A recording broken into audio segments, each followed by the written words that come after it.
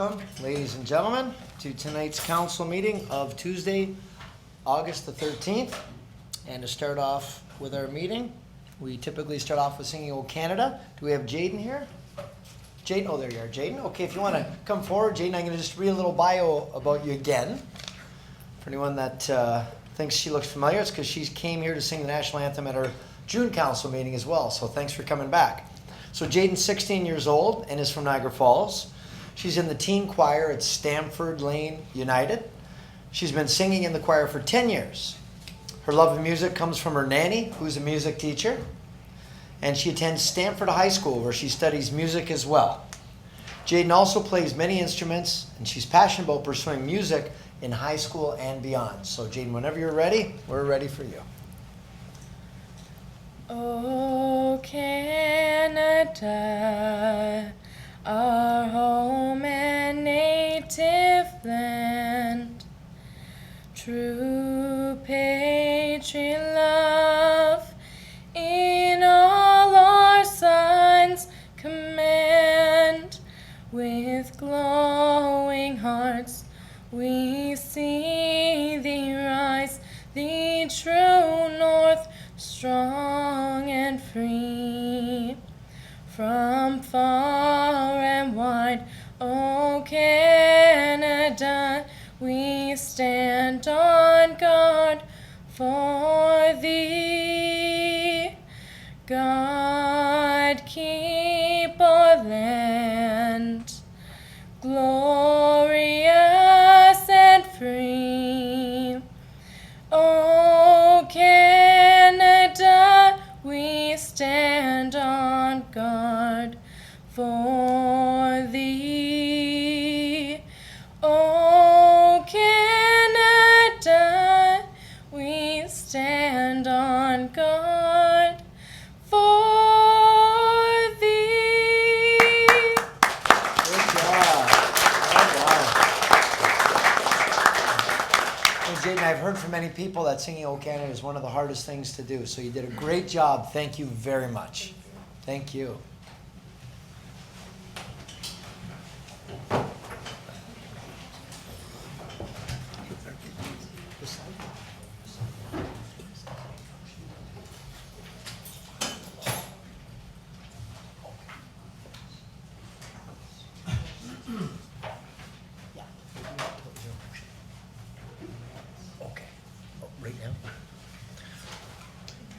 Okay, folks, we are moving along in our agenda. First off, we've got our minutes from the last council meeting from July the 16th. Okay, now did we have an amendment? Just 1 second, Councillor, from our City Clerk, I believe, on that? I think you're going to beat him tonight. Well, I have heard some discussion on report TS 2019-22, which was discussed last meeting. This is on page 6 of the minutes, and it was ordered on the motion of Councillor Campbell, seconded by Councillor Pietrangelo, that senior citizens 60 years and older are provided free transit all day. I know there was some discussion at that meeting. The minutes have reflected what was passed that meeting. I'm not sure if council wants to entertain any type of motion for reconsideration on that. We're going to just leave that up to. Yeah, thank you for that. Yep, we're just going to get clarity. So, yes, Councillor Campbell. Yes, thank you, Your Worship. I understand there's been some conflict with the age that was presented. The busing industry as a whole has an age limit of 65 as senior. And it would make it very, very difficult if our community tried to implement something like this at the age of 60. So I would like to make a motion that the age limit be moved up to 65 years of age and over. Okay, so we've got, do we need to reconsider? Yeah, go ahead. So let's first get a motion for reconsideration, and we do need 2/3 majority on that first, and then we can make that amending motion. Okay. A motion to reconsider that report, and then we're going to amend the age to be 65 in the motion. So we got a motion by Councillor Iorfida, second by Councillor Campbell. All those in favor? Okay, and that's unanimous. And now your motion, Councillor Campbell, is to amend the age to 65 Amend the age to 65. for the free bus rides. For bus, yes. Right, okay. Perfect. Seconder, Councillor Ioannoni. We'll call that vote. All those in favor? Okay, that's great. So we made our amendment. So now we're looking, so Councillor Thompson made the motion to approve the minutes from the July 16th, 2019 meeting, second by Councillor Strange. All those in favor? That's approved, thank you. And we had a special council meeting on July 29th, and we're looking to approve those minutes as well. Motion by Councillor Lococo, seconded by Councillor Strange. Okay, all those in favor? Okay, and that's approved, thank you for that. Now we're on to disclosures of a pecuniary interest. Councillor Lococo. Thank you, Mr. Mayor. Check 428770, July 10th, 2019, for $133.42 payable to myself, reimbursement of expenses. Check 4292060, July 24th, 2019, for $24,866.67 payable to Project Share. I sit on the board as a resident. And check number 429228, July 24th, 2019, for $2,332.34 payable to the Niagara Falls Art Gallery. I sit on the board as a resident. Thank you. Okay, thank you very much. Anybody, everyone check the checks? Yes, Councillor Campbell? I do have a conflict, I just can't find where I made mention of it. It's- Okay, yeah, no problem, look it up.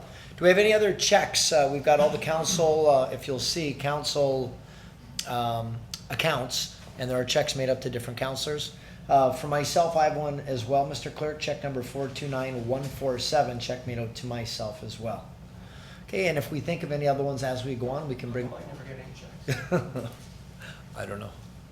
Okay, so we're gonna move along, and you remember to fill out your form if you do have a check conflict that we can give to the clerk.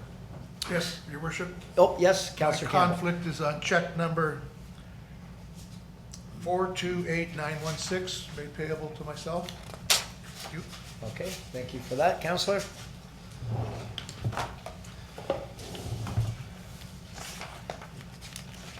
So moving along to mayor's reports and announcements.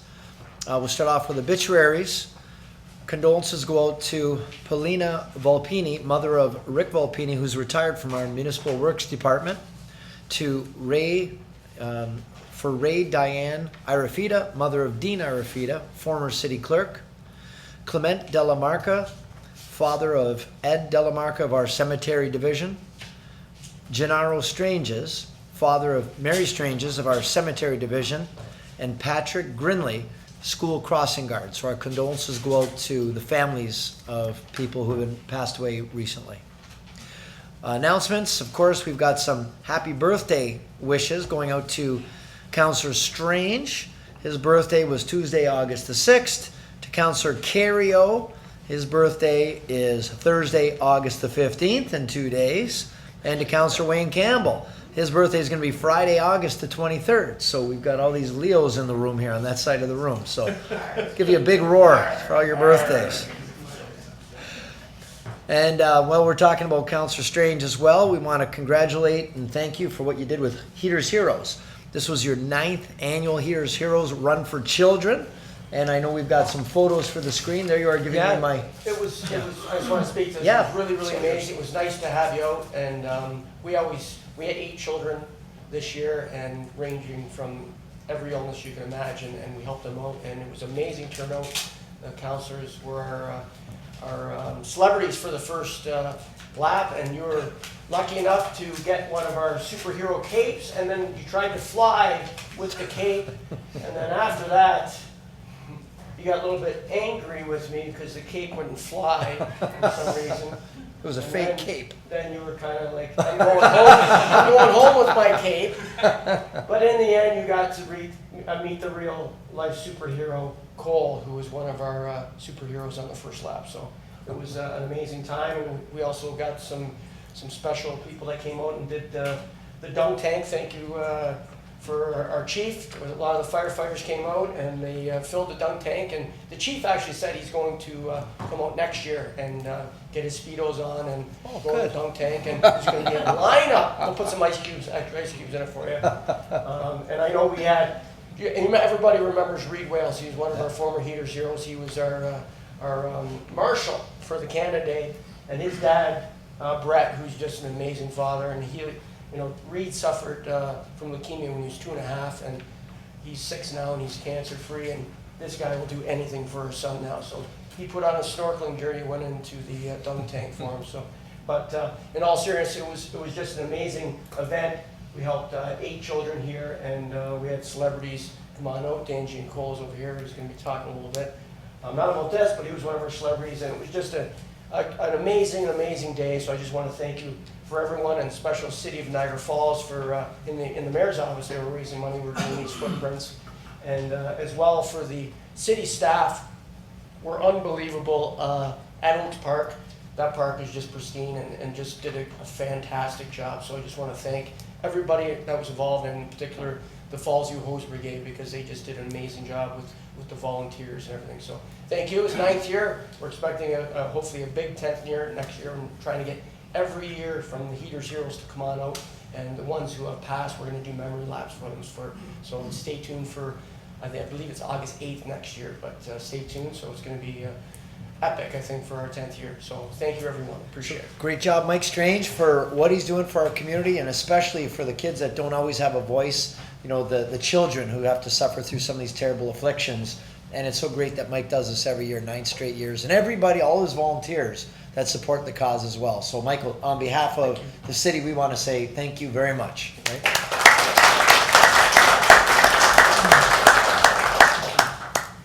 It was good to see you in the dunk tank too. That was really great. It was a lineup. Yeah, everybody wanted to dunk you. I want to thank council members for representing the city for a number of events. Councillor Peter Angelo for being at the grand opening of Griffith Performance Physiotherapy and Athletic Development, for being at the Day of 1,000 Musicians and laying of the wreath, the annual commemorative service for the Battle of Lundy's Lane. To Councillor Thompson for representing the city at the 60th wedding anniversary certificate presentation to John and Donna Camposano, to Hild Mercenick's 90th birthday, and the 75th wedding anniversary of Lieutenant Joseph Montgomery and Carol Tomlin. I'd like to also thank Councillor Dabrowski representing the city at the Niagara Falls Mental Health Fair, and Councillor Strange representing the city at the Canadian Jumpstart Recognition event at the Heartland Forest, and the grand opening of T Realty on Queen Street. Also, Reality. What's that? T Reality. Reality, T Reality. So it's not realty. Okay. Virtual reality. Oh, okay. That'd be good. That explains why they wouldn't sell my house for me. Okay, there you go. Okay. So T Reality, thank you for that correction. I appreciate that. Our next council meeting will be Tuesday, September the 10th. So mark that in your calendar, because I know everybody gets excited when there's a council meeting going on. So moving along to appointments and presentations, the first item on our agenda is the Shelley Gauthier Para Sport Foundation.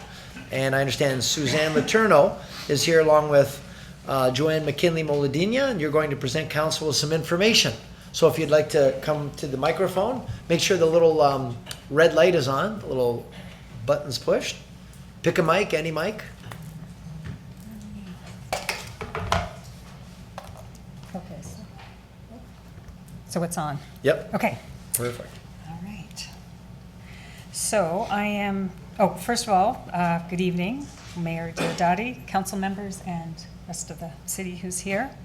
I am Joanne McKinley-Moladina. I am a local chiropractor and a supporter of the Shelley Gauthier Parasport Foundation.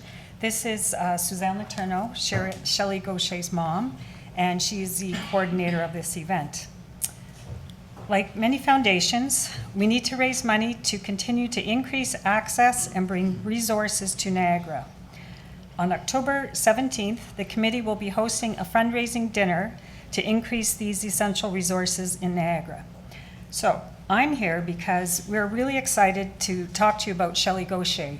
If you don't know who Shelley is, she's been She's the most decorated cyclist, never mind para-Olympic cyclist across Canada. She's competed, she's a world champion. She's been recognized by City Council many times, so you probably do know who she is. So we're here because we want to make everyone aware of the Shelley Gaucher Parasport Foundation fundraising dinner. So the topic of this is the journey back to health. But the purpose of the whole fundraising dinner is to provide hand cycles for those who have mobility issues. So Shelley's story, it's just so incredible. I've known Shelley from the time she was about 19. So she came into my office as a patient because she was the goalie on my soccer team. So I was the old girl playing soccer with the young girls. She was a goalie, tall, incredibly athletic, could catch any ball that there was. Shelley went on to become a physiotherapist at U of T, got married, having a great life, avid athlete, goes on a cycling trip with her husband to Vermont, has a catastrophic accident. So Shelley had a severe brain injury where she was in a coma for 6 days. 6 weeks. 6 weeks.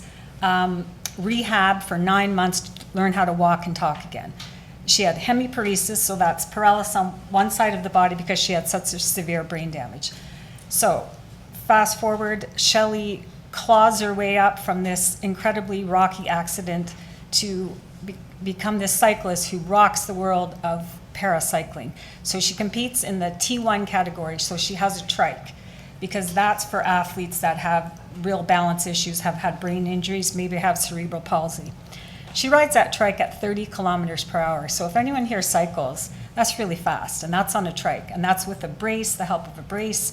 So not only has she done this, but she developed a foundation, because the whole premise of this fundraising dinner that we're going to promote is because she recognizes that people with mobility issues, that changes their life completely. I have a friend who, she's mid-50s, had a heart attack, had a stroke, marriage fell apart, and then got breast cancer. But you know what the number one issue with her is? She can't get out and about and do things. We were planning an event. She said, I don't think I'm going to go to that. It's really hard for me to get around. So what better way to improve someone's fitness and mobility by providing them with these hand cycles? So they get on these bikes, they cycle, they get fitter, they just get empowered to be able to go out and do anything. So that's the whole premise of this fundraising dinner, to raise funds to provide these bikes. So as it stands now, there's 8 of these cycles. They're at Brock University. The Niagara Penguins is an organization that sort of takes care of them. So they're housed in a storage container. There's also trainers that when you ride your bike in the winter, you put it on a trainer so you can spin and cycle, so you can still get activity in the winter. So this is what this is all about. Our Master of Ceremonies for the evening is going to be none other than Mike Stranges, our Canadian Olympic boxer and City Councillor. Speakers are going to include Gord Singleton, world cyclist and member of the foundation. Pat McKee is a retired associate professor at the Department of Occupational Science and Occupational Therapy, University of Toronto. So she's going to speak about her involvement in the design of orthotic braces. So in order for Shelley to compete and to move around better, because she's got this paralysis on one side of her body, and typically you get this bent or flexion deformity, she has a brace, a very special brace designed that she can hold on to her bike and that her leg can be on her bike as well. Gord Reuter is a certified orthotist, so he's going to speak about his involvement in the creation of these orthotic braces.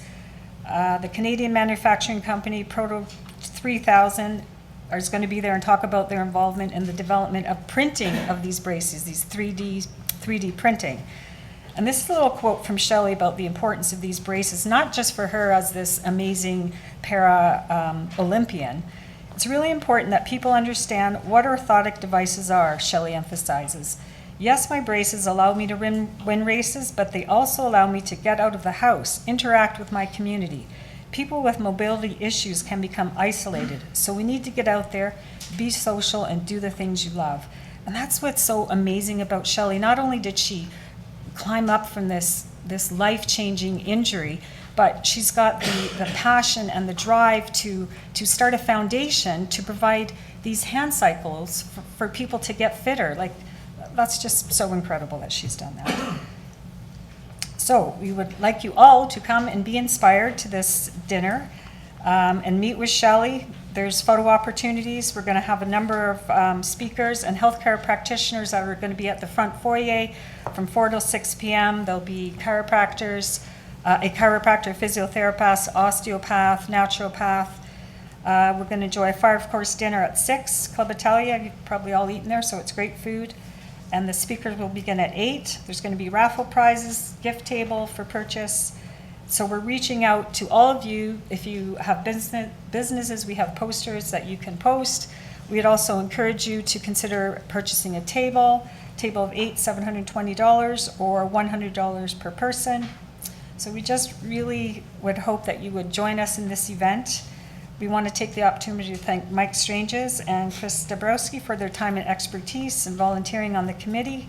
All the monies raised are going towards those hand cycles. It's not going to Shelley to go to the Paralympics in Tokyo, which she will be going. She got a bronze in the 2016, but she's going to go and get gold. But these monies don't go to that. They go to those hand cycles for our community, for our people to be more active who have mobility issues. And it's my 32nd anniversary that day, so Bob and I will be there. Any questions? That's great. Thanks very much, Joanne. Mike Strange. Yes, I'd just like to thank you for the presentation. If you don't know who Shelley, she is unbelievable. Her story is unbelievable. It should be a documentary on PSN or something, because it really is extraordinary. And she's not only known in Niagara Falls and Ontario and Canada, she's known all over the world to be one of the best Paralympians. So looking forward to her competing in 2020 in Tokyo. I know that with our new with our structure, that we're not allowed to buy tables as a council, but we each get individual, I guess, allowances to buy tickets or something like that. But if we could each make a motion to each buy a ticket to make up this table, if everyone's in favor of that, I'd make a motion for that. So. Okay. Even though I'll be emceeing, but sit down with you guys. So, If you said somewhere else. help me do this one, Bill. So we got a motion by Councillor Strange, second by Councillor Dabrowski. That each member of council purchase their own ticket. Yeah, like, so this is that they'd be able to, right? And be at the same table. So I'm just trying to figure, does this, because if everyone can't go, I just don't know how this works, if some people aren't gonna be there that day. So is this saying that we can buy it kind of thing? It's not, Okay. what's that? I'll second the motion. Well, it's already been seconded. We already can, no, I know, but what I'm saying, we have a new policy here now that we don't buy tables now. So each person would individually come out of their own personal expense. So we're good with that? Okay, so then we'll call the vote. All those in favor? Okay, and that's approved. Thanks very much. Good luck with everything, and it's a great cause. Thank you. Okay, next up, we've got Dan Giancola here, Refuse to Lose against PTSD, post-traumatic stress disorder. And Dan is a local guy who did great with sports, football, kicking, and I think he's got a Grey Cup. He did some NFL time, and now he's giving back to the community. So, Dan, welcome. Hello, Mr. Mayor. Thank you so much, and City Council for having me. I've been on a little council tour over the last few months, so I'm down to my second last one. I have Niagara on the Lake after this, and so I'm really honored to be here because really honestly, well, first and foremost, Councillor Strange, that guy's my hero. So I like to role model myself off after him, and I'd just like to say, and I'm not going to make it all about that, but that was an amazing day on Saturday, and as always, I'm honored to be a part of that. So thank you. I really appreciate that for being there. As you had stated, I played professional football for 10 years, and one of the things over those 10 years when playing professional football, one of the things I really prided myself on was being part of Sick Kids. And I think that's why it's so special to me, because that's something I was always part of. When I was done playing, I felt a little lost. I felt like there was a hole in my heart that needed to be filled, because I thought you had to be a professional athlete in order to make a difference. 3 years ago, I came up with this idea with my wife And I was inspired, once again, I guess it's going to be about me and you for a little while here. I was inspired by one of my first events that I did with Councillor Strange. And I had met a girl named Abby Monahan. She had a terminal disease called cystinosis. And her mom happened to be one of my clients. And it turned out that Abby ended up being one of my clients. And the decision was we wanted to raise money. We wanted to have a gala and raise money for her. And I'm very proud to say that year we raised $36,000 for the cause. We sent it to them, and it did our heart really proud. My second gala, where it really hit home, was with my dad. My dad has Parkinson's. My dad is one of my biggest heroes. Steve Ludzik is a very good hero, a very huge hero of mine, a very good friend of mine. And I saw what he's doing for Shaver, so I made a decision, maybe let's do something for Shaver Hospital. We raised $26,000 for Shaver Hospital. We donated the money to Steve Ludzik at the Celebrity Roast. We were very proud of that. Last year, I may get a little emotional, so I apologize because something just happened recently. Here in Niagara Falls, on Lundy's Lane, my wife and I and my daughter were taking a ride down Lundy's Lane, and we were going out for dinner heading toward Wind. If you know where Don Cherry's Steakhouse is, I think it's the steakhouse, but where the factory outlet is, the highway going over the top, we were heading toward the falls. And from the corner of my eye, I saw a woman straddling the railing.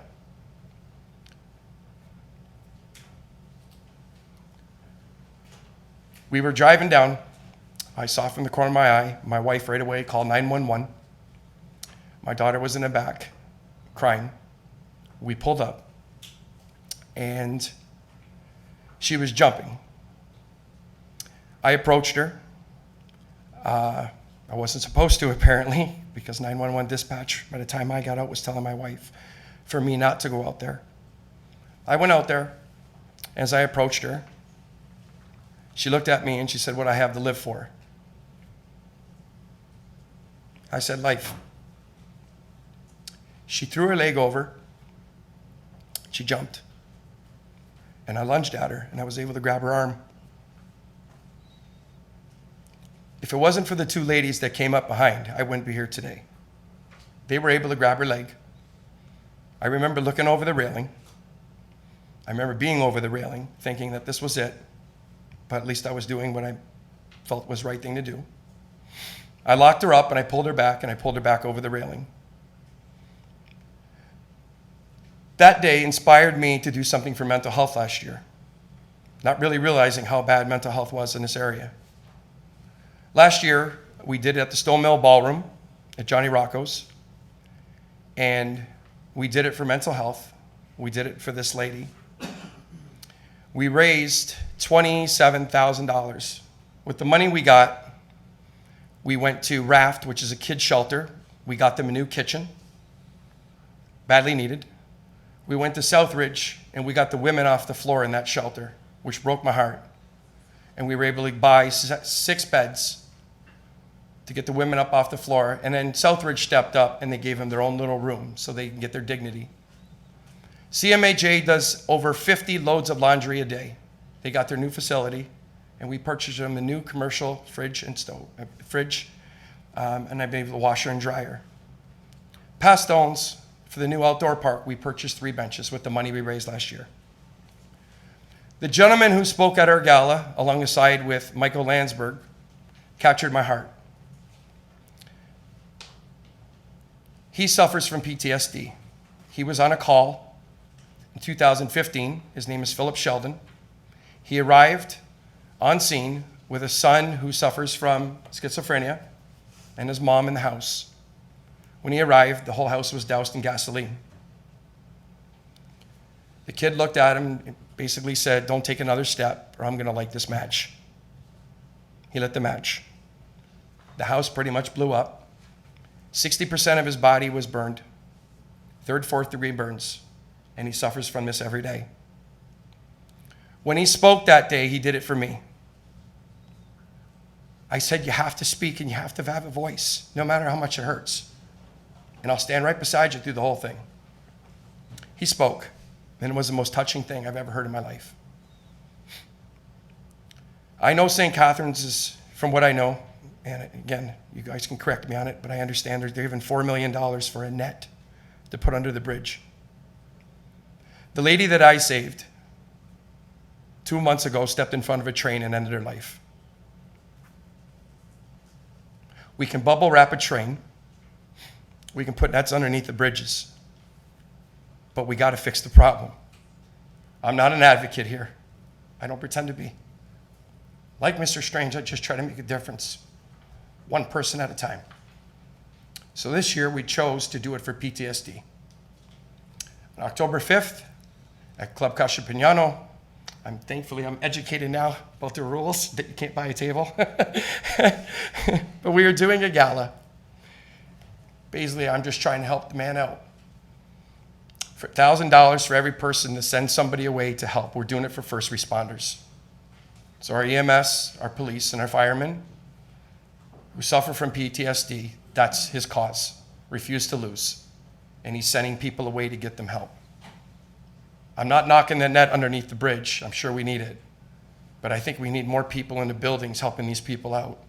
That's just how I feel. So with that said, October 5th, Club Casapignano, if you are interested, I am holding a gala. It's tables of 8, as the young lady said. They're $600 for a table. You guys always support me, and I'm not asking for it. Really, I'm just here educating everybody. But if you can make it, I really would love to have you represent the city that I live in. We have a lot of representation, which is really cool. So I guess I was going to get you a large shirt, and then I got a medium, so I'm sorry, but I know where you work out. And I was told that there's 8 councillors and the mayor. So on behalf of Refuse to Lose and Philip Sheldon, we got you 9 hats. And I got you a medium shirt, but if you need a large, I'll get you a large. Smaller's better. That's basically what I have, okay? So October the 5th, Club Casapignano, Club C, Event Center, Refuse to Lose. Well, Dan, thank you very much. I know Councillor Strange would like to say something before we grab anything from thank him. you very much. Obviously, you're no stranger to me. So Dan, thank you for coming out and great presentation. Thank you. And you keep, donating and doing stuff for not only one cause but different causes. I remember when you first came out, one of the first years you met Elijah, and he suffered from a brain tumor and had a real tough time. He's still having a tough time, and actually came back this year. Yeah, that was awesome. Remember your buddy Dan? You're so great with the kids. You're amazing. You come out, you kick field goals, and you keep giving back. You really do. For a Grey Cup winner is really amazing. So thank you very much. Thank you. And I couldn't imagine being in that position where you have to try to make that decision, waiting for an ambulance to come and try to save that person that's about to jump on the bridge, or and you actually saved her. So I think it could have changed dramatically if you weren't there. And unfortunately, the ending wasn't the best ending a couple of years later. And, Yeah. So I just want to thank you for doing this, especially for mental health. And I'd like to do the same motion if we can, kind of we each buy one and sit at the same table if that's okay. And for, is it the Club Cabanucci, or what is it? Club Casapignano in Port Robinson. They call it Club C now, Event Center at Club Casapignano. I'd like to make the same motion. Well, especially when he'd been referred to earlier as Councillor Stranges, and so that makes him Italian. So, Right. So we got a motion by Councillor Strange, second by Councillor Dabrowski, that council be able to purchase tickets for the event Casapignano, and the date again? October the 5th. What day is that? It is a Saturday. Saturday, October the 5th. Yes. Okay, so we'll call the vote. All those in favor? Okay, and that's approved. So Dan, and on behalf of the city, on behalf of everybody here, I know you wear that shirt, Be That One, BTO. I didn't do it for anything special. BTO, and no, but that's Dan. He's a personal trainer, and he helps people with their personal goals. And he started this business, and the shirts BTO you'll see. And people ask, what's BTO? It's Be That One, and that's his way of trying to help people to get toward their goals, whatever they are. And it was very nice that you took the time to share your story with us, and you're always supporting Mike, Headers, Heaters, Heroes, and you do lots of other things around the community. We follow you on social media. So it's great that you're taking your success and you're sharing it with everybody else. I think that's the best example that you can do. So on behalf of the city, thank you for all that you're doing. Thank you very much. Thank you for having me.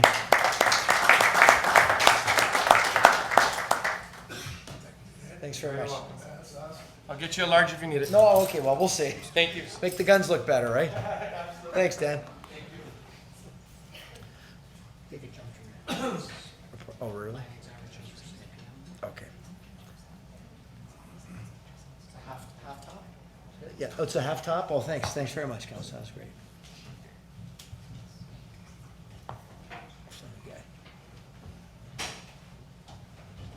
Okay, folks, we're gonna jump ahead now. We're a little bit early in our agenda.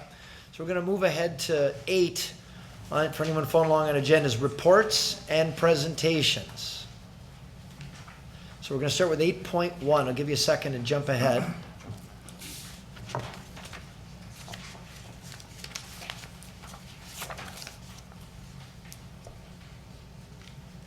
Move the recommendation. Okay, so 8.1, recommendation, two things, moved by Councillor Campbell, second by Councillor Iorfida. Council approved the fee waiver for Project Share's Traveling Tapas event and Project Share's Good News Breakfast and North versus South Challenge. So we've got the motion moved and seconded. We'll call the vote. All those in favor? Okay, and that's approved. Thank you. Item 8.2, permission to enter agreement with Rankin Construction for use of Baden-Powell Park and other city-owned land for the replacement of the QEW bridges over the Welland River.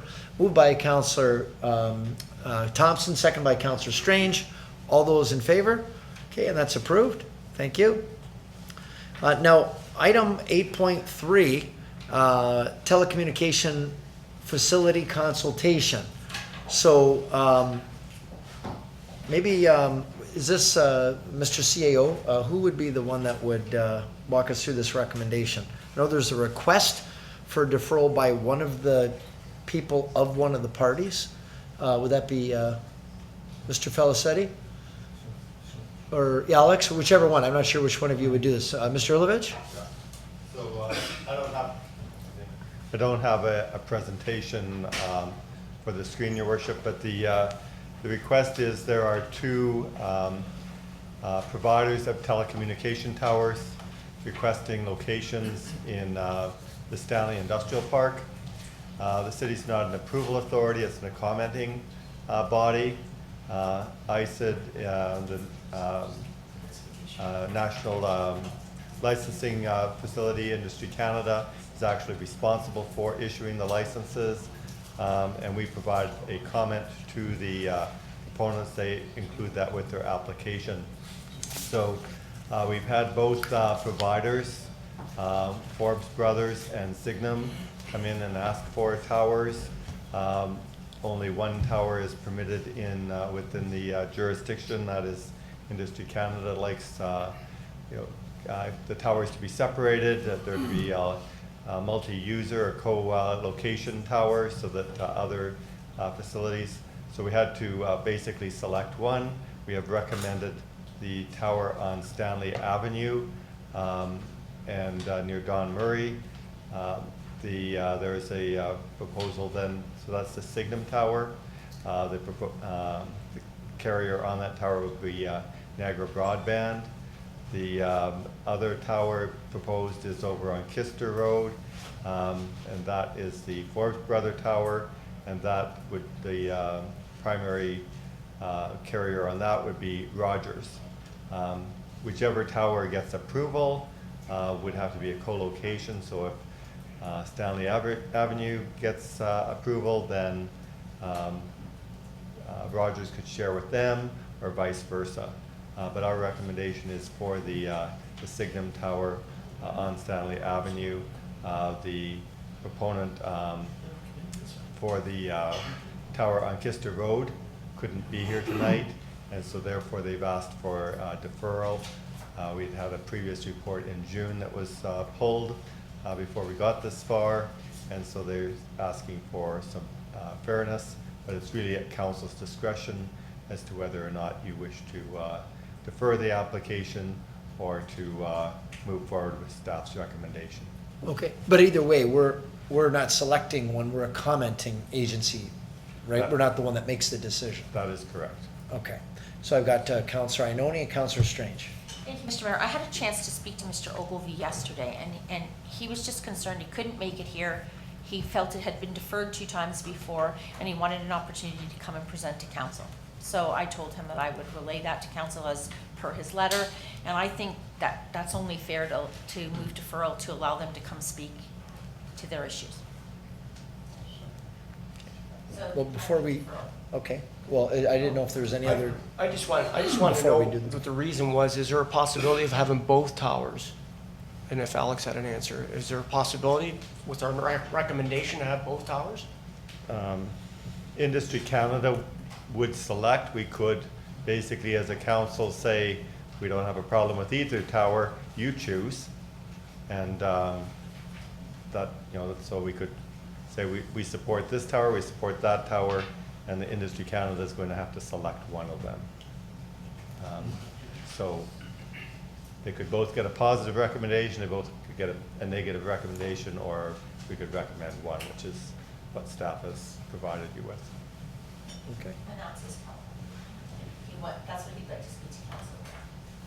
Now, Alex, just, Mr. Levich, what would happen now? I mean, so you're working with the proponents and making the recommendation.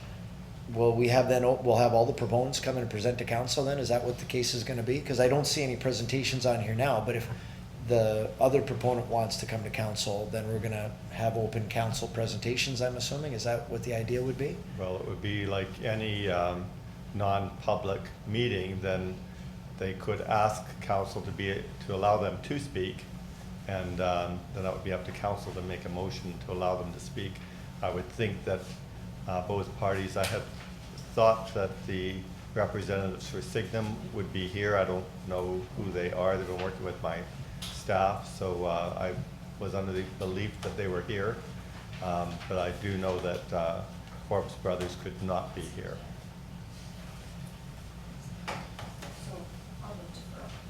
Okay, there's a motion by Councillor Ioannoni, seconded by Councillor Thompson. I'm sorry, just before we call that vote, Mr. Falicetti, did you want to comment? Well, just some background on why the recommendation came through business development as well is we have a problem in understanding of business development with the internet connectivity, and so it's been an issue there for a while.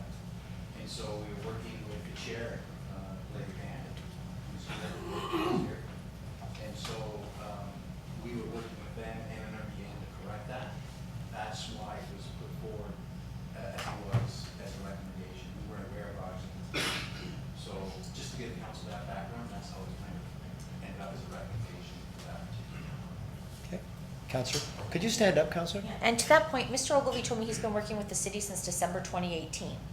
So he felt that not being able to attend tonight to speak to council was he said, I didn't know it was coming this meeting.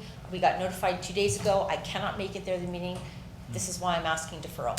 So it would seem to me that somewhere along this line, communication was broken down. And I don't think waiting another meeting will affect the decision that we make and then send a recommendation in. Just for clarity, when does notification go out, Mr. Ilovich? I think he just heard about it 2 days ago. Is that when he would have found out? So, Your Worship, so we notified proponents when the reports are published on the city's website, so that council has the opportunity to see the reports first. You know, we've identified for them, we told them it was going in June, we told them it was going in July. This time we were waiting until we absolutely knew the report was going ahead. It was unfair to keep, you know, giving them dates and then saying that date's not happening. So we waited until we knew that the report was actually published and available to the public. Councillor? And to that note, it was a July 16th meeting. They were told July 15th that they didn't have to be there. It was a June 25th meeting. They were told June 24th that it wasn't going. So they had been told it would be on both those agendas and were told that, communicated the day before that that wasn't going to happen. Now this is what Mr. Ogilvie told me. So that's why I brought the deferral to council. Okay. So we've got a motion. Before I just call the vote on the motion, is there any other feedback? We couldn't talk about it. What's that? Sure you can. Well, We can't talk about it. We haven't, right, but I haven't entertained the motion yet, so that's why I'm asking if there's any other comments before we do. So there's nothing else? And we'll call the vote. All those in favor? Okay, and so it'll be opposed? Okay. So we've got one opposed. So the current status is it's being deferred to the next meeting, I'm assuming, right? To the September the 10th meeting. So we're going to deal with it then. Okay, thank you.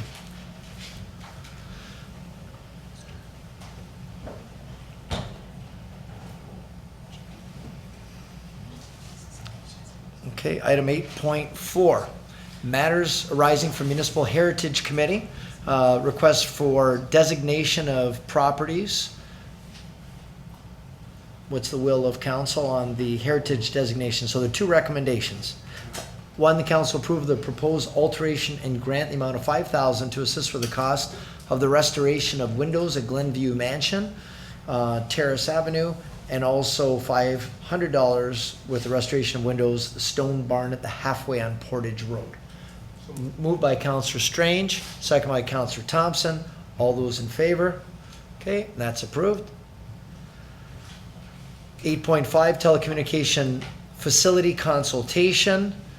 We've got a request in, two recommendations regarding Metrolinx, that the Innovation, Science and Economic Development Canada be advised the City of Niagara Falls concurs with the construction of a telecommunications structure on 3200 Stanley Avenue, and that the mayor and clerk be authorized to sign and execute this licensed agreement with Metrolinx.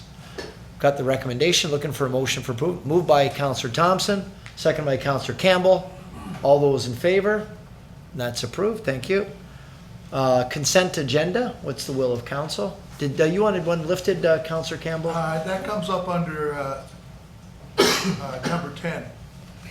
Okay. It's not part of the, Oh, it's not part of the consent agenda? Okay. So do we have, okay, motion by Councillor Thompson that we move the consent agenda, seconded by Councillor Strange. All those in favor? Okay, the consent agenda is approved. Mr. Clerk, what are we on to now? We might as well continue on number 10, communications. Okay. So moving on to item 10, communications and comments of the city clerk. Item 10.1, memo regarding the cultural hub and market hall funding. And did we want someone to speak to this, Mr. CAO, or how did we want to deal with this? Well, Mr. Mayor, if you read the resolution, council had asked us to submit an application to the province under the cultural hub. Our staff has been working to do that. The staff have come back and asked us to provide additional confirmation. What they're looking for is the motion that's in front of you tonight. I think Ms. Mullenhour had sent out a memo to you. So this would be the motion that they require in order to proceed, continue to proceed with the application. Okay. So, yes, Councillor Campbell. I'll move that motion. Okay, moved by Councillor Campbell, second by Councillor Lococo. If there's no discussion to that, we'll call the vote. All those in favor? Okay, and that's unanimous. Thank you for that. Item 10.2, we received the Environics Research Survey done by the region. Looking for a motion to receive the information. Councillor Lococo? I'd like to speak on that. Okay. This is a governance review of the possible amalgamation. Probably something's going to happen at some time. We don't know when or how it's going to look. There are some communities that have been working on their strategic priorities. We haven't worked on them because the possible amalgamation, and I would like to put a motion forward that we start looking at our strategic priorities. Something's going to happen, we don't know when, but I think we really need to start looking at what we're going to do in our community. And I'd like to look at things like a homelessness strategy, a housing strategy, and a drug action plan strategy. So I'd like to make that motion forward. Okay. So why don't we start with the survey? So did you want to make a motion to receive the survey? Okay, so, and we can, if you want to, we'll do two separate motions then. Motion to receive the survey by Councillor Lococo, second by Councillor Iannoni. All those in favor? Okay, thank you. And then you wanted to make a follow-up motion asking the city to move forward on its strategic initiatives, specifically dealing with, you said poverty, homelessness, and to include homelessness, housing, and drug action plan, but our regular strategic priorities as well. Okay. There are at least 3 communities that are already working on it, asking for opinions from the residents about what's important to them to put in there. We have ideas about what our priorities were at the last council, but we don't have any right now, and I think we I should think move the forward. reason for that is because we don't know where we're going, and it's, if you don't know where you're going, any road will get you there. And part of the problem is, although they're priorities, we might not be the entity that we are today, and we're gonna hopefully know in a few months, and that's part of the problem. So for Erie, let's say one of the examples, if we get amalgamated, whose priorities will they be? Ours, we'll have to do them in consultation with whoever is gonna be part of our community. And I think that's part of the problem. You know, it's a good idea, but right now, we just don't know where we're gonna land, and we're only a few months out from finding out what the province is gonna have us do. So it's a little bit of the challenge. So regardless, we can call that motion on the strategic priorities. All those in favor? Okay, thank you. Item 10.3, we've got here, it's just for the information of council from the city of Stratford, or the town of Stratford. No, it's the city of Stratford, sorry. There's a resolution from the city that they're sending to us, and they're asking, our staff is recommending that we receive the information. Moved by Councillor Thompson. Opposition to the province decision-making. Okay. Without consultation with the cities. So then you'll move to support the recommendation, or the resolution rather? Okay, moved by Councillor Thompson, looking for second. Councillor Campbell? Okay, is there any discussion to the resolution? Seeing none, all those in favor? Okay, and that's approved. Correspondence from the city of Thorold relating to beer retailing in Ontario. So it's for the information of council if you want to receive it or if you want to take any action on it. Okay, moved by Councillor Carriol, second by Councillor Campbell, that we receive the correspondence. All those in favor? Okay, thank you. That's approved unanimously. Item 10.5, Niagara Region, various correspondence. Yes, Councillor Iannoni. I'd like to pull that and speak to one of them. Okay, well, you can, speak to anyone you Okay, like. thank you. On your, the number 2 on that is PDS 27-2019, and it's the Niagara Housing Strategy Optimized. And if you had an opportunity to go through this, you'll see how short we are within the Niagara region for housing for low-income, subsidized, affordable housing. That's not the issue that I find most concerning in here. It's our chronic lack of resources for our homelessness and our addicted. We all received an email from Angela Peebles, who is here, in regards to how bad the problem's getting out on the street. She's not exaggerating that. She was at a meeting with Councillor Lococo and I when we sat with all the agencies in the region responsible for creating a homelessness strategy. And unfortunately, they're at a loss on what to do also. We've got a lot of great minds sitting at that table, but what they're doing now is not working. And they were very clear to acknowledge that. And we're looking at more forward cuts, and they're already cutting the programs that they had to initiate for new programs. I realize that when you've got homelessness in Toronto and homelessness in Vancouver, you can almost ignore it. But when we're stepping over our homeless in Niagara Falls, I think we need an action plan. And I don't think we can count on the region. We might be part of the region or part of a 3-city region. So I think it comes down to our responsibility. This has kind of become a full-time job for Councillor Lococo and I. We're just trying to find ways to deal with our homelessness issue. We did find one very unique idea, and it's in Austin, Texas. A gentleman created a community, which was very interesting because Ms. Peebles' letter talked about how community has to take care of the homeless. And this gentleman had 17 acres donated by the city, went to a city council to accept it, called it Armageddon in Hell. The residents didn't want it in their backyard. He refused the 17 acres, found donated land, and built it on the outskirts of Austin, Texas, and he has over 400 chronically homeless. We talk about building affordable housing, which is for people who have jobs. We talk about subsidized housing, which is for people who are on ODSP and Ontario Works. But we really have nothing long-term at a shelter, other than a shelter, to deal with our chronically homeless. And this program in Austin, Texas deals with only people who are chronically homeless. That's the only people who can live there. They're given jobs. There's jobs within the community. It took them 10 years to get started. I'd like to sit back and look back in 10 years from now at something like this and say we took an initiative to fix or find some sort of solution for our chronically homeless and addicted. So I'd like to make a motion to can I make that motion if it's for us to go? For us, Councillor Coco and I would like to attend they have a 2-day session from November 5th to November 7th, and it's people from communities around Canada and the US are going there to find out how to imitate that program. And I think if we can find something to do that's outside of the box that might work, that have the different ideas that we're using around the region, but all in one place, it's something we really need to take a serious look at, and I hope Council will support Councillor Coco and I attending that sessions.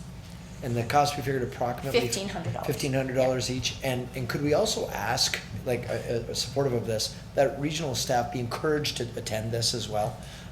Yes, and we've talked to Kathy Cousins, the head of regional staff, was there, and money is so tight everywhere that every initiative they're trying to do, are being cut through the government funding for them. So I would definitely, as your regional representative, go back and say, we have 2 councillors attending this. We really think somebody else needs to bring a sober second look. But we will bring you back a full report, including video on what they're doing there. They said we could tape it if we were allowed to go, and we will definitely bring every initiative that they talk to us about back to this council. And the date is when? November 5th to the 7th. 5th to the 7th, okay. So we have a motion by Councillor Iorfida, second by Councillor Campbell. Do we have any discussion to the motion? Councillor Carey. Obviously going to support the motion, Your Worship. There's just one thing that the councillor said that I thought we should look at again. Money's tight. We know money's tight. Money's tight in our city as well. But when they tell you money's tight, when they're on an elected council, all the region has to do is put their hand up and vote for more money to be put in for homelessness, like we're going to do. I don't happen to think it's totally our responsibility, but if we're prepared to put our taxpayers' dollars at risk or on the line, then they should be able to do that too. So I wouldn't accept that answer from them that money's tight. Same with the province and same with the feds. Money's tight for us too, but we're gonna step up and put some money forward, and they should do the same, so it doesn't fall entirely on our taxpayers. Which is why you can take that back to the region now as an initiative. And really, when you're sitting there as the only 2 politicians with staff of another entity, that's not something I'm gonna tell them to do. But we all know we need to do something. What we're doing and what we've historically done is clearly not working in any municipality in our local area right now, or Toronto, or Vancouver, or anywhere. Okay. Is there any other comments or questions of council? Okay, seeing none, we'll call the vote. All those in favor? Okay, and that's approved. Thank you for that. Item 10.6, Town of Fort Erie whistleblowing policy. Do we have a motion to receive To receive, all the rest of the correspondence? oh, I'm sorry. We need a motion to receive all the rest of the regional correspondence as well. So Councillor Carrier, second by Councillor Dabrowski.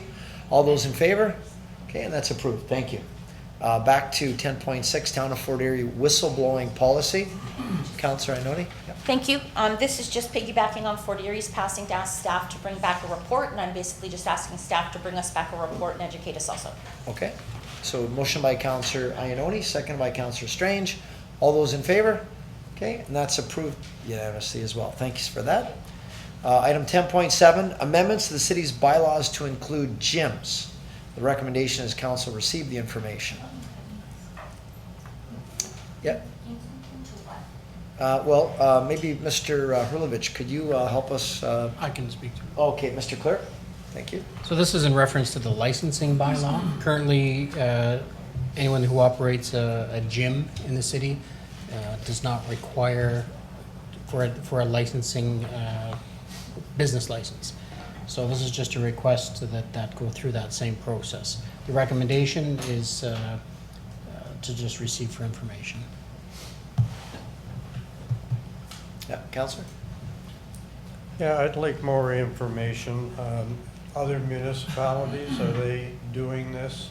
You know, it has to do with people's health in gyms. I know there's another concern with respect to access into the gyms with a card. That's part of the problem. But could we have a report back what other municipalities are doing if they're inspecting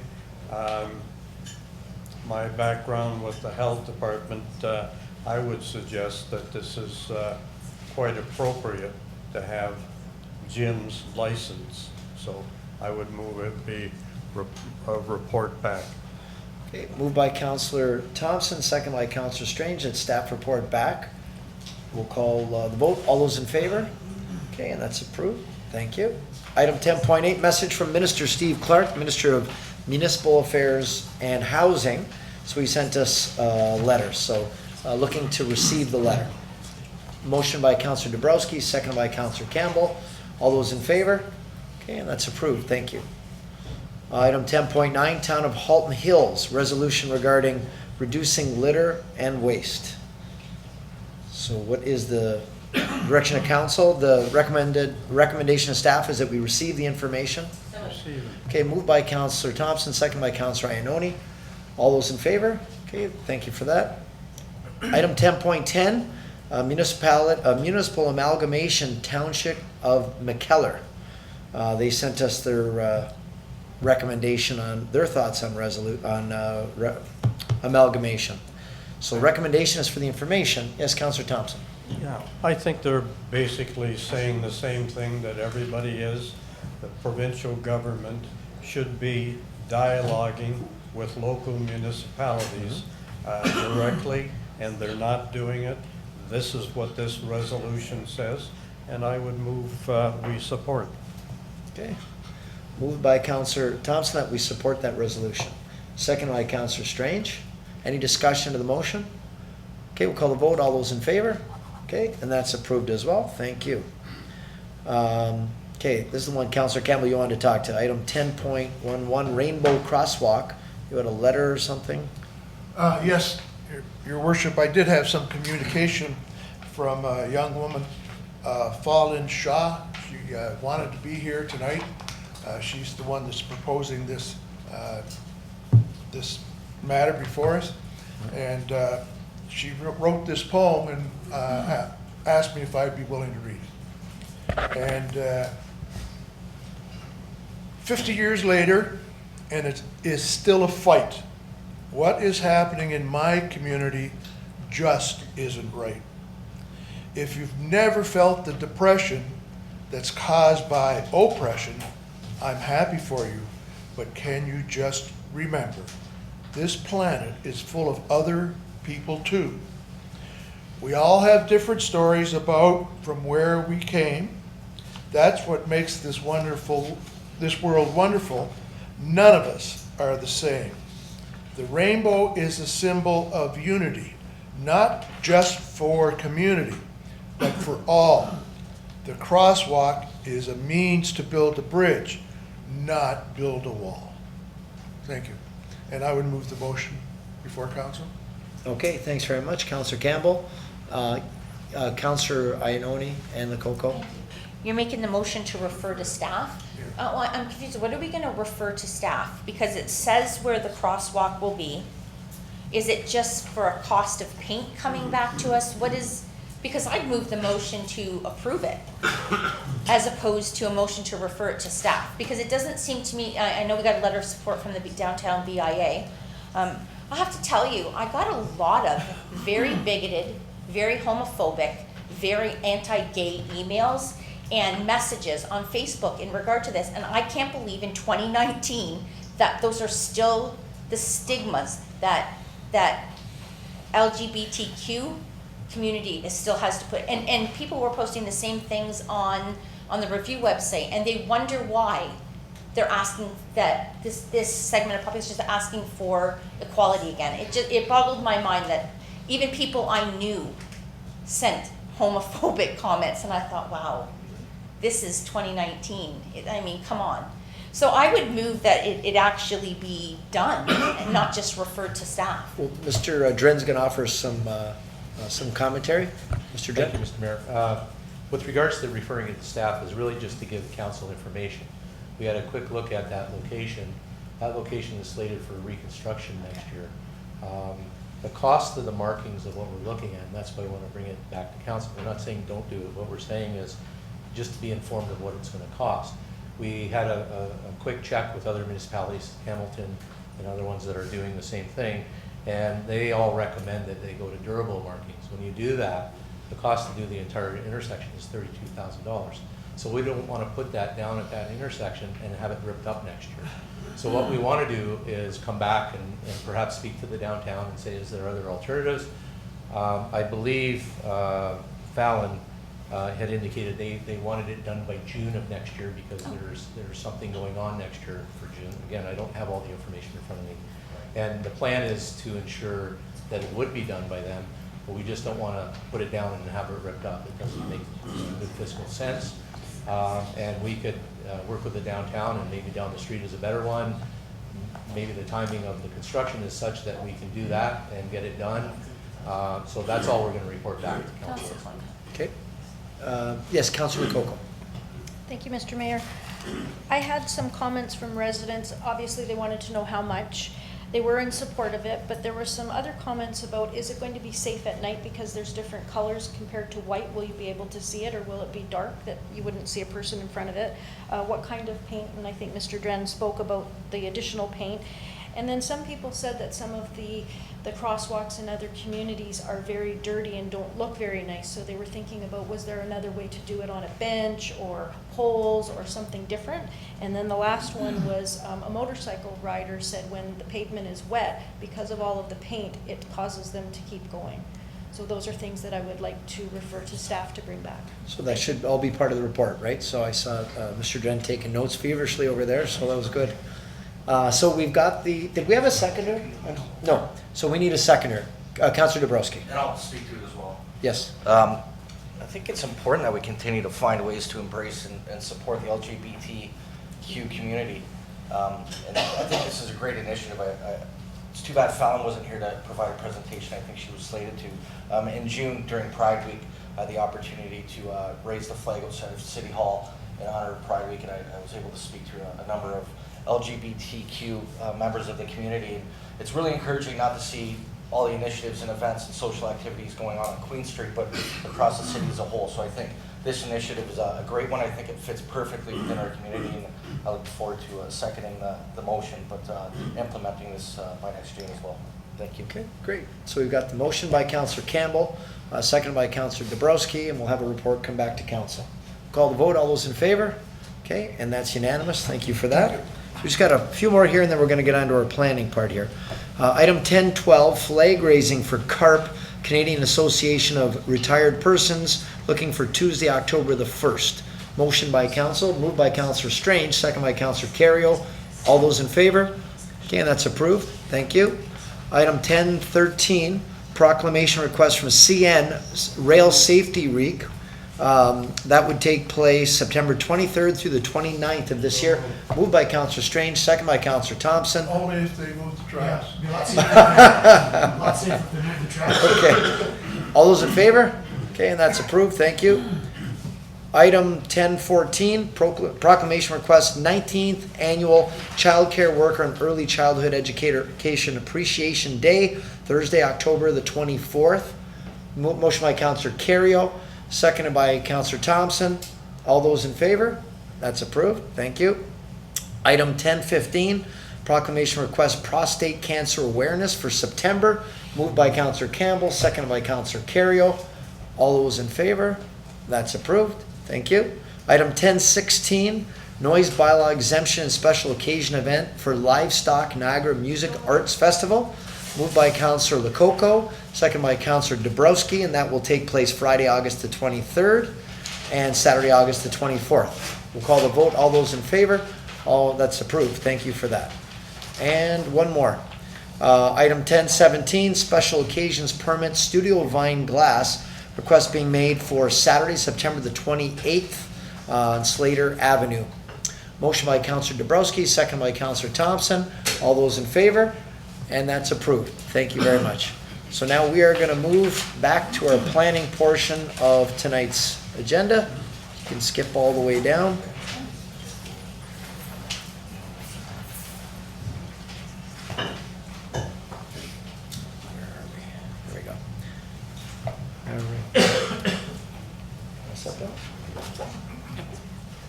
Okay, I'm going to ask our city clerk, Mr. Madsen, to introduce the next item on the agenda.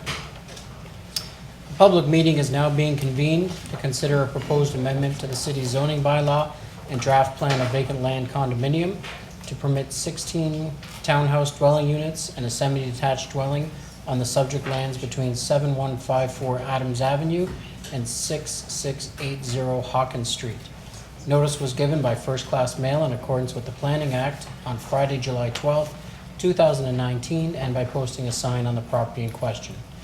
Anyone who wants notice of the passing of the draft plan of vacant land condominium and zoning bylaw amendment to participate in any site plan process, if applicable, or preserve their opportunity to appeal to the local planning appeal tribunal shall leave their name on the sign-in sheets outside the council chamber. Thank you very much.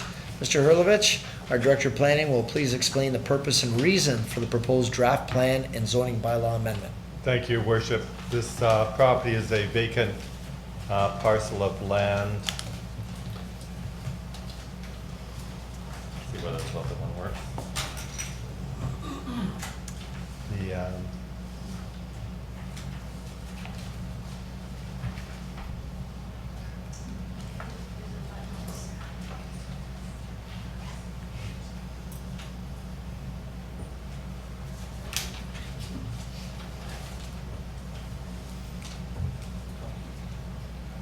All right, maybe I'll get the clerk to advance the slides. Anyway. You gotta help her there, Alex. I don't want that, thank you. It's not a pointer, it's a, thank you. Where are we? Oops. There we are. So the property is located on the south side of Hawkins, east of Adams Street. It's approximately 0.15 of a hectare. The property is surrounded by detached dwellings to the west, north, and east. There are some single detached dwellings to the south. To the northeast is the Gospel Hall.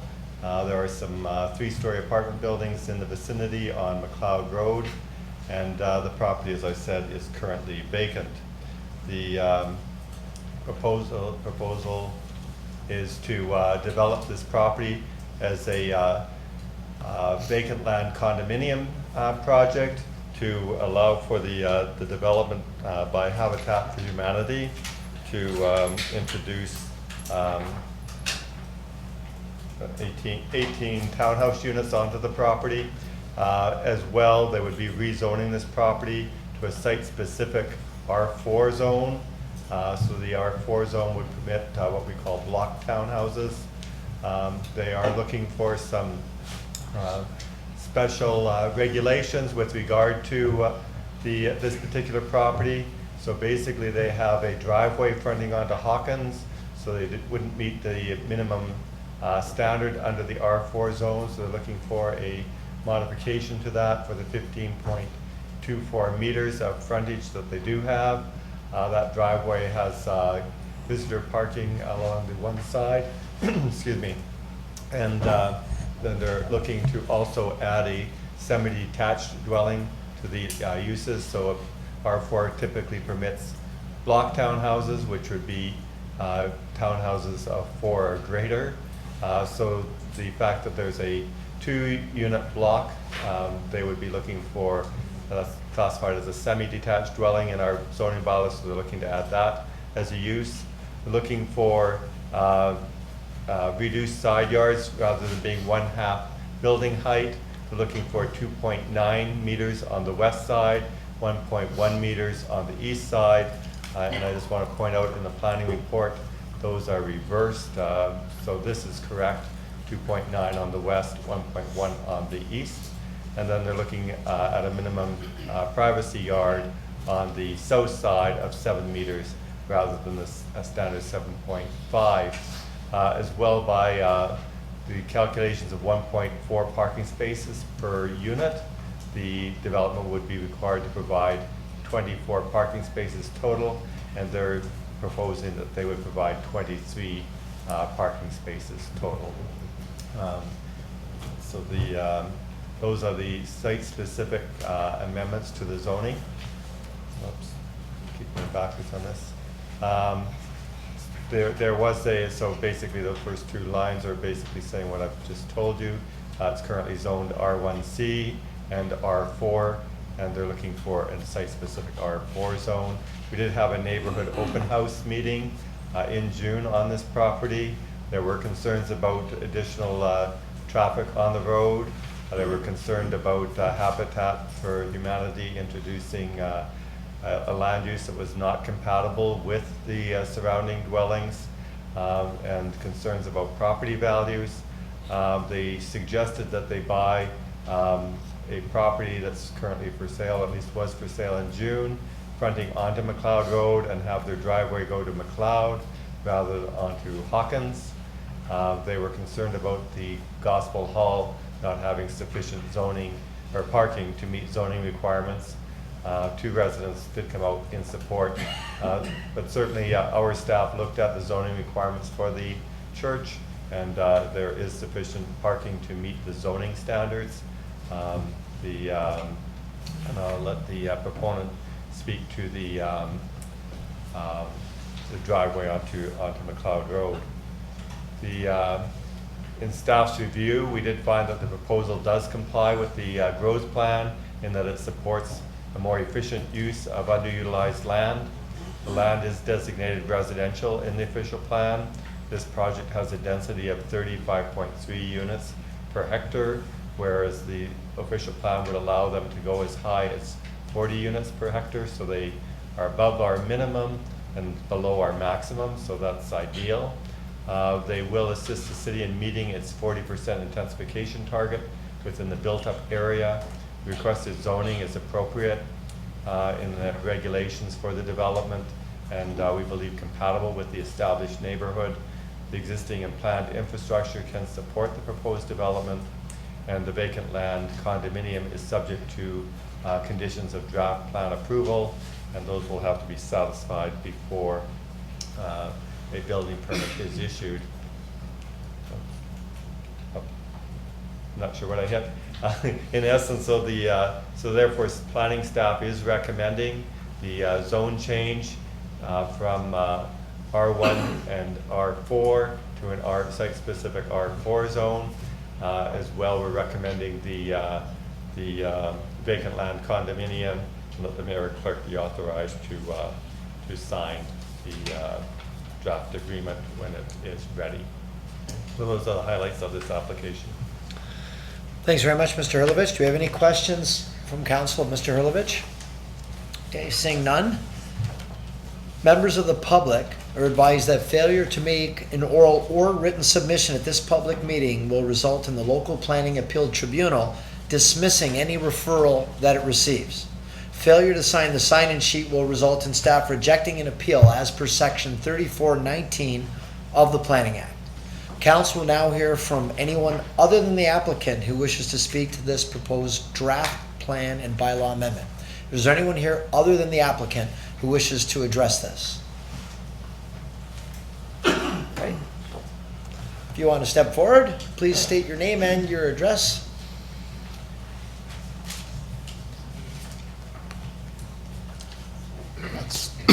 Hi, my name is Frank DeLuca. I live at 4341 Kilman Place, Niagara Falls, Ontario, L2E6P3. Fortunately, that is not the proper PowerPoint presentation. I understand that's only several different slides. I have a presentation here that is of the slides. Is there any way that I can put this in here? Mr. Clerk, so we got a presentation like on a stick, a jump drive?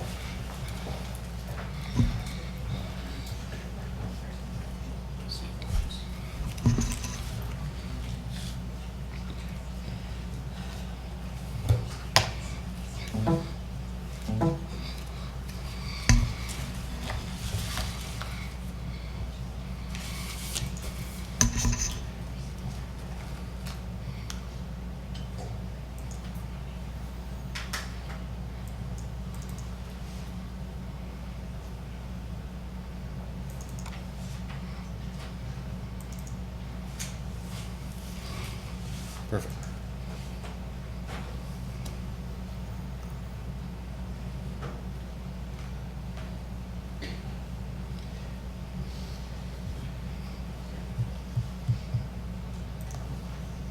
I don't know what to do from now.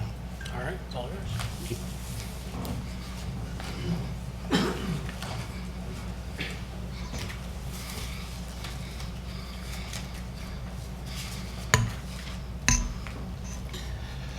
We got a 10-minute limit, Mr. DeLuca. I'm not sure if I can get it done in 10 minutes. So. That's all we have. All right.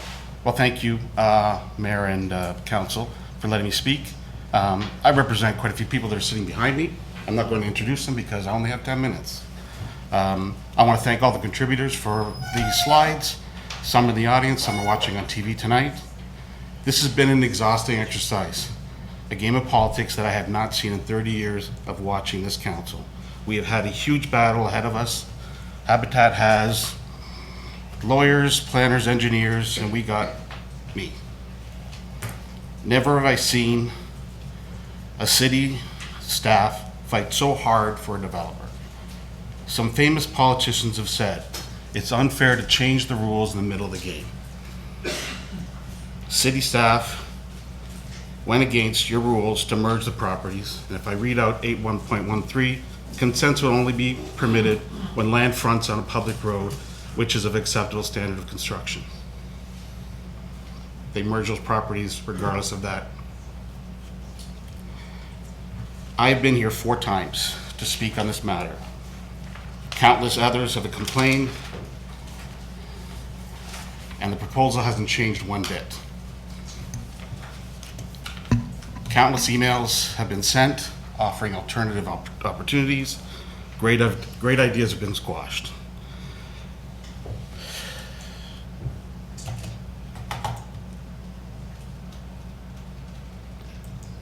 I'll get the hang of this. We get a call to tell us not to put an appeal in. City staff delay our FYI until after the meetings are done.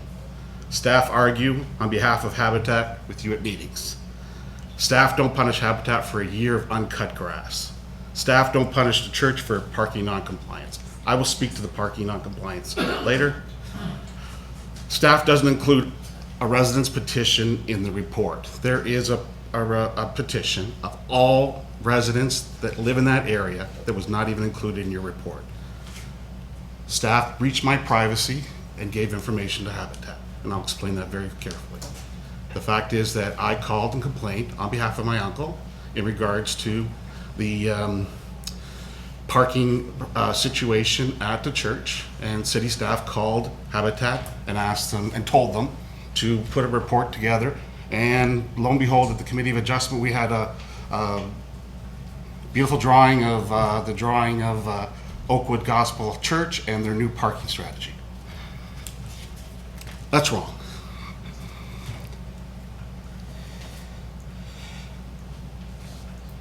The church has been in compliance, for what I understand now, for 50 years and continue to operate.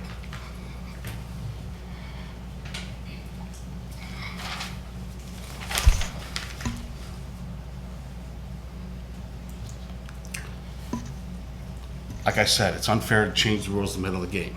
Habitat misleads LPAT with an 18-unit drawing. They submitted a drawing at LPAT and tell that it was submitted at the Committee of Adjustment. The chair of the Committee of Adjustment will tell you very much that it was never there. And they've used this 18-unit drawing since day one. Habitat was grilled at the Committee of Adjustment about their plans for the property.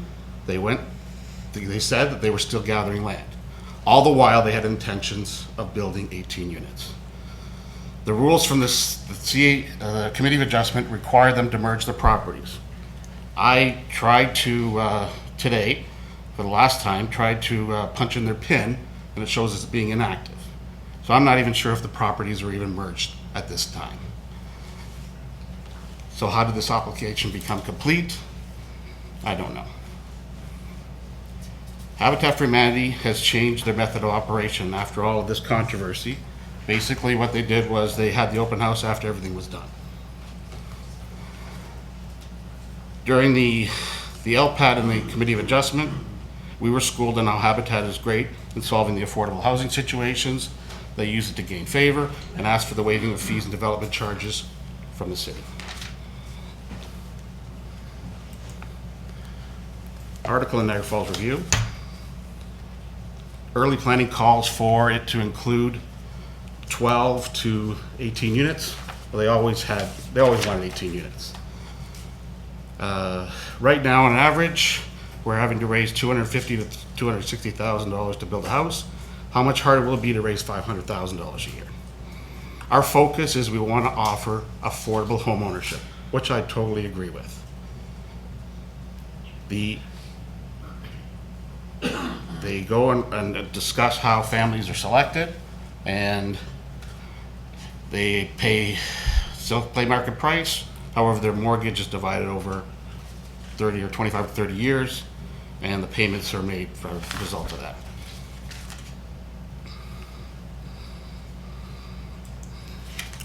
I have sent to all the councilors a report from Miller Thompson. That's a solicitor in Ontario, and I will just read the one part of this.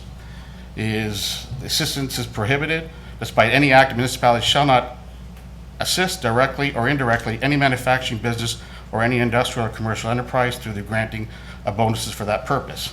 Same, without eliminating subsection 1, the municipality shall not grant assistance by giving or lending any property to the municipality, including money, guaranteeing, borrowing, leasing, or selling any property of the municipality at fair market value, or giving the total or partial exemption from any levy, charge, or fee.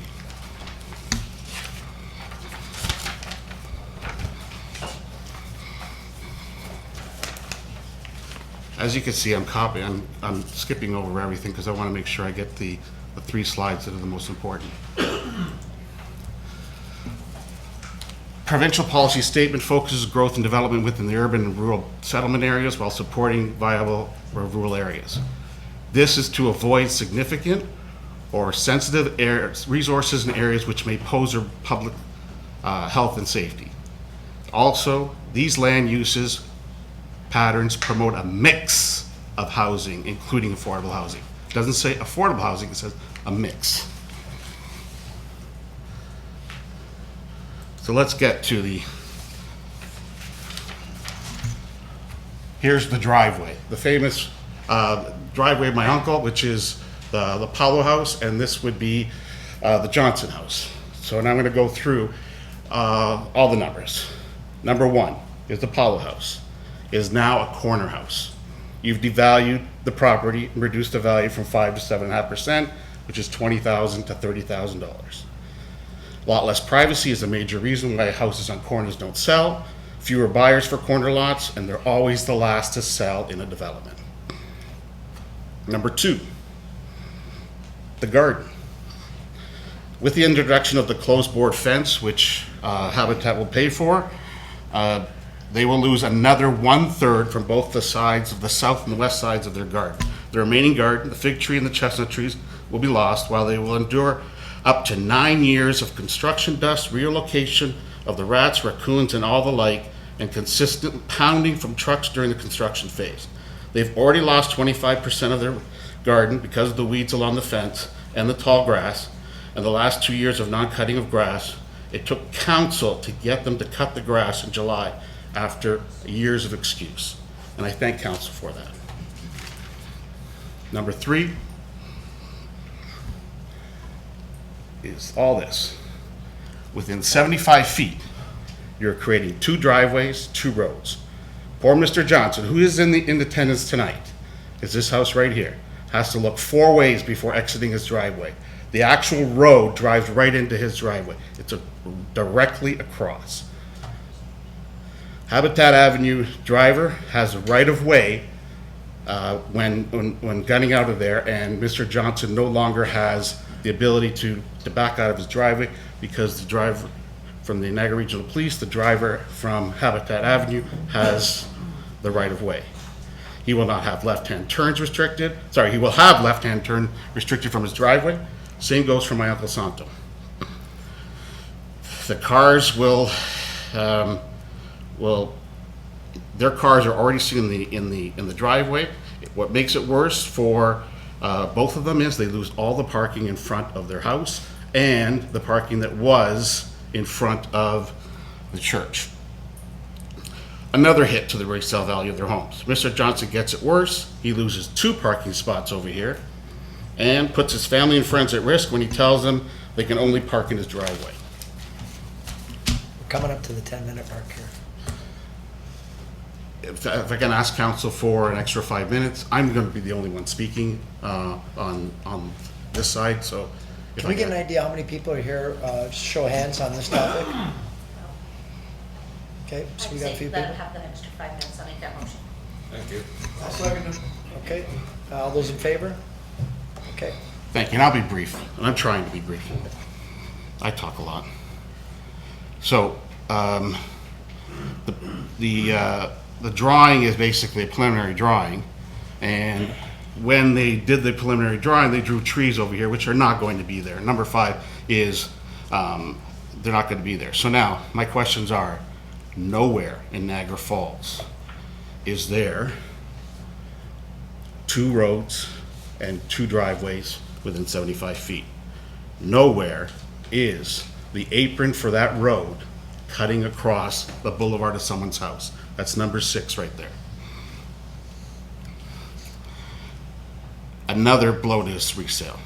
Habitat for Humanity veers, comes from here, veers to right, while exiting and coming within 3 feet, and I always use this 3 feet of my uncle's property line, which is number 6. Now, I looked at number 7 several times before I visited one in a commercial plaza. I could not find one in a condo subdivision. Guest parking, parks along the side. So when they exit, where do they go? They gotta go back into the subdivision, back, and then come around, or do a U-turn. Those parking spots along here will either require a U-turn or going into the subdivision and backing out, which is another safety concern.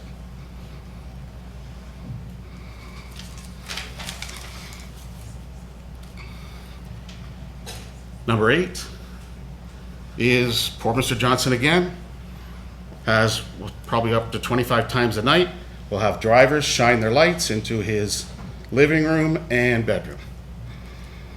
The driveways line up so perfectly that the cars would probably miss and probably drive into Mr. Johnson's driveway. Next question is number 9. How do people exit the complex? There is no sidewalk. So people will be walking on the road to get out of the complex when they don't have a car. When I was writing this, my thoughts turned to my Uncle Santo, wondering if his house was on fire, which is here. Where do these people go? They're blocked in. Now, save the best for last is number 10. This is not going to be greenery. This is going to be parking, the under parking spots for the church. And I'm going to address that right here. We have, the church hasn't, obviously, you can see all the cars over here, they've not adopted their own parking strategy. They're missing 20 parking spots. We've complained to city staff, and they talked to Habitat for Humanity. They called the church told them they had enough. To this day, no one has followed up, and no one has visited them to verify, and the promise of documentation from city staff has never come. After 5 times of complaining about the same subject, and after hundreds of seats were taken out, you certainly can't hide certain things. Comes to my next slide, which I love. Oakwood Gospel Church. Took the square footage, 3,000 square feet, took 20% off for ancillary rooms, and these are American Planning Association standards. Fixed seating, 7 square feet. Non-fixed seating, which I believe they couldn't have. Here are the seating capacities, which we believe it's a lot closer to 200. I think they have a combination of these two. They require 40 parking spots. Divided by 5, basically it's 40, not 22 as stated by Habitat and the church.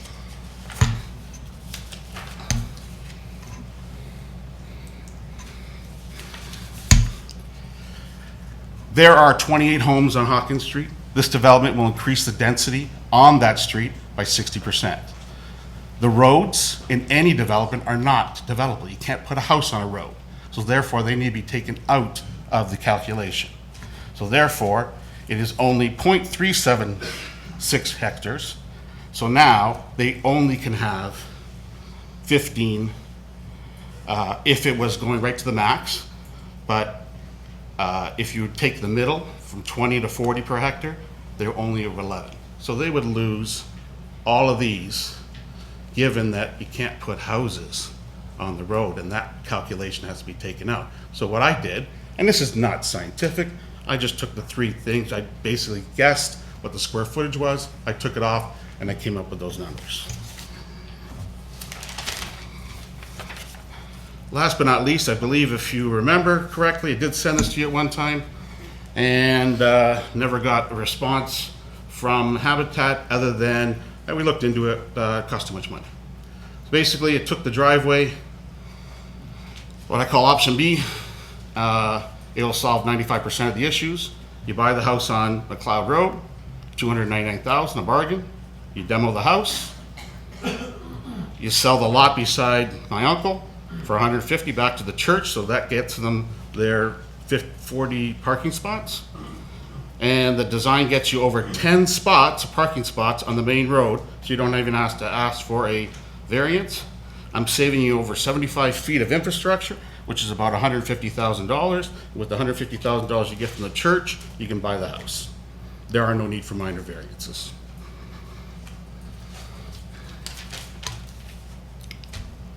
Summary, there's too many in one spot. There's too many of one kind in one spot. A road beside a residential house is a bad thing, and the church has no parking. I just wanted to leave you with one thought is, I don't think anybody in this room wants a road right beside their house. And that's what my uncle's gonna be getting if you say yes to this proposal. Thank you. Okay, do we have any questions of council? Yes, Councillor Strange. Yeah, Mr. Mayor, through you to Frank, just wondering that petition so it was not, The city staff has it. City staff has the petition. Did any of us get that petition? Anybody know about that? Maybe we could find out, is it out there, Mr. Rich? I have the file, but I don't see a petition here, but I can check to see what happened with that. Okay, do you have another copy of? I have another copy, I can send it, well, I don't see Janice here. Oh, sorry, she is here, and she does have it. I'm sorry, this is Janice Pelchier. She was wonderful enough to go around to the whole neighborhood and get everyone to sign it. I'm not too sure where the two residents were they're approved, that said it was okay, but she seemed to get everybody to sign it. And that's every single person directly affected by this. So going around McLeod, Hawkins, Adams, she got all the signatures and done a very good job of it. Okay, Councillor Iorfida? When did you submit that? At the open house, which obviously was not put on there as well. The last meeting that we had downstairs with Home for That. That'd be June 27th. June 27th? Roughly. Yeah, that's when it was submitted. So I just want to say, Mr. Mayor, we've often taken residents' petitions really seriously, particularly when it is opposed to a development that's in front of us. And we passed this with no petition from the residents talking about their opposition, which I think is a little disconcerting. Did you let me speak, because I now have the floor? Did somebody else have the floor? No, you were finished? Were you finished, Yeah, I'm Councillor? finished. Yep, no, so Okay. you got the floor. Okay, Yep. so there were a couple things that Mr. DeLuca said that concerned me. Number one, that they merged properties that they should not have. So I'll give you my questions and then stop. Well, why don't you just hold them, because when the proponent comes up, we'll get the answers to those. Because I made notes as well, like the petition, the grass, the 9 years trees. We're supposed to be merged. speaking to Mr. DeLuca's. Well, if you have questions for him. Okay. I'll ask them to staff when I can. Okay. Do we have any other questions of Mr. DeLuca? We're good for now. Thanks very much. So just take this out, right? Yeah, just pulls it out, I guess, yeah. So there's no one else other than the applicant here? So now, yes. Councillor. I just asked a question. Yep. This is not staff. Number three, Mr. DeLuca said staff breached his privacy by letting Habitat for Humanity know that he was a complainant. Does anybody have a response to that? Because I know that when I get complaints from residents, I don't tell staff who they are, and you certainly don't tell the neighbor who they are, just so that there's no conflict. So how, is that actually true? What we can ask Mr. Hurlovich, if you have any knowledge of that? I don't, excuse me, I don't know what Mr. DeLuca was referring to. Certainly our staff would not have released his name. What I heard Mr. DeLuca say was he complained that there wouldn't be enough parking for the church. And then at the Committee of Adjustment, the church arrived with a drawing showing what the parking arrangement would be. We would have asked him for that, the church for that, in any event, when they were proposing to sever land fronting onto Hawkins and conveying it to Habitat. So we would have asked for that regardless of whether or not there was a complaint filed by Mr. DeLuca, so I don't really know what he's referring to. Okay, all right, thanks very much. Council will now hear from the applicant or his or her representative.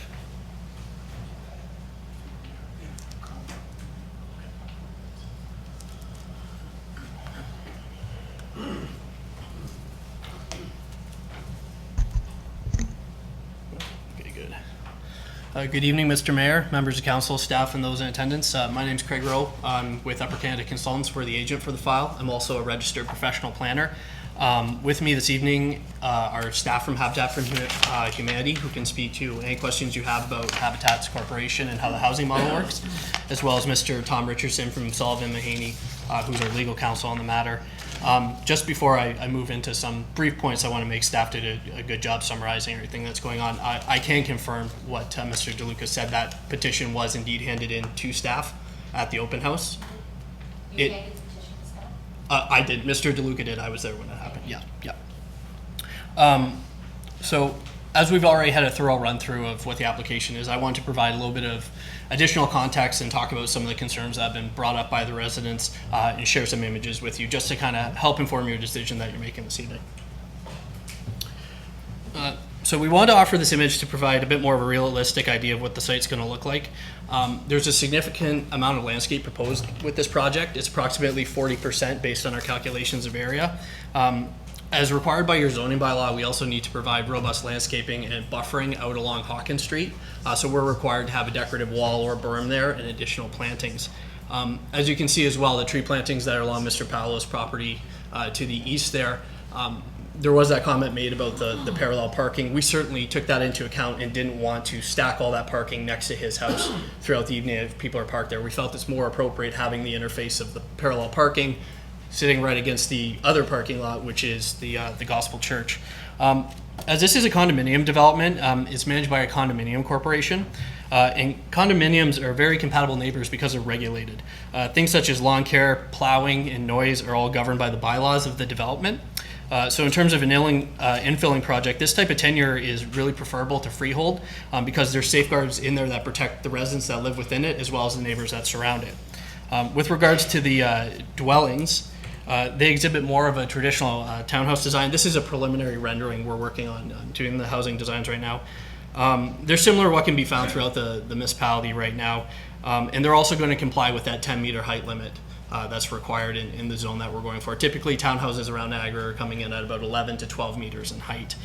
In terms of compatibility, these are, from a planning position, these are very compatible with existing low-density residential. So I outlined a few of the concerns that we heard. We also want to note that on May 30th, we actually sent a mailing out to all the residents in early May and invited them to the Gospel Church, where Habitat for Humanity and Upper Canada Consultants put on an open house and spent a couple hours with all the residents, with the boards. We had planning staff there. We had everyone to answer any questions they had. And so we've been hearing a lot of these same issues, so we wanted to flush them out and provide some of the context to you tonight. But first matter being the traffic volume. So as indicated in the staff report, no traffic studies were requested from either the City of Niagara Falls or Niagara Region. In developments with such a low amount of units, being 18 units, typically their studies aren't required because of such a low impact from a transportation perspective. We can appreciate the concerns of the residents in regards to traffic, but we don't see any negative impact being generated by the 18 units. To alleviate some of the concerns about the flows out into Hawkins, we're willing to look at things like a private stop sign on our end or perhaps some traffic calming methods going through the throat of the entrance just to slow the traffic down as it approaches Hawkins Street. In terms of parking, we provided a space in every driveway and in every garage. As the spots are a tandem configuration, so one in the garage, one in the driveway, our garage spot doesn't count as required parking. So from a functional standpoint, every unit has 2 parking spaces, which we would be, of course, over the requirement. The relief that we needed equates to 0.05 spaces. So that's our relief factor that we're acting for. And we also have the 6 visitor spots that are provided. So we don't have any concerns from a parking perspective, as well as Hawkins Street does allow for on-street parking.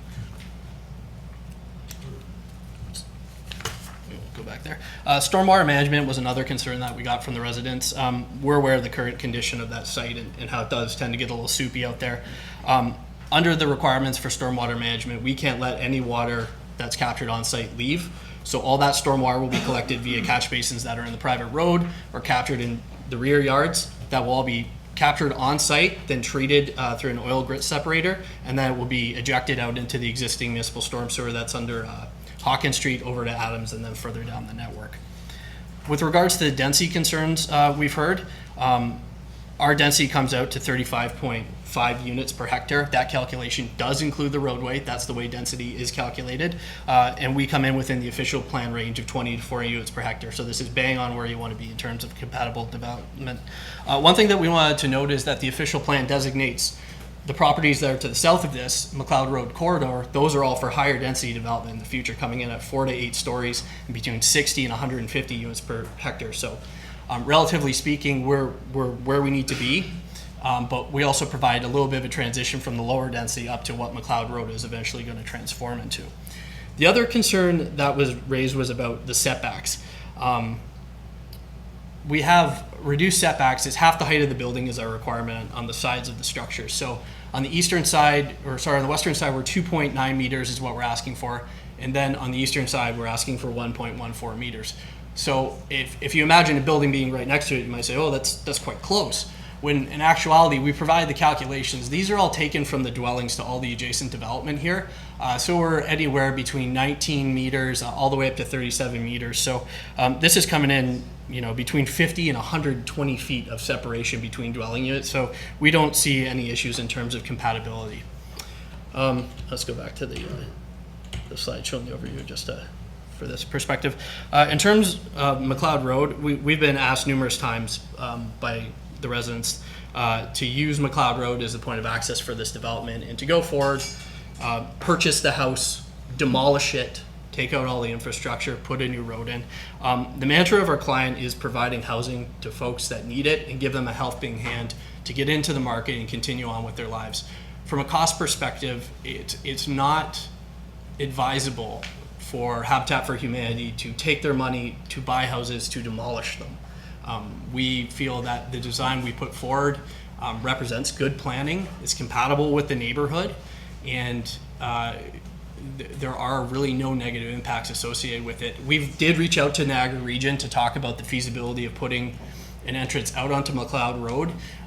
From our planning and engineering perspective, we felt that there might be some issues with opposing left-hand turns from, there's another road across McLeod from it, and the region said that although they have no objection in principle to that alignment, they would of course need to do a traffic study to confirm if it's indeed safe.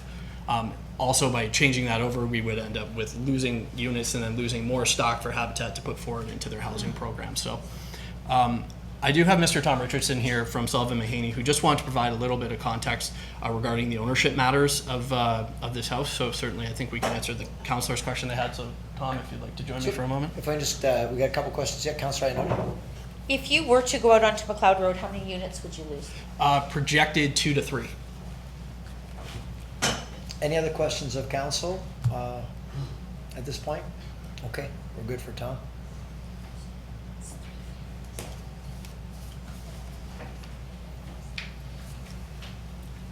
Good evening, Your Worship, members of council. My name is Tom Richardson. I'm a senior counsel with the law firm of Sullivan, Manny and St. Catharines, and I'm here this evening, I think, just to answer one issue raised by Mr. DeLuca. If I could, perhaps you could pass that to the other side. What I'm handing to you is a property identification map or index map taken from the registry office, which shows the subject property. And the importance of this document is simply to respond to Mr. DeLuca, who seemed to suggest that the property had not been merged. It's a merger of, in fact, 3 properties that was done by another law firm last fall. Subsequent to that merger, we have, in our firm, actually put this land in absolute land titles, which means it can only be done if all of the steps have been followed. And what you will see there is shaded in blue, and the number's 0237.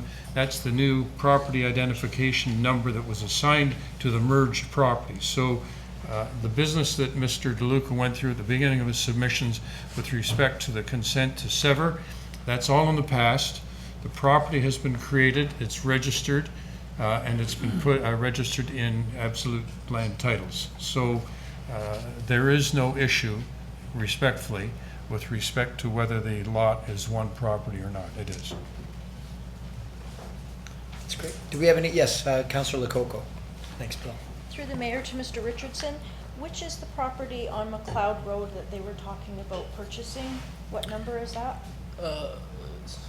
I think by way of PIN, it may be 0054, but the municipal address is 6681 McLeod. Thank you. So if that was purchased and you were to demolish the house, wouldn't you have the same idea about putting a road in between 2 houses? Yes. Thank you. Any other questions of council? What about the one point that was brought up here, 9 years of construction? I'm not sure, is that how long this is going to take to do, or is this going to be done in stages, or what's the proposal?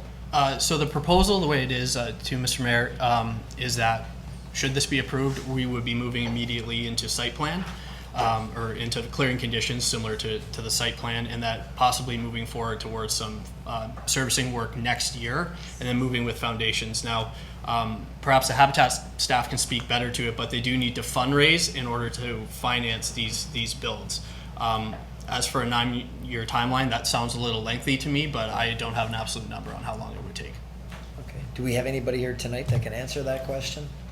I think council's open to have all the information before they make their decisions. It's Mark Carl's here from Okay. Habitat. Thank you, Mr. Mayor. I'm Mark Carl, the CEO of Habitat for Humanity. We certainly understand the impact that construction has on a neighborhood, that it has on the residents. We certainly would look forward to doing the infrastructure work. So the main hard work would be roads, foundations, sewer work. All that would be the kind of really disruptive work that would be noisy, dirty. We would look to wrap that up immediately, as soon as possible, within a few months of starting construction. We would have to fundraise, get the funding behind us. We currently build 5 houses, 3 to 5 houses a year. What we'd be looking at here is ramping up our fundraising to get to 6 houses a year. So you could look at 3 years, 4 years, possibly. I can't predict the future, but what our goal would be to do 6 at a time. So we do 6, 12, hitting the 18. That would be our goal. So we would look at 6 houses a year. So, and I do understand, we would certainly work. I'd say what I'm proud of Habitat for Humanity for Niagara is they work with the neighbors. Often they have a great relationship with the neighbors that they currently build. We're building on Bellevue.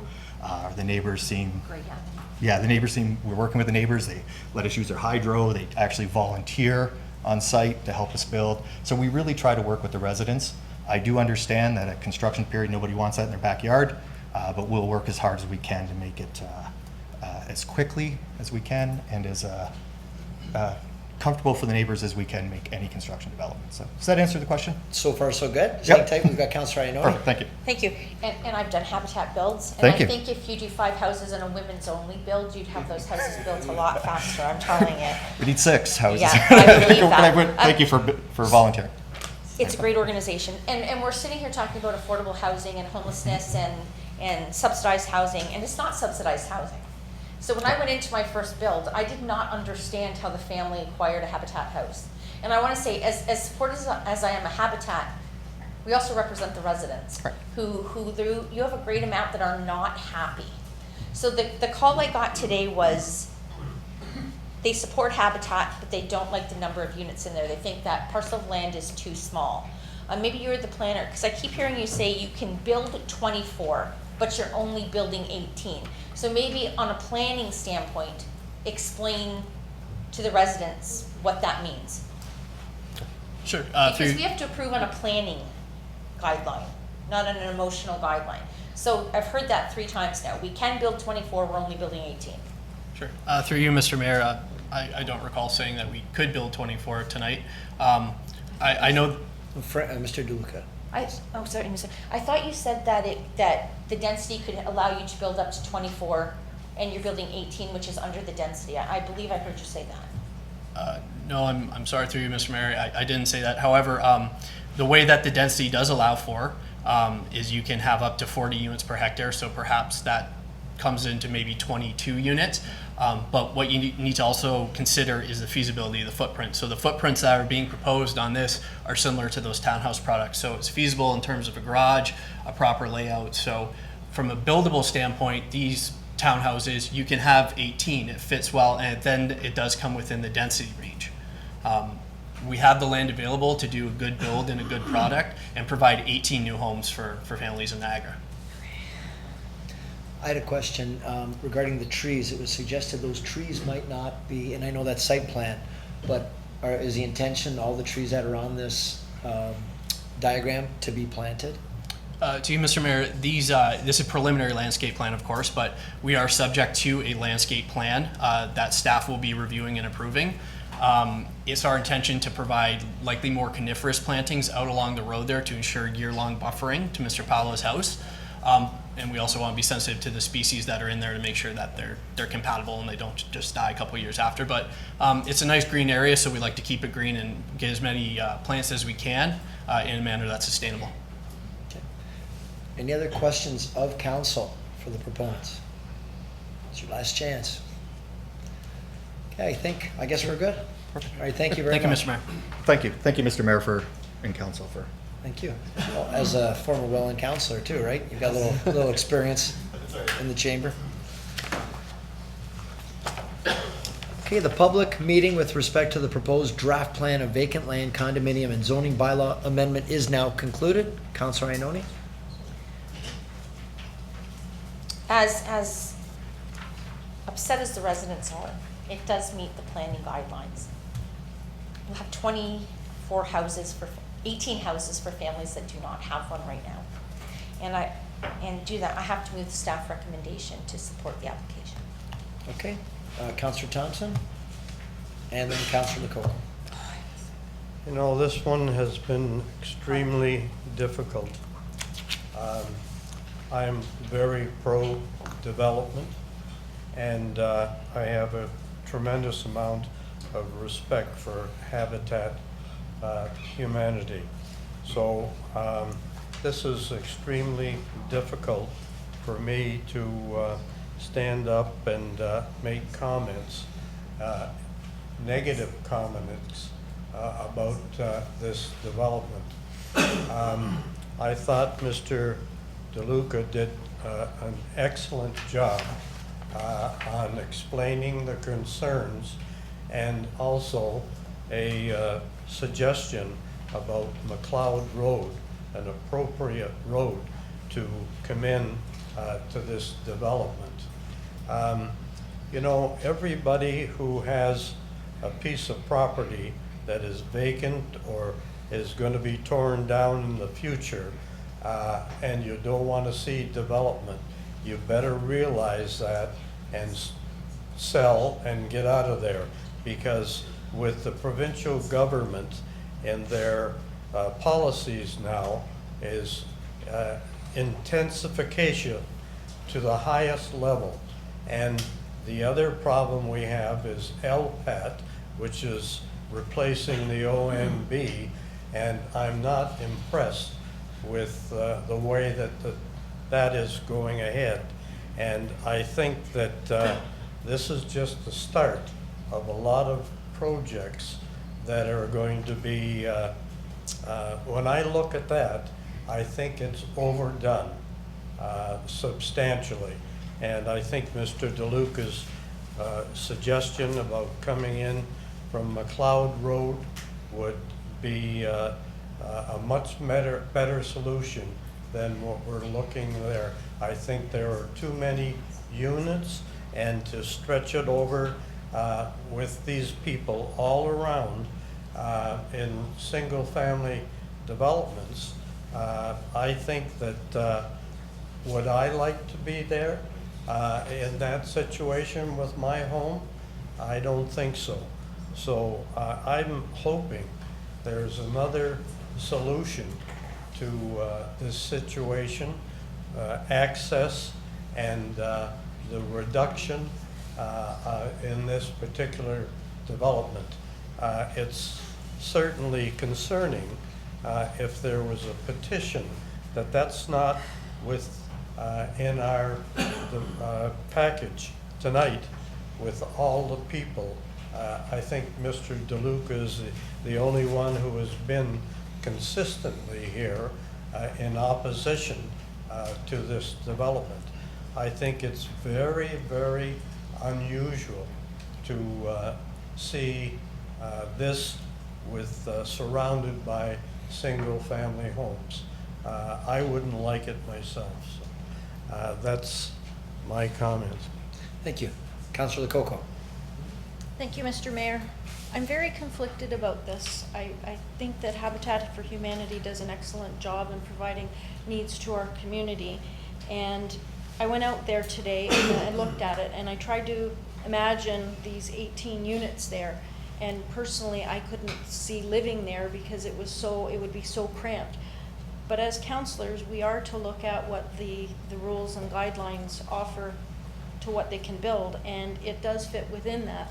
So I do appreciate the comments from the residents. I would have liked to have seen the petition. Looking at that McLeod Road, I think we would be in the same predicament about having a road in between two residents instead of a road between the one resident and the church. If we moved it to McLeod Road, now we would be going through two of them, so I don't know if that accomplishes anything. But seeing that small space and thinking 18 units there, it was going to be very tight. But we do have rules to follow, and it will go to LPAT. Then I'm very conflicted unless I hear something that will help me along with my decision. Thank you. Thank you. Councillor Carrio and Strange. Thank you, Your Worship. Obviously, I'm in favor of Habitat for Humanity and what they do, but when I look at the drawing, it just doesn't fit. It's not fair. I mean, the staff did a great job following the provincial guidelines, but those aren't our guidelines. We're elected here by the people who live in that area, and I feel an obligation to stand for the people that live in that area. And like Councillor Thompson said, I wouldn't want that in my area. We didn't make those guidelines. We don't have to vote. It would not be in our power to vote if we just had to follow the provincial guidelines. I don't like the provincial guidelines. I don't like the infilling. Our residents and our taxpayers didn't sign up for that. So unfortunately, I've got to vote against that. Thank you. Councillor Strange. Yeah, Mr. Mayor, when you're looking, and I was following the presentation with Mr. DeLuca, and you know, I just don't think it's a good fit here with all the surrounding residential homes here. It's not a perfect fit at all. It really looks boxy to me. I think there's going to be some safety issues, and I've been into many Habitat for Humanity openings, and they do a great job. So I would somehow like to see, I know Frank DeLuca had a little bit of a solution right there, and I would love obviously to see the petition and see how many neighbors sign that. And I would love personally just to see them go back and come back with some kind of compromise. And I think Mr. DeLuca had a compromise, and they didn't want to follow it, or they didn't want to use that. But I just, like Councillor Carrio said, if you were living in this area, would you want that in the back of your house or the side of your house? And now you have to worry about traffic. And you know, I'm all about obviously affordable housing, but I think there's a specific spot. I don't think the number fits here. And you heard Councillor Lococo go in there, couldn't even imagine 18 going in there. And you know, and without seeing, I want to see this petition. I want to see how many neighbors are on that and how many were opposed to it. I don't know why we didn't get it, but I cannot support the recommendation today. So. Okay, thank you. I've got Councillor Campbell. Thank you, Your Worship. have some serious concerns about the parking or lack of parking. And I personally would like it to come back with fewer units and more parking spaces. And that might be something that I could support, but I can't support this tonight. Okay, thank you. Councillor Lococo. Could I have some clarification about the provincial guidelines? My understanding is we're given these guidelines, and if the proposal fits within the guidelines, we can approve it, we could decline it. If we decline it, it can go to LPAT. LPAT can decide, and then it would end up costing the taxpayers more money if we didn't follow and they approved it. Is that correct? Mr. Hurlovich, can you give us a little bit of guidance on the LPAT process? Well, to the council, to your worship, to the council's first question, what are the guidelines? The guidelines are efficient use of underutilized land, efficient use of infrastructure, those kinds of things. So basically, we have, a household size that's declining in size.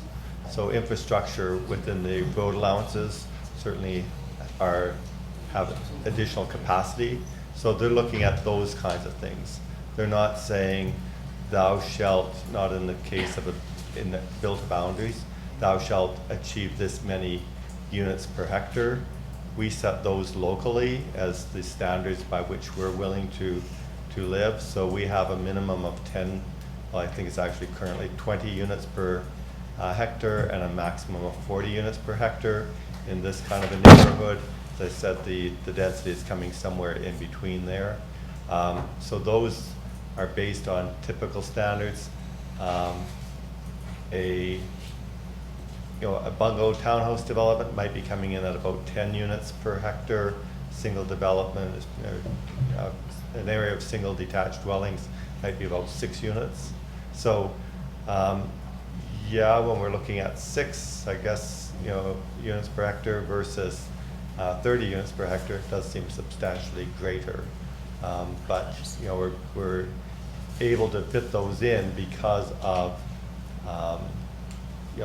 it's basically meeting our 4 requirements. If we were to build a single detached dwelling, the side yard setback is 1.2 meters. They're proposing 2.9 on one side and 1.1 on the other side. So they're basically meeting the same standard that a person in a single detached house would have to meet.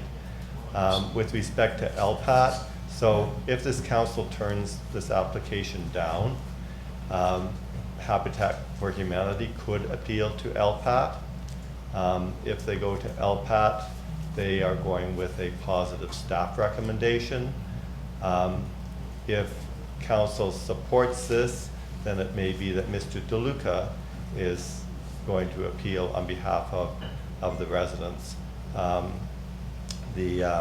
did look at this petition. It is signed by a great number of people. They just say they're opposed to the development. They don't say whether they're opposed to it because of traffic, because of the number of units, because of the form, because of anything. They just say they're opposed. So I'm not sure whether that would have helped, other than it's a long list of people that live in the area. So one way or the other, we will have legal counsel at LPAT, whether Habitat appeals or whether the residents appeal. It will be the same thing. I'm not sure the province is changing their rules in terms of how hearings are conducted, but under the current rules, basically the appellant would submit his letter as to why he's opposed to that and his reasons. We would then have, I think it's 10 days to respond to that, submit our own rebuttal, and then the appellant has, I think 10 days from then to rebut our rebuttal. So it's really, a series of exchanges between lawyers. Those are submitted to LPAT. We then set what they call a case management hearing or case management conference, which is basically a hearing, in which the lawyers then sit down and say, here are the issues on both sides, and they agree that those are what they're going to be arguing for. More reports are written. It's just a long, protracted exercise. But it's not the opportunity to say, gee, let's sit down and figure this out. It might come to that, where both sides could sit at the table. But LPAT's not going to say, gee, instead of 18, it should be 15. LPAT's going to say, is 18 supportable from a planning perspective or not? And they're going to look at those. Thank you. And can you just tell us how many names on that petition approximately? Everyone's been asking about it. I don't know whether the... pass it to the clerk. Yeah.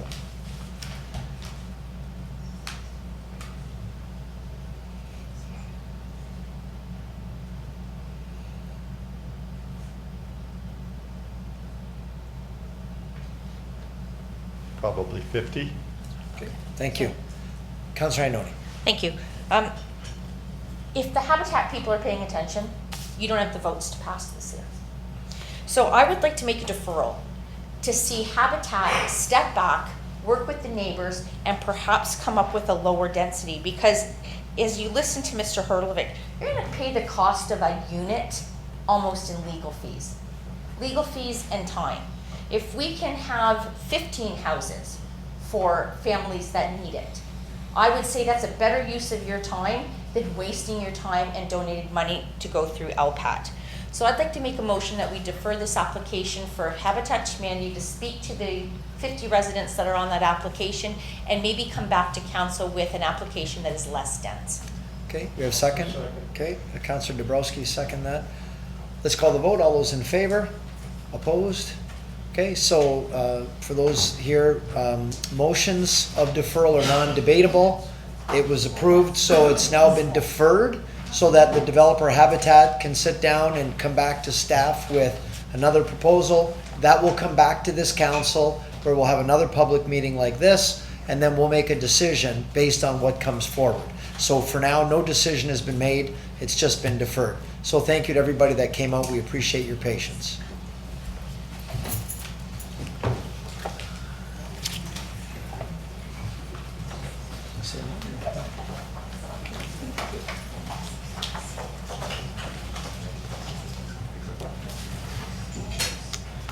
Now I'll ask our clerk if he'd introduce the next item on the agenda, please. Public meeting is now being convened to consider a proposed amendment to the city zoning bylaw to permit a 19-unit townhouse development at 5940 Carlton Avenue. Notice was given by first-class mail in accordance with the Planning Act on Friday, July 12, 2019, and by posting a sign on the property in question. Anyone who wants notice of the passing of the zoning bylaw amendment or would like to preserve their opportunity to appeal to the local planning appeal tribunal shall leave their name on the sign-in sheets that are located outside the council chamber. Thank you very much, Mr. Erlovich. Our Director of Planning will please explain the purpose and reason for the proposed bylaw amendment. Thank you, Your Worship. This property is located on the east side of Carlton Avenue, immediately south of Lundy's Lane.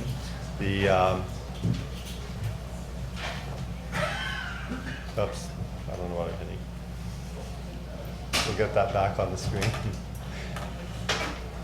I like my old clicker better, but it obviously needs batteries, and this one works really well, but not in my hands. We're fighting against each other. Oh. All right, I'll wait till you're free. Thank you. Try and hit the right button. My fingers are too big. So the property is outlined in blue. As I said, it's on the east side of Carlton, south of Lundy's Lane. There are detached dwellings to the west, south, and east of this property, commercial properties to the north. The lands are currently vacant. The proposal is to rezone the lands to an R4 zone with special provisions to recognize certain of the standards. So again, it's a laneway, not a road, that comes out to Carlton. provide access for those townhouse units. The frontage on Carlton is 18.5 meters, so they wish to recognize that frontage as it exists. They're also looking to reduce the side yard setbacks in the R4 zone. Again, rather than 1/2 building height, they're proposing specific dimensions. This units 1, 2, 3. The south side, the side yard would be 1.5 meters. I mentioned earlier, a detached dwelling would have a side yard setback of 1.2 meters. And then on the north and south of the longer blocks of townhouses, they're looking at 3.6 meter side yard setbacks on both the north and south extremities.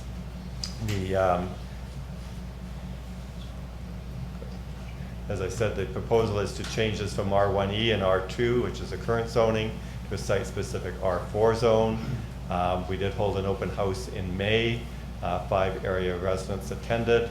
If there was a petition, I'm not aware of it, but open to anything.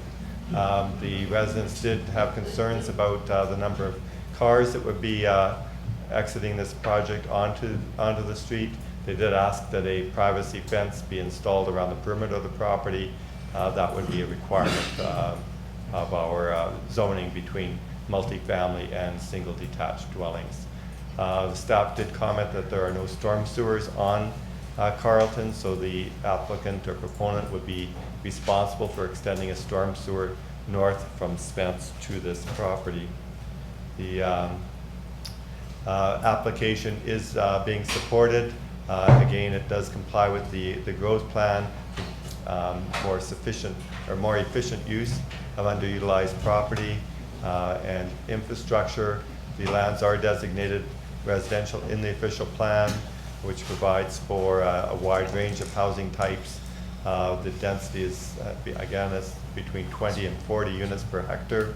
This development would have a density of 29.2 units per hectare. Would assist the city in meeting its 40% intensification targets. The requested zoning will provide appropriate regulations, you heard from the previous planner that when we're looking at appropriate, we're talking about the heights of buildings. So the R1E zone that's on the property now, the maximum building height is 10 meters. The R4 zone, the maximum building height is 10 meters. So we're talking about similar standards. The existing and planned infrastructure can support the proposed development. As I mentioned, the developer is responsible for extending the storm sewers. Therefore, staff is recommending approval of the zoning bylaw amendment application. At this point, we don't have a condominium application, so this would be subject to site plan if they were going to proceed to a building permit stage. We are recommending the 19-unit townhouse development and the R4 zone. Thank you very much, Mr. Hurlovich. Any questions of council for Mr. Hurlovich? Okay, seeing none. Members of the public are advised that failure to make an oral or written submission at this public meeting will result in the local planning appeal tribunal, known as the LPAT, dismissing any referral it receives. Failure to sign the sign-in sheets will result in staff rejecting an appeal as per section 3419 of the Planning Act. Council will now hear from anyone other than the applicant who wishes to speak to the proposed bylaw amendment. So anyone other than the applicant? Okay, yes, if you'd like to come forward to the mic, if you could state your name and your address, and you have up to 10 minutes. Okay, hi, my name's Brad Pfeiffer. I live at 5966 Carlton Avenue. One of your variances would affect my property in that the reduction in the side yard is going to encroach on my privacy in the back. So that's my one personal concern. The other is the sewer modification is really going to impact the quality of life in the area for quite a while, as well as the construction. We also have concerns about the traffic in the area. There's a Swiss Chalet and a Gales Gas Bar at the end of the street, and Lundy's Lane is just very busy. Spence Street is used as a kind of a bypass for the Dorchester stoplight, so there is a lot of traffic there.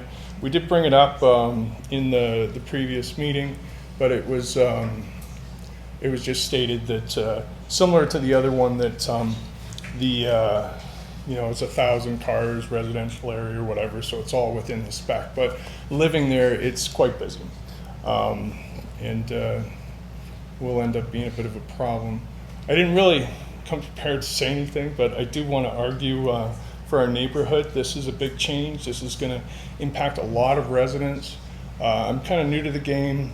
If I thought going around and talking to everybody would have made a difference, signing some kind of petition to stop this, I would have done that. And if you can give us an opportunity to go ahead and,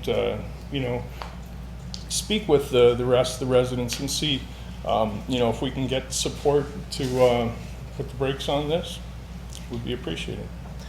Thank you. Well, let's start. Maybe we can get some answers. Mr. Hurlovich, do we have any answers to specific concerns, or who could you direct me to get those answers? So your first one of your concerns was the capacity. Was it the sewer capacity in the area? Yeah, the system is like 75 years old, and we already have storm sewer problems. Basement floodings occurring. So to add more waste to that system is going to be a problem. And having to put a sewer in the system means we're going to basically dig up the whole road for an extended period of time in front of all our houses. I don't even thinking through it, I don't even know where the heck I'm supposed to park while you're doing all this. You know what I mean? It's really going to complicate life in the area. It's a nice, quiet area. Very close to a very busy one. And this traffic is really going to kind of change, the whole neighborhood as well, I think, in that way. So maybe we'll start with that question. We'll ask our Director of Municipal Works, Mr. Nicol, if he could address that one. Yeah, thank you, and through you, Mr. Mayor. The extension of the servicing would be the responsibility of the applicant. As was mentioned in the planning preamble, that the extension of the sewers would be required to be done along the street and extending into the site. So that would be the extension of storm and sanitary sewers. Would be a separated sewer system, so any of the drainage that falls on site right now it must drain to a certain location. We would require the developer not to increase the amount of drainage that's coming off the site into the city system, so there's no impact to the city's drainage system. We'd find that about 18 units, which is the proposal here, would be really a negligible impact on the sanitary sewer system because it's a combined system at this time. Okay. The other question, your first point was, what was your first concern again? Setbacks. So, Mr. Hurlovich, can you just help address that? I'm not exactly sure which. The minimum interior side yard width, that comes in on my backyard. And I mean, I understand, who benefits from, having that house come over, into my backyard so close.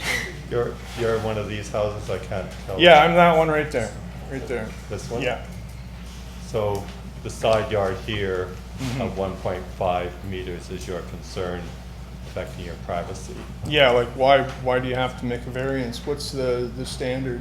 The standard would be 1/2 the building height, so if it was a 10-meter high building, it would be a 5-meter setback. So, making that change really, is to my detriment, and, I'm not sure who gains other than, the developer.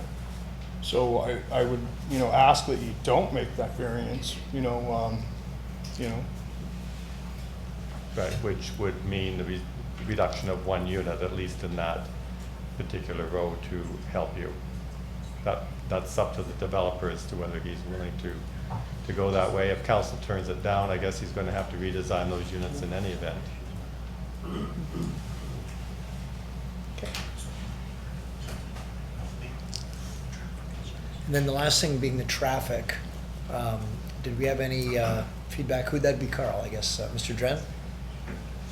Thank you, Mr. Mayor. The number of units is not significant enough to cause any traffic issues. Typical rule of thumb is number of units times 10 trips per day is usually what it is. So that's somewhere around 200 trips all day long. So it's not significant. Okay. Okay. So your points are noted, and we're going to have the developer up here as well in a little bit, and we're going to find out from their perspective as well. And like I said, with the Yeah. petition. Yep, Mr. Councilor Carrier. Thank you, Your Worship. The gentleman was also talking about notification.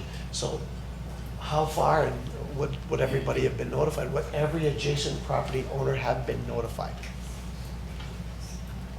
Yes, everybody within 120 meters, which is 400 feet, would have been notified about this project.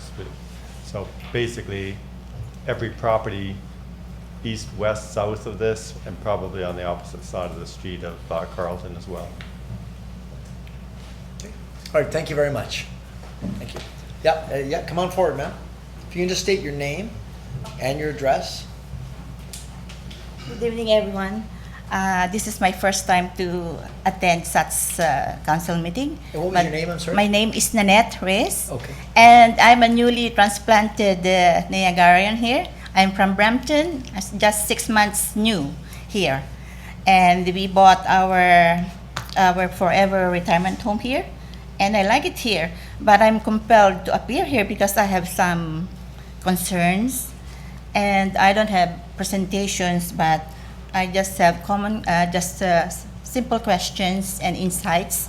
First of all, maybe I didn't appear during the first meetings, but I just want to know what kind of building is to be built here. Like, is it a freehold townhouse, stock condo townhouse, or is it commercial for sale or for rent? I just want to know the future residents of the city, of the street. So the second would be, would there be a great water disruption during and after the completion of the project? Because I'm concerned about the noise and the traffic. Right now, I live very close to Swiss Chalet. Swiss Chalet is my neighbor.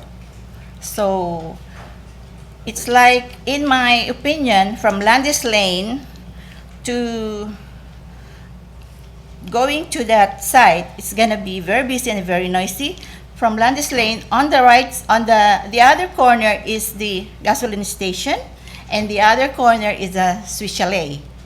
So it's like already a triangle of business right there. And when during the construction on that site, in my opinion, there's gonna be a lot of traffic and a lot of noise, because right now living near the Swiss Chalet, I can feel a lot of noise. I'm not complaining yet, but sometimes you're in the mood for silence, for quietness, but because of the commercial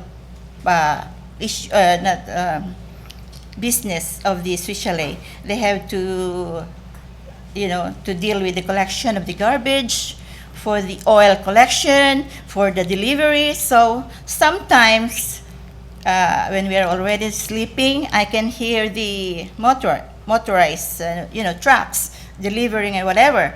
So compounding this with the construction of that site with the 19 units, it's gonna be noisier, right? So just in my opinion. So anyway, the third concern is the exit and entrance of that site is only one. It's only going right along the Carlton Avenue. And with the 19 units, not every family has only one car. They have 2 or 3 cars, so it's gonna be really, really very busy, plus their friends and families and visiting. Right now, it's already very busy because sometimes the Bell truck is parked there, and because of the nature of the street, it's mostly the senior citizens living there, because they want that part of the city, because they want to go grocery shopping to no frills, walking by their by their walker or riding their scooters. So that's how I observe. So that's really gonna be that kind of dense, and as to the traffic wise, it's really, really very, very concerning. So, and from my parking driveway to that part of the construction is how much? It's more or less 15 to 16 feet, and back to back. When the project is already completed and there are residents there, it's really, really gonna be chaotic because of only one exit, one entrance along the Carlton Avenue. So, and also the cars from to and fro on both ways, from Landis Lane and from the back of the Landis Lanes going to the main road. And also, because I like it here in Niagara, my husband and I are driving around, and I see some signs in some streets which says, traffic calm streets. So, I mean, I know the city is spending thousands and millions of your budget, to make a traffic calm street. So why would you make a traffic stressed street in that very nice area, which is already very busy, from Landis Lane, gasoline station, and then Swiss Chalet? And with that 19 unit, it's gonna be a problem. So I hope the residents in Carlton Avenue would share my concerns that the city be accountable if there is a problem, potential problem, that now I am discussing with you. That's all. Thank you. Thank you, Ms. Reyes. Any questions of council for her? No, okay, great, thank you. You should have at least welcomed her to the city. Yeah, yeah, welcome to the city. Is there anyone else here other than the applicant who wishes to address council? Okay, seeing none, council will now hear from the applicant or his or her representative.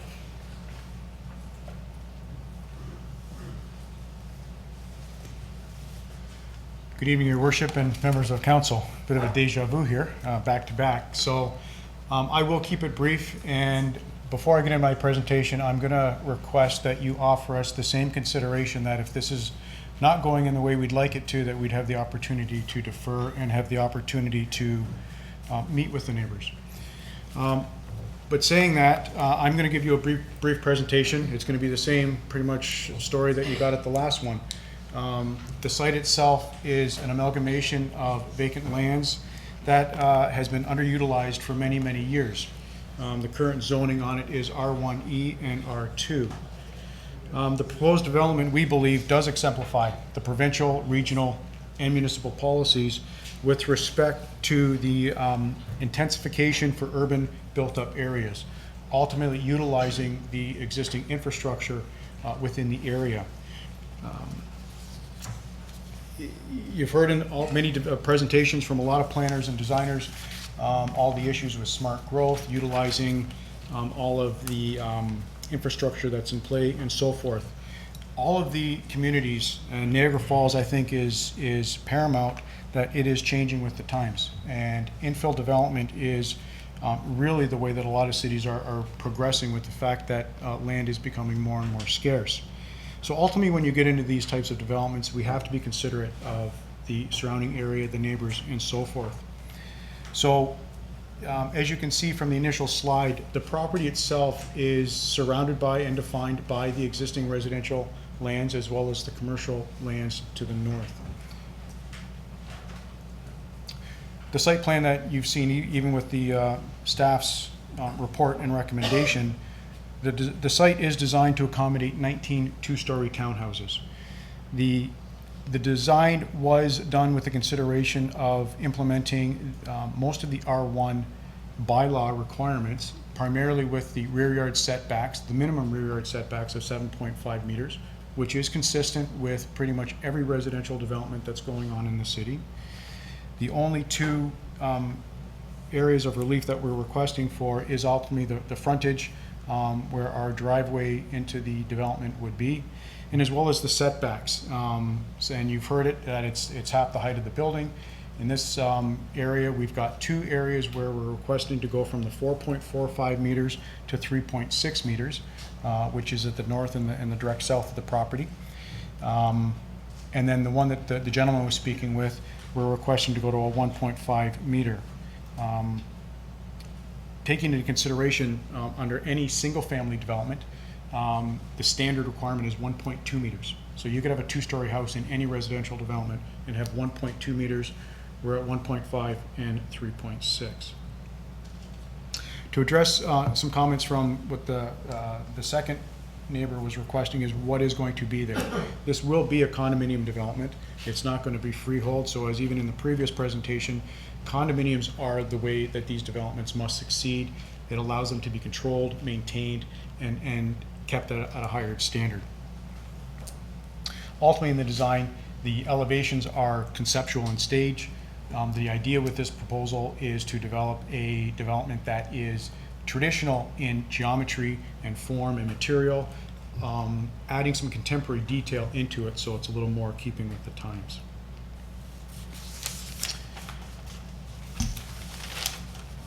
So as part of the development, I mean, we feel that the rezoning is consistent with the provincial, regional, and municipal policies. It allows this development to be integrated within an existing neighborhood. We believe that the development will be a viable component in supporting the existing residential, commercial, and tourist area that it sits within. And keeping in mind, I mean, there was comments with traffic, and yes, when we had the initial open house, traffic was brought up as a concern, and really it was just requested, did you guys do a traffic study? And as you've heard tonight, we did not do one. It was not requested at the pre-consult. And it's not to say that we couldn't get one, but I know for a fact with other developments we've done of greater magnitude, greater density, the traffic study will cost thousands of dollars and it will tell you that it is viable. But we are prepared to get one if that's what people want to see. There was no other major issues when we had the information meeting with all the neighbors. Setbacks were not a major concern of privacy. Ultimately, when we get into the development in moving further, there would be landscape design that would be taking that into consideration. And to that point, even in the design itself, we purposely had the driveway pushed as far to the north as possible. So as you can see, the landscaping buffer between the duplex that sits on Carlton, it creates a much better, we actually had parking there, guest parking. We took that out. We've maintained the guest parking at the rear. And again, it allows us to have a larger landscape buffer and privacy. As part of the discussions with the neighbors, we did agree, although it's residential to residential, fencing is not always required. We have agreed that we will do perimeter fencing around the development, to the point that we've already started constructing it for the one neighbor because she wanted more privacy now. So the owners of the land have already gone in and started building those fences. But saying that, comments with respect to sewers and quality of life and things of that nature. So understanding that the sewers themselves are already existing. The storm sewers is what the development has to bring forward.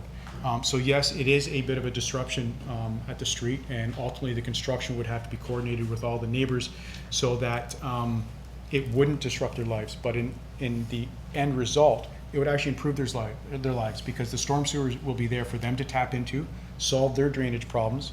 And as everyone knows from an engineering standpoint, we have to engineer this site so it does not drain on any other property. It will improve theirs because I can assure you everybody drains on this property right now. So we would be solving everybody's neighbor's problems just by our drainage and the cost to the owners. So to tell you that there wouldn't be an impact with traffic, yes, there would be. Traffic study does not required, but we don't feel it will be overly extensive. But with that, what everyone has to understand in these types of infill properties, which makes them so appetizing to the city, is look where it's located. If we were located at the very north end of the city out in the middle of Timbuk nowhere, yes, you're gonna have cars driving everywhere. But this site is perfect. It's designed for the type of person that wants to live in an urban environment. Park your car, You can walk to work, you can get your groceries, you can bike everywhere, and yes, you can start utilizing the city transit system that we've all been trying to get up and running in a much better system as you guys are trying to integrate with the region and other municipalities so you can intertwine between the communities. So these types of developments are key for the urban growth of our city without adding to the complexity of all these things. The lady was talking about noise and things of that nature. What I heard, she has an issue with Swiss Chalet. That's something that she can take up with the commercial end of it. She's right at a commercial component. It's unfortunate that you need to address the buyer beware scenario, but this is a condominium community.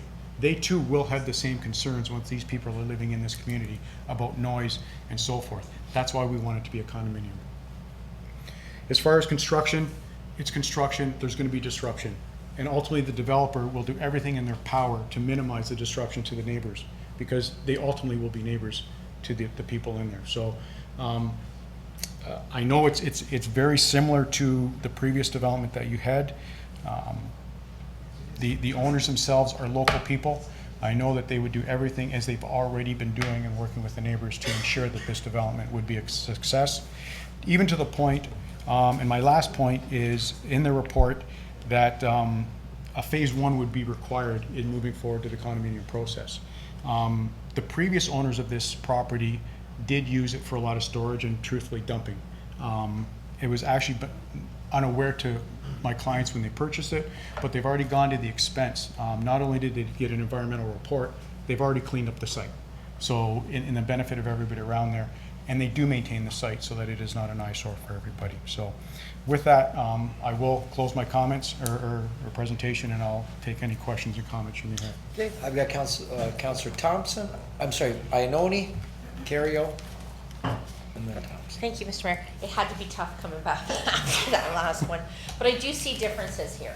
And that's in regard to, I went down to your neighborhood open house, and it seems to me that for the 5 residents who were there, that you've addressed almost every concern that they've had.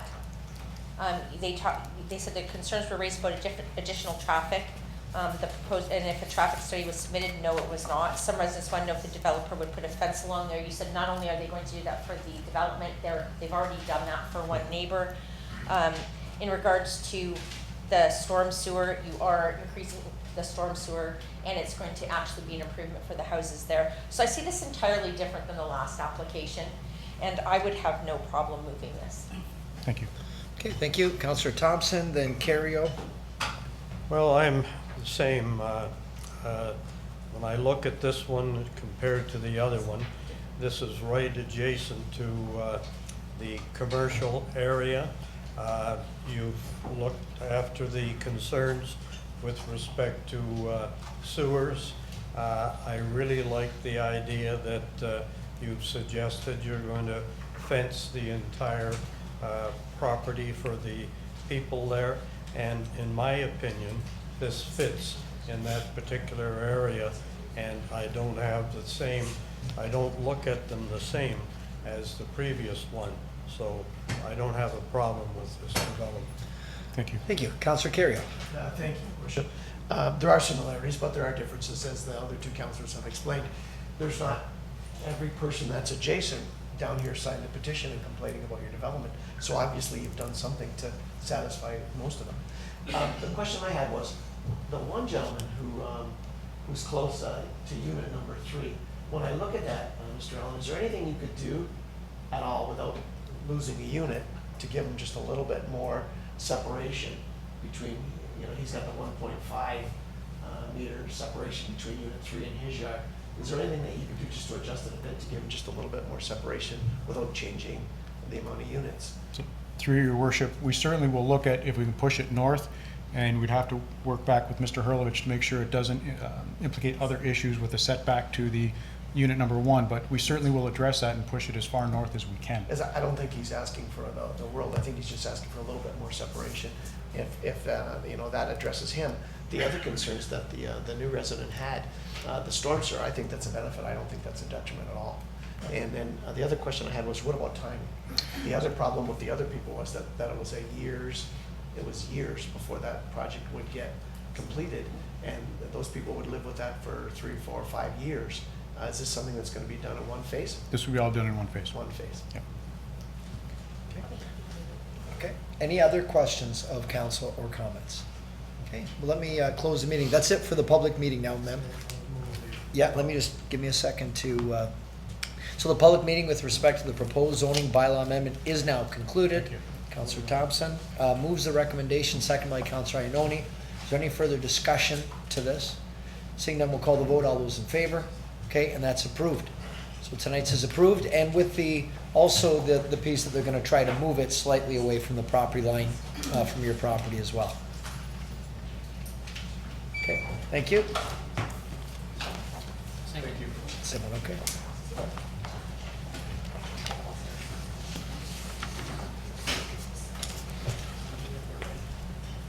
Okay, Mr. Clerk, would you please introduce the next item on the agenda?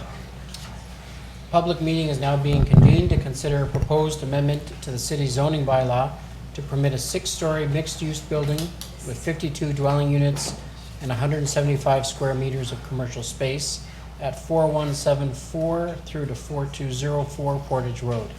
Notice was given by first-class mail in accordance with the Planning Act on Friday, July 12, 2019, and by posting a sign on the property in question. Anyone who wants notice of the passing of the zoning bylaw amendment or would like to preserve their opportunity to appeal to the local planning appeal tribunal shall leave their name on the sign-in sheets that are located outside the council chamber. Thank you very much. We'll now call on Mr. Hurlovich, our Director of Planning, to explain the purpose and the reason for the proposed bylaw amendment. Thank you, Your Worship. This proposal is for a rezoning on the property and an official plan amendment to facilitate. Oh, sorry, thank you. So this project is to facilitate a redevelopment of this property, and it's for an official plan amendment and zoning bylaw amendment for this particular property. There are 5 lots involved, and for the record, they are merged into one in. So it is one property for development. The properties to the east are residential, and on the opposite side of Carroll Avenue are industrial lands. To the south is an apartment building, and south of that is a medical building. To the east are a mix of residential and commercial properties. The proposal, therefore, is to redevelop the site with a mixed-use building. So the ground floor of this building would be used for commercial purposes. The building, it would be 6 stories in height, and you're looking for a density of 134 units per hectare. That's where the official plan amendment comes in. The official plan basically sets the density at 100 units per hectare. It's a difference of about 13 units overall, the whole within the development. The lands are designated major commercial. They are identified as the Stamford intensification node. This is where we would expect intensification or a greater amount of redevelopment to occur. This is a mixed-use building, as I said, with a height of, current zoning allows 4 to 6 stories. They're proposing 6 stories. With respect to the zoning on the property, it is zoned a GC. They would be maintaining that same general commercial zone, but they're looking to recognize certain requirements. So the GC zone anticipates buildings of a height of 3 stories. So the ground floor would be commercial with 2 floors of residential. That's basically 66% of the floor area would be residential, and so rather than 66, because they're going to have 5 stories on top of the commercial, they're looking for looking to have 97% of the floor area used as residential. They're looking for an alteration to the number of parking spaces. There are 72 parking spaces proposed on the site. Some surface parking spaces, some underground parking spaces. They are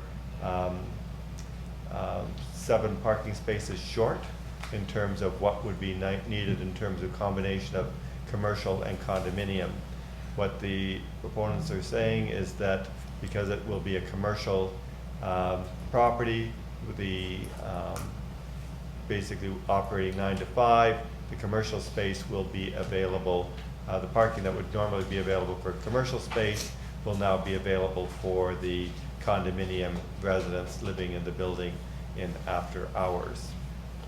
They're looking for balconies to project 1.1 meters into the interior side yard, and they're looking for a maximum building height of 21.6 meters. Again, this is an increase from the 12 meters that's permitted, again, to capture that additional height that they're proposing. And as we said, we would be restricting the floor area, the commercial area, to 175 square meters in order to control the parking for the site. The property, as I mentioned, is zone GC. That'll stay GC, and they're looking for those special provisions for the additional units. We did have a neighborhood meeting in July of this year. There were 6 residents in attendance, and they were concerned again, like the others, that this will generate additional traffic.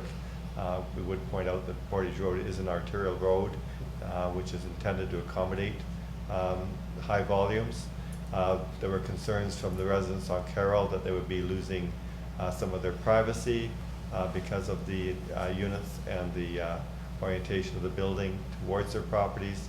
They were concerned about a reduction in parking, creating parking problems within the neighborhood. And again, that shared parking arrangement between commercial and residential is something we haven't used in Niagara Falls before, but certainly has been used in other municipalities. And while I'm on the neighborhood open house page, there were 2 letters that came in very late today while council was in their in-camera session, one from Susan O'Keefe and one from Kevin Maves, and both objecting to the development for pretty much the same reasons: loss of privacy, traffic, and concerns about parking in the neighborhood. So I do want those noted on record so that those people know that we did receive their concerns.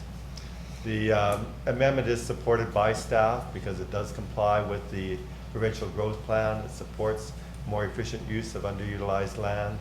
The lands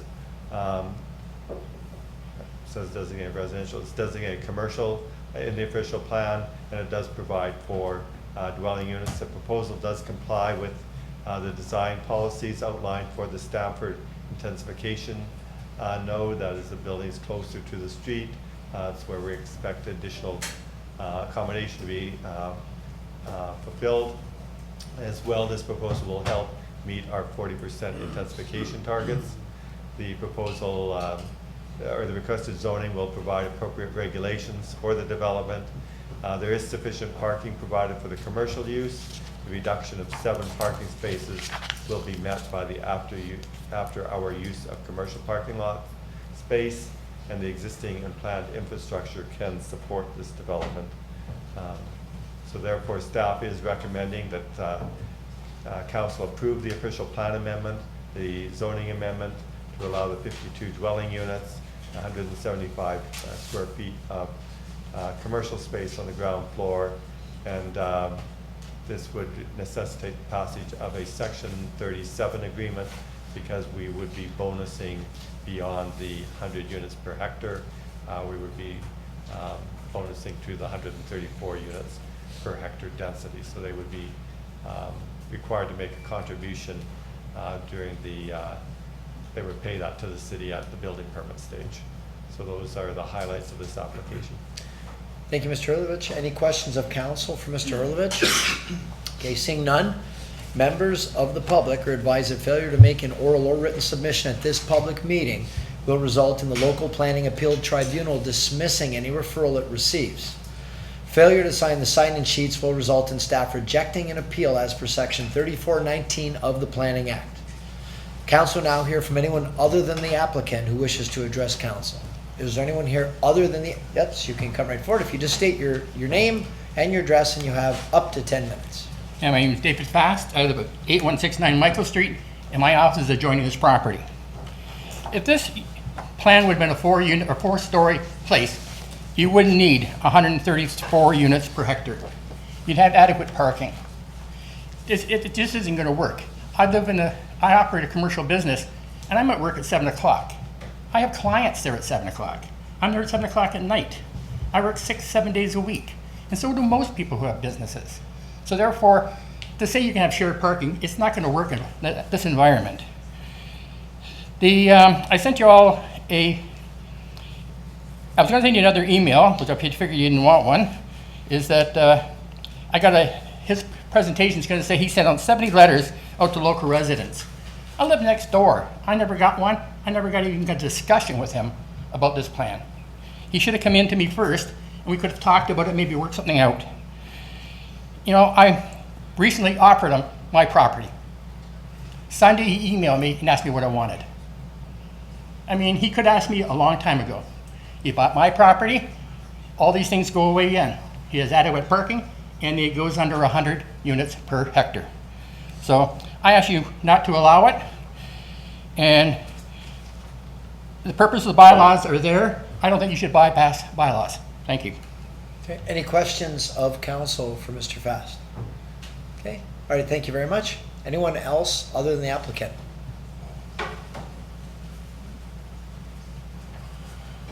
You can state your name and your address, please. My name's Randy Mounsey. I'm from 4197 Carroll Avenue, L2E5Z9.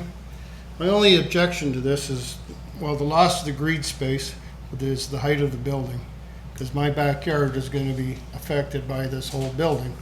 You're going to be getting shaded out. I'm not going to have any privacy in my backyard, and when you got 6 stories and 5 of them are all apartments looking down on our backyard. And that's the biggest concern for me, is the loss of privacy. And you know, I don't know why they can't just stick with 4 stories. You know, we got a 3-story building beside us. Why do they have to go 6? I'm not sure. You know, other than just the obvious thing, make a lot more money. But everyone on Carroll Avenue is going to lose, you know, their son at the end of the day. You're going to have no privacy. Everybody's going to be looking into our backyard. So. Okay, we'll get an That's answer. my concern. Okay, thanks very much. All right. Appreciate it. Do we have, I saw another hand. Someone, oh, there we are. Yep. If you want to come forward, please. State your name and address.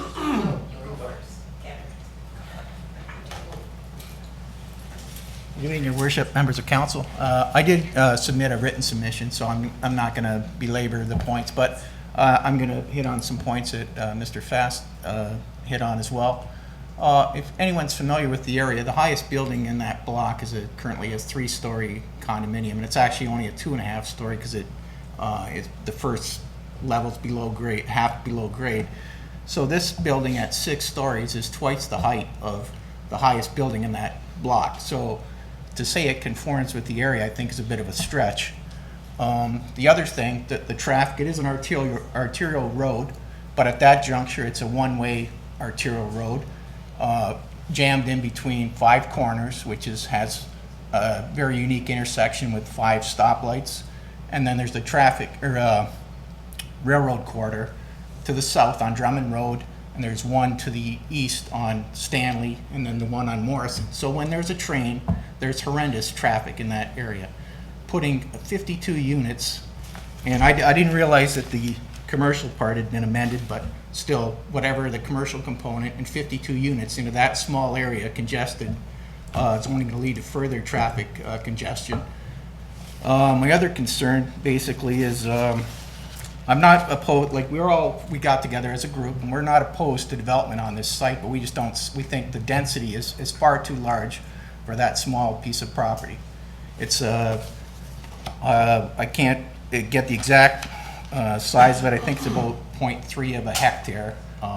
So what he's asking for an increase in, I've got it in my letter, but I mean, it's quite a bit above the norm, and I don't see the need for intensification for, it's not like we're running out of land in Niagara Falls. I think there's 4 other condominium developments in the north end alone. So it's not for like we we're trying for condominium development. So personally, I would support some kind of development on that, a mixed-use commercial condominiums. These aren't rental apartments, so that's not going to alleviate the supply of the demand for rental accommodation. I would like to see, possibly a 3-4 story building, mixed use, would conform better to the neighborhood, and I'd be happy to support that. But 6 stories, I think, is a bit of a stretch for that area, and it'll have a dramatic impact on anyone that's living in behind there. Just imagine that, putting your own backyard, looking up at 6 stories every day. 3 stories, 4 stories, I think we can live with, but 6 stories, I think, is a little excessive. So that's my thoughts on it. Thank you. Any questions for Mr. Maves? All right, thanks very much. Okay, thank you.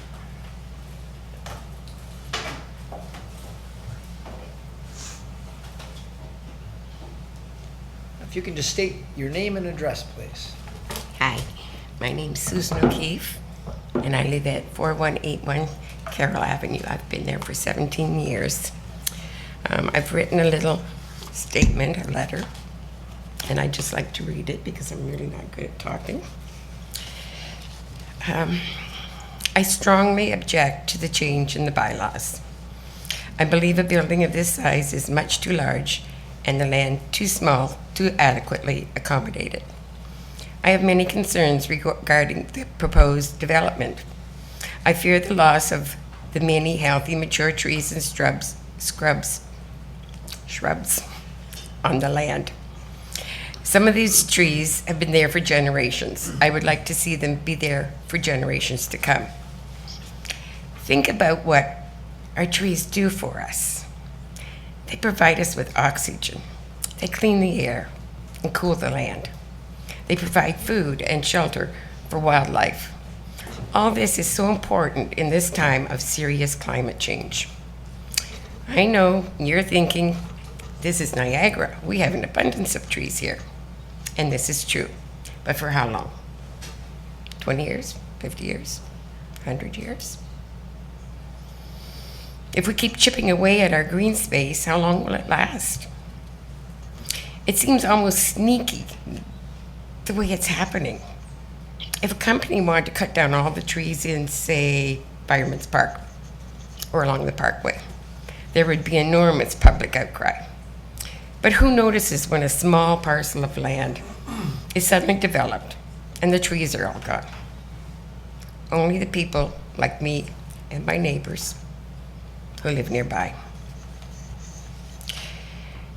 To quote Jody Mitchell, they put all the trees in a tree museum, charge the people $1.50 just to see them. Don't it seem to go that you don't know what you've got till it's gone? They paved paradise and put in a parking lot. The Earth's green space is precious, and it's disappearing at an alarming rate. I'm concerned about increased traffic congestion on this one-way portion of Portage Road. Even now, at busy times of the day, and or if there has been a train, it's difficult to access Portage Road from the side streets and the businesses. How much worse will that become with, say, another 60 or 70 vehicles trying to access Portage Road? If there aren't enough parking spaces for residents, visitors, employees, and customers of this proposed development, where will they park? On the street? On our side streets? I also question the wisdom of putting another 100 or so residents in an area on the wrong side of the tracks, where emergency services can be delayed, sometimes by 20 minutes or more, by trains crossing Thoroldstone Road, Portage Road, Drummond Road, Morrison Street, and Dorchester Road, thus endangering the lives, health, and welfare and property of anyone requiring these services. Now you may be thinking, how often does that happen? What are the odds? I say, what does that matter? Our safety is, or should be, very important. If it was your house or business that was on fire or being broken into, if it was your child parent, spouse, friend struck by a car, or having a heart attack or stroke, how would you feel about the emergency services being delayed by a train? Minutes matter. No matter how bright the lights or how loud the siren is, it's not going to get that train out of the way. Do we really want to put another 100 people in this area at risk? My personal experience. In March of 2003, I experienced a severe upper GI bleed. My daughter found me bleeding out on the bathroom floor and called 911. The ambulance arrived quickly. I had no blood pressure and was going into VFib. The paramedics loaded me into the ambulance, activated lights and sirens, and sped towards the hospital. We didn't get far. There was a train crossing Thurlstone Road. While one paramedic worked frantically to save me, I heard the driver say, "We're stuck. There's no way around this." We were probably only stopped for maybe 5 or 10 minutes. But what would have happened if the ambulance had been, only stopped for 5 or 10 minutes, but it felt much longer. In the years since, I have often wondered what would have happened if the ambulance had been stopped on its way to me. Would I be here today? I'm not against progress, and I'm not against a new building on this land. Something smaller, maybe 3 stories, or townhouses, and save a lot of those trees. I hope you'll think about what I've said, and if you agree with some of my concerns, you'll see that there is no need to change the bylaws. If you don't agree with my concerns, and the amendment is passed, I hope you will still think about what I've said and consider ways to protect our green spaces, address the traffic congestion, and revisit the idea of an overpass for emergency vehicles over the tracks. I would like to thank you for the opportunity to express my concerns here tonight. Thank you. Thank you very much. Any questions of council? We're good? Thank you. Is there anybody else that would wish to address council? So if you're gonna, this is your time. There's no other chance. Okay, seeing none, council will now hear from the applicant or his or her representative.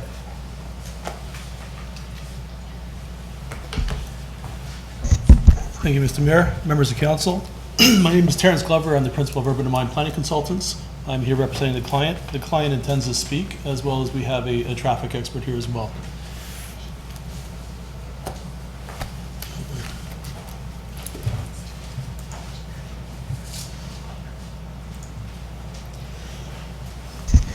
So as was suggested, the properties were originally multiple properties, and they were merged together, so now it is one lot.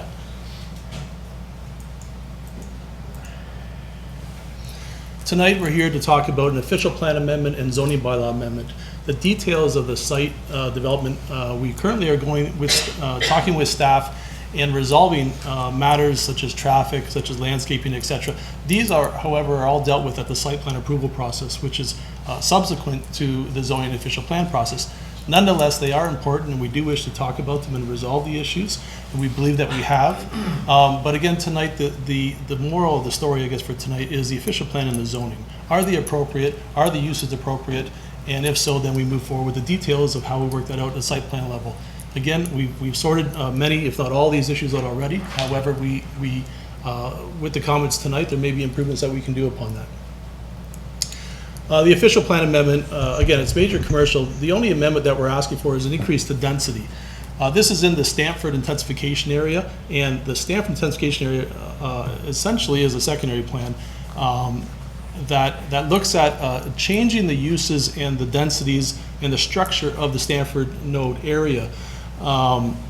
This new development is perhaps one of the first ones in the door, and that's why it may appear to be different or appear to be striking, but it's really not in the overall context of what is planned to be there in the future. The Stamford node allows 4 to 6 stories. That is done for a reason. However, the zoning hasn't caught up to that in terms of height, and the official plan in terms of density. The parking are things that we're considering as well. So we do feel that given the mitigations that we made and the design that we have, that the intensification of 34% is appropriate for this site. Then we go into the zoning bylaw. Again, what we're asking for is increase in height from 12 meters to 21.6 meters. The Stanford Node intensification area permits up to 6 stories. With a height requirement of 12 meters, you cannot get 6, you cannot get 4 stories, you cannot get 3 stories. So there's a little bit of disconnect there between the Stanford Node intensification requirements and the zoning bylaw. The decrease required parking from 79 to 72. We have a traffic expert here who will speak to that as well. But we've looked at the type of unit, the type of occupant, the type of business that we're going to permit there, and we've restricted it to such a point where we believe that there is shared parking capability. In addition, staff believe that there's shared parking capability as well, because we've had numerous conversations and discussions on this, and we have come to a mutual understanding of how this will work. We've proven it through our traffic engineer, and staff are agreeable with that. We've also had a test case or observed another building of similar nature so that we can use that as an example of whether this would work or not. Because the point that was stated is this is new to Niagara Falls, but it's not new to other areas. The maximum floor area for commercial is going to be limited to 175 meters, and that's to, again, address the parking concerns that were raised, that we will not generate more traffic than what this site can handle. So we've agreed to limit that to 175. And then finally for the zoning is the increase of maximum projections of balconies from essentially a half a meter to almost 2 meters. The reason is we want to have these units as an upscale, not necessarily from an affordability point of view, but from a class point of view. The developer, and I'm sure you know of him, Drew Toth, the Toth Group, he creates quality accommodations. He creates, in other projects, affordable housing. He creates a number of things that are good for the community. This design is not scrimping dollars and cents, pinching pennies. This development is allowing for the larger projections of balconies to give that sense of amenity space, to a sense of pride and ownership for these unit owners, so that it's something that people look forward to coming home to, as opposed to a tiny little cubicle that they feel restricted in.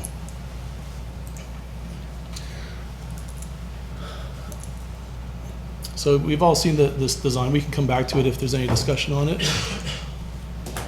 This is essentially the parking layout. It was generally revised to add additional spaces. So we maximize the amount of parking that we can have on this site. And we, in coordination with the city staff, we believe we've accomplished what is needed here. So again, in tonight's meeting, the point of the meeting and the decision you are to make this evening is the official plan amendment appropriate, and are the zoning bylaw amendments appropriate? Again, we have gone over and beyond to try to satisfy the issues that have been raised and were raised by staff. We feel that we have addressed them. And to respond to some of the concerns that were raised tonight by the speakers, I'd just like to phrase this. So before, not so long ago, I'm sure most of us can remember, we were going into the farmland and taking out trees and taking out farmland and having houses there to accommodate the pressures of housing that we have throughout Southern Ontario. A few years ago, the province said, no, this is not appropriate. We need to have intensification because we have surplus capacity on our roads and our services, on our pipes, on our land, that we need to top up before we can start thinking about going back to the agricultural. And that's what we're doing here. We're intensifying, and it's a change for people, but we're preventing the destruction of our farmland and maximizing the efficiencies of the existing services and infrastructure that's already there. Thank you very much, and if there's questions, I can come back. The owner, Mr. Toth, would like to speak. Good evening, Mayor, City Councilors, staff, and citizens of Niagara Falls. My name is Drew Toth. I'm the founder of Toth Group Real Estate Development. We currently have sites in St. Catharines, Fonthill, Welland, and tonight the project in Niagara Falls that I get the privilege of sharing with you. It's an exciting time really to be in Niagara. We're experiencing growth, building and construction more than we've ever seen in the past. And as a local resident, I can agree, there's lots of reasons why I think people moving in would want to call Niagara home. That being said, you've heard tonight, and I'm going to talk through, and I agree with some of the challenges that have been brought forth. When we're increasing growth and we're doing infill development, it presents a lot of challenges, and we have to respect and take care for the neighborhood. Who is there? How will they be impacted? And so I want to briefly run through some quick bullet points about the benefit of our development. And then I want to move on to talk to you about some of the conversations that we've had with David, Susan, George, Janet, Gino, the local business owners, and the residents of the community to address some of these concerns, the fluctuations, the things that we have done to accommodate it, and some of the things that we're not able to change in order to make this project viable. First and foremost, I know you've heard this a lot, we do adhere to provincial, regional, municipal planning policies and goals. We're in line with more housing, more choice, Ontario's plan for the housing supply. We're in compliance with the City of Niagara Falls official plan when it comes to the identified node for intensification. We're going to improve the look of the street, better the streetscape, improve the urban design, and we're going to spur on growth and development along that corridor. The other thing that we're going to do is we're going to bring more residents and more business to the local business in the Five Corners Stamford Centre. We're going to contribute to the Parkland City budget to beautify our city and maintain our local green spaces. I want to touch briefly on this growth that I talked about earlier. We have people moving in, we have development, we need to accommodate this growth. And one of the choices that you as a leadership of the city will be faced with is, do we expand the urban boundary? Do we dip into our rich agricultural land, or do we look for infill opportunities to build off existing infrastructure? There's many studies and there's many people who specialize in promoting infill development because it's been proven it's healthier for cities' finances. Roads, maintaining roads is one of the most expensive things in the budget, and when we use existing infrastructure, which we've already paid for, we actually improve the economy of our city.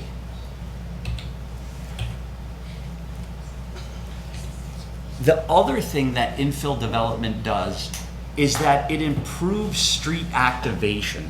And so we get better use of our transportation system.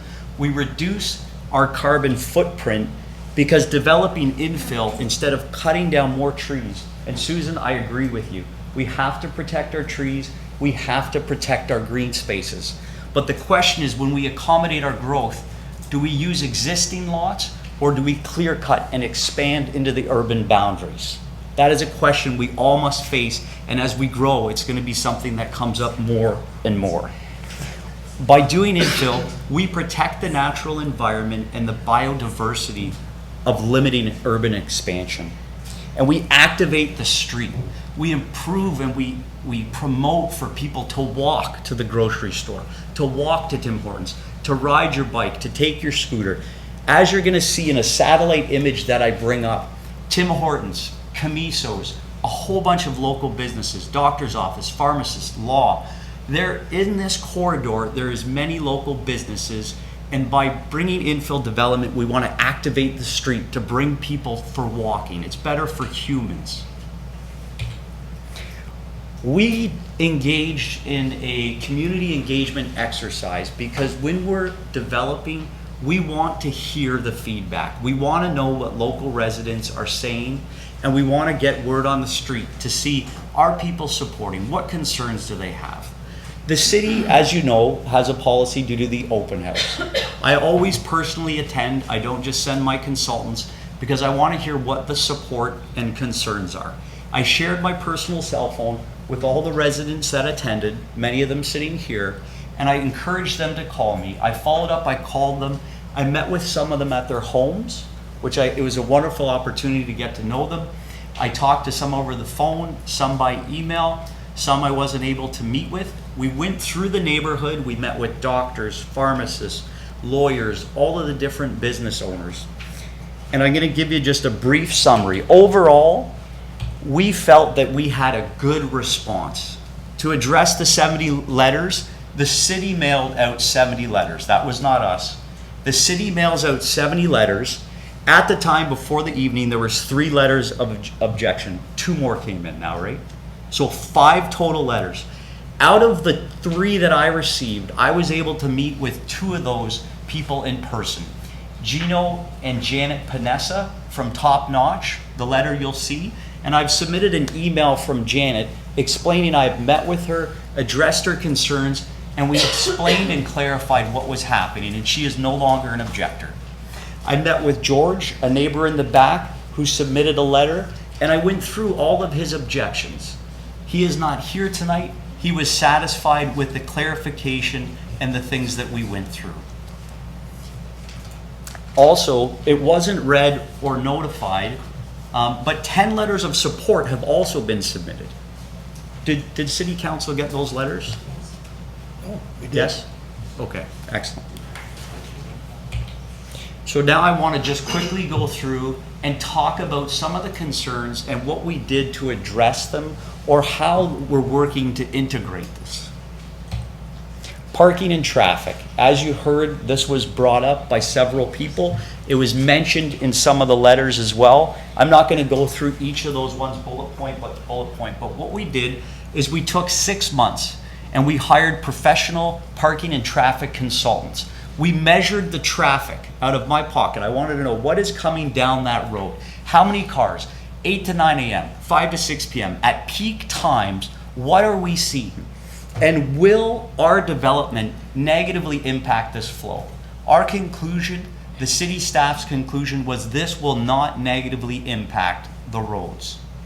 The other thing we looked at was parking, and we took time to go back and forth with the city staff team.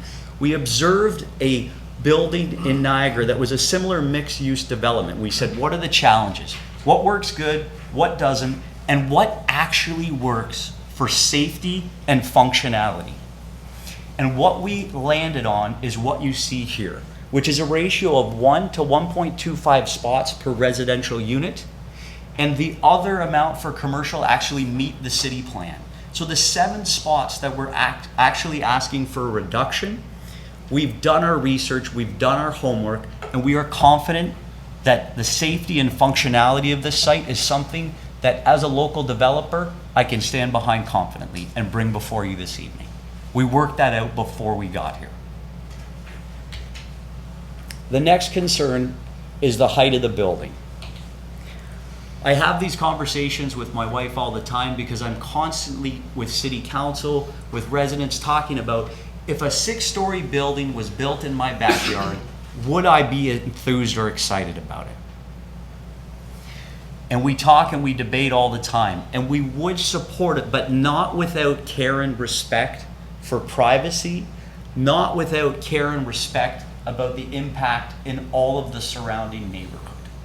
And so what we have, even though we are asking for a change, we do hit the city's plan for 4 to 6 stories in this zone. But we need to be respectful to our neighbors. We have to. It's our responsibility. And so what we have done with this site, if we push the building as far to the front of the site as possible, and what this does is it maximizes the rear yard setback. The city plan allows a building of 6 stories to have a 32.8 feet setback. We've doubled it. We have 77.7 feet. In some areas, it's not tripled, I gotta correct that, nearly tripled to 89.5 feet to increase privacy for the neighbors. In addition to this, we're gonna put up a closed board fence, and I've talked to the neighbors as well about planting cedars to give a nicer landscape barrier to further increase their privacy. Here we have a satellite image of the neighborhood, Stamford Center. I want to draw your attention to the green star. If you can see my pointer there. That's the subject site. This is the low density residential right behind. And I want you to look up the street where we have 9-story, 6-story, 8-story, 4-story, similar low residential surrounding. This has been in the city, functioning and successful for many years, proving our model works, and it has worked here at home in Niagara Falls. The black walnut tree. What I found is that there is a black walnut tree that is near and dear to the residents that you see before you. I never go in and start hacking down trees. You can ask them. Not one tree has dropped.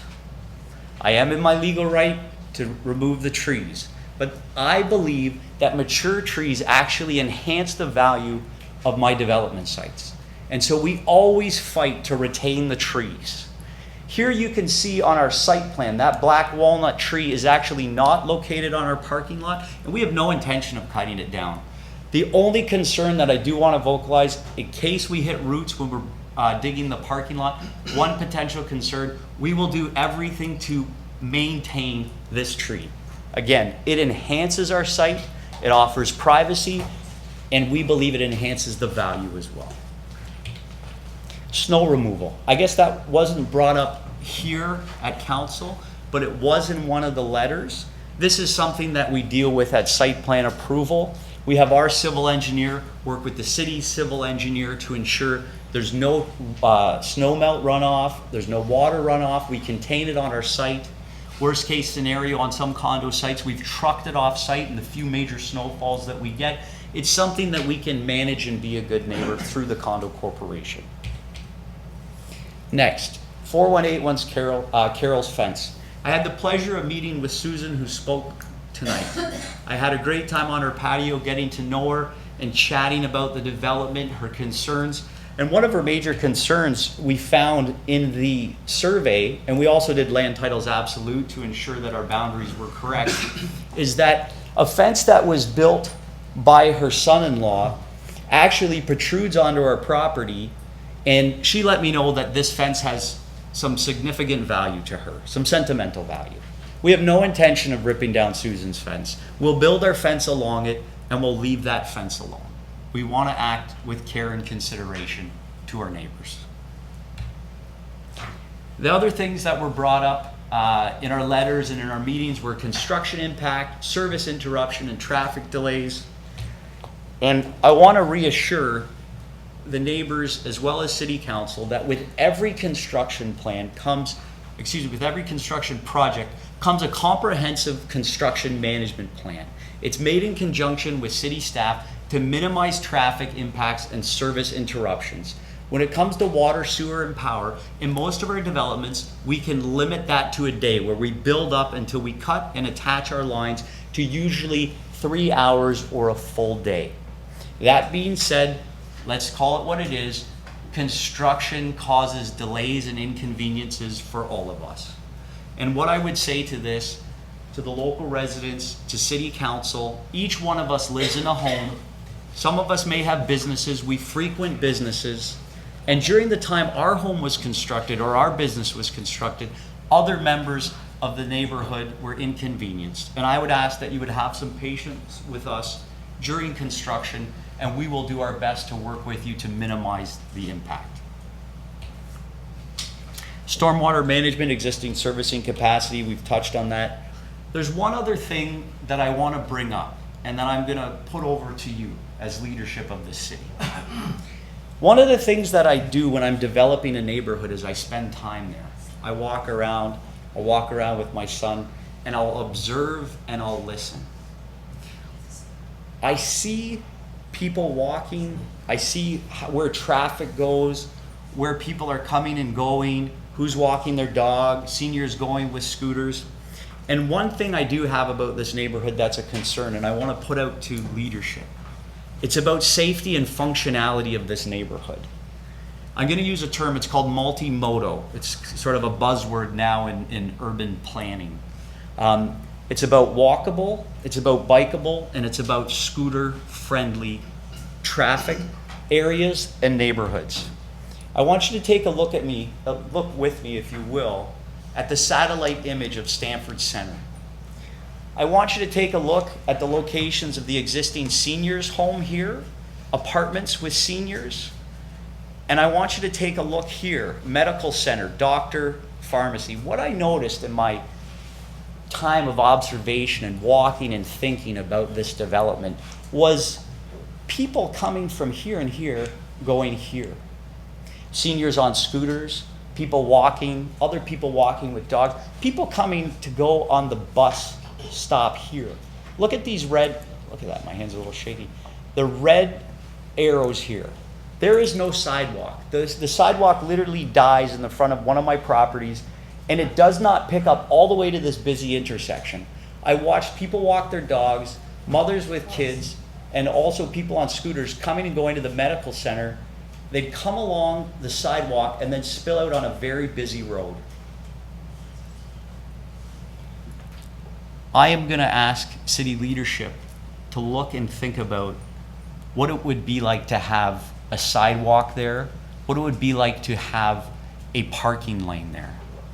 A parking lane that would give further protection for seniors on their scooters, people walking down the street, and encourage cyclists as well.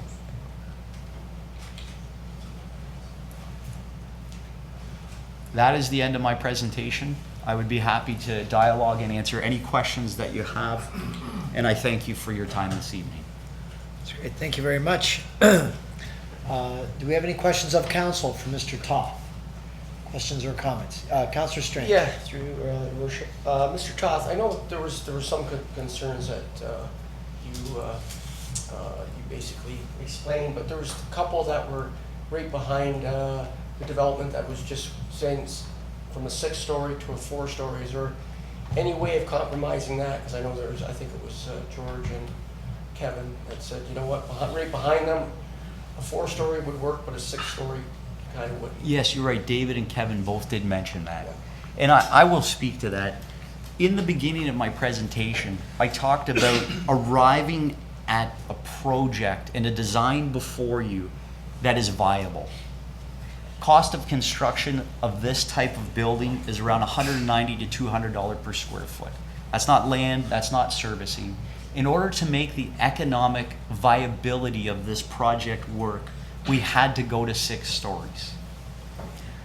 That's something that I don't actually hire any consultants for. I'm in charge of the numbers, the financial management of my developments, and running our economics. It just didn't work. It just doesn't work before. It just doesn't work. There's no compromising. Okay. Councillor Campbell and Lococo. Thank you, Your Worship. I grew up on Virginia Street. I know the area quite well. We could go from the top of Virginia Street on a wagon all the way down to Carroll Avenue. I got 8 stitches on my chin to prove it when I fell off the wagon. My comment is, your building at 6 stories on Portage Road is going to be seen from Carroll Avenue to be about 10 stories, because there's a difference in the elevation between Portage Road and Carroll Avenue. That's the problem. I disagree with 10 stories. Well, it's going to be more than 6. I mean, that could be something that could be looked at, but Well, I think you need to look at it, because I for one, I can't support this at 6 stories. I've heard Mr. Strange talk about compromise. I'm sure that there are other people around this table that think that compromise might be in order.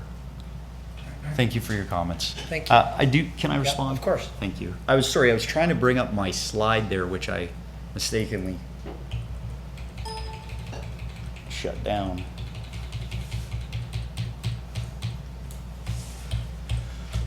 There we go. Definitely fair comments. And what I would like to do is bring your attention here. In all of this area that's been identified, the city staff and former city council went through an official plan process. And they spent time, they hired consultants, and they identified key areas to say, this is where we want to intensify, this is where we want to build up. And that zoning has been put in place to promote that. The official plan says 4 to 6 stories has been identified in this area. You can confirm that, of course, with your staff. But if you look, out of all the area here, the least amount of residential is actually here, because on this, in the back here, we have a huge, wide open industrial storage. So my question for the leadership and the city council this evening, if not here, then where? Because this has been identified for this. Okay, thank you. Councillor Lococo, then Iannoni. Thank you, Mr. Mayor. We've been hearing about the height and looking at the number of units that are allowed. The official plan allows 100 and you're asking for 134 units? Correct. So that's 34 units in the hectare. So I asked Mr. Hurlovich how many units that would be in this particular development, and it was approximately 13 over what we would have allowed. So if you take 13 units, that could possibly be 1 floor, and you could go down to five stories. And then by doing that, you could then get more parking as well. And parking is always going to be an issue. We're filling in so many things, parking, there's never enough parking. And if we're already 7 below what we originally thought, if you take 1 story down, 13 units out, now your parking is actually over what you would have needed. So I think if you look at the parking, you could also use the extra parking spaces for snow removal. There was some concern about snow removal from some of the residents. And I think you've addressed the other concerns with some of the businesses, the disruption, so I'm not going to go into that. But I'm thinking that compromise to 5 floors, maybe not 4 floors, and that would address the number of units within the official plan without doing the extra amendment. Okay, thank you. Could I can respond? Yeah, of course. Couple things. The parking thing for me is not an issue, and I'll tell you why. And this is just, I'm just sharing from my opinion and my experience in doing the developments that I do, in studying. We travel across North America, learning the international best studies of development, learning from parking experts, talking back and forth, asking, like, what is that ideal ratio? And I'm gonna let you know, the ratio of 1 to 1.4 was done quite a while ago. And even city staff agrees to me that that ratio is quite archaic, if you will use those terms. If you look at Burlington, St. Catharines, smaller parking ratios. Something to think about.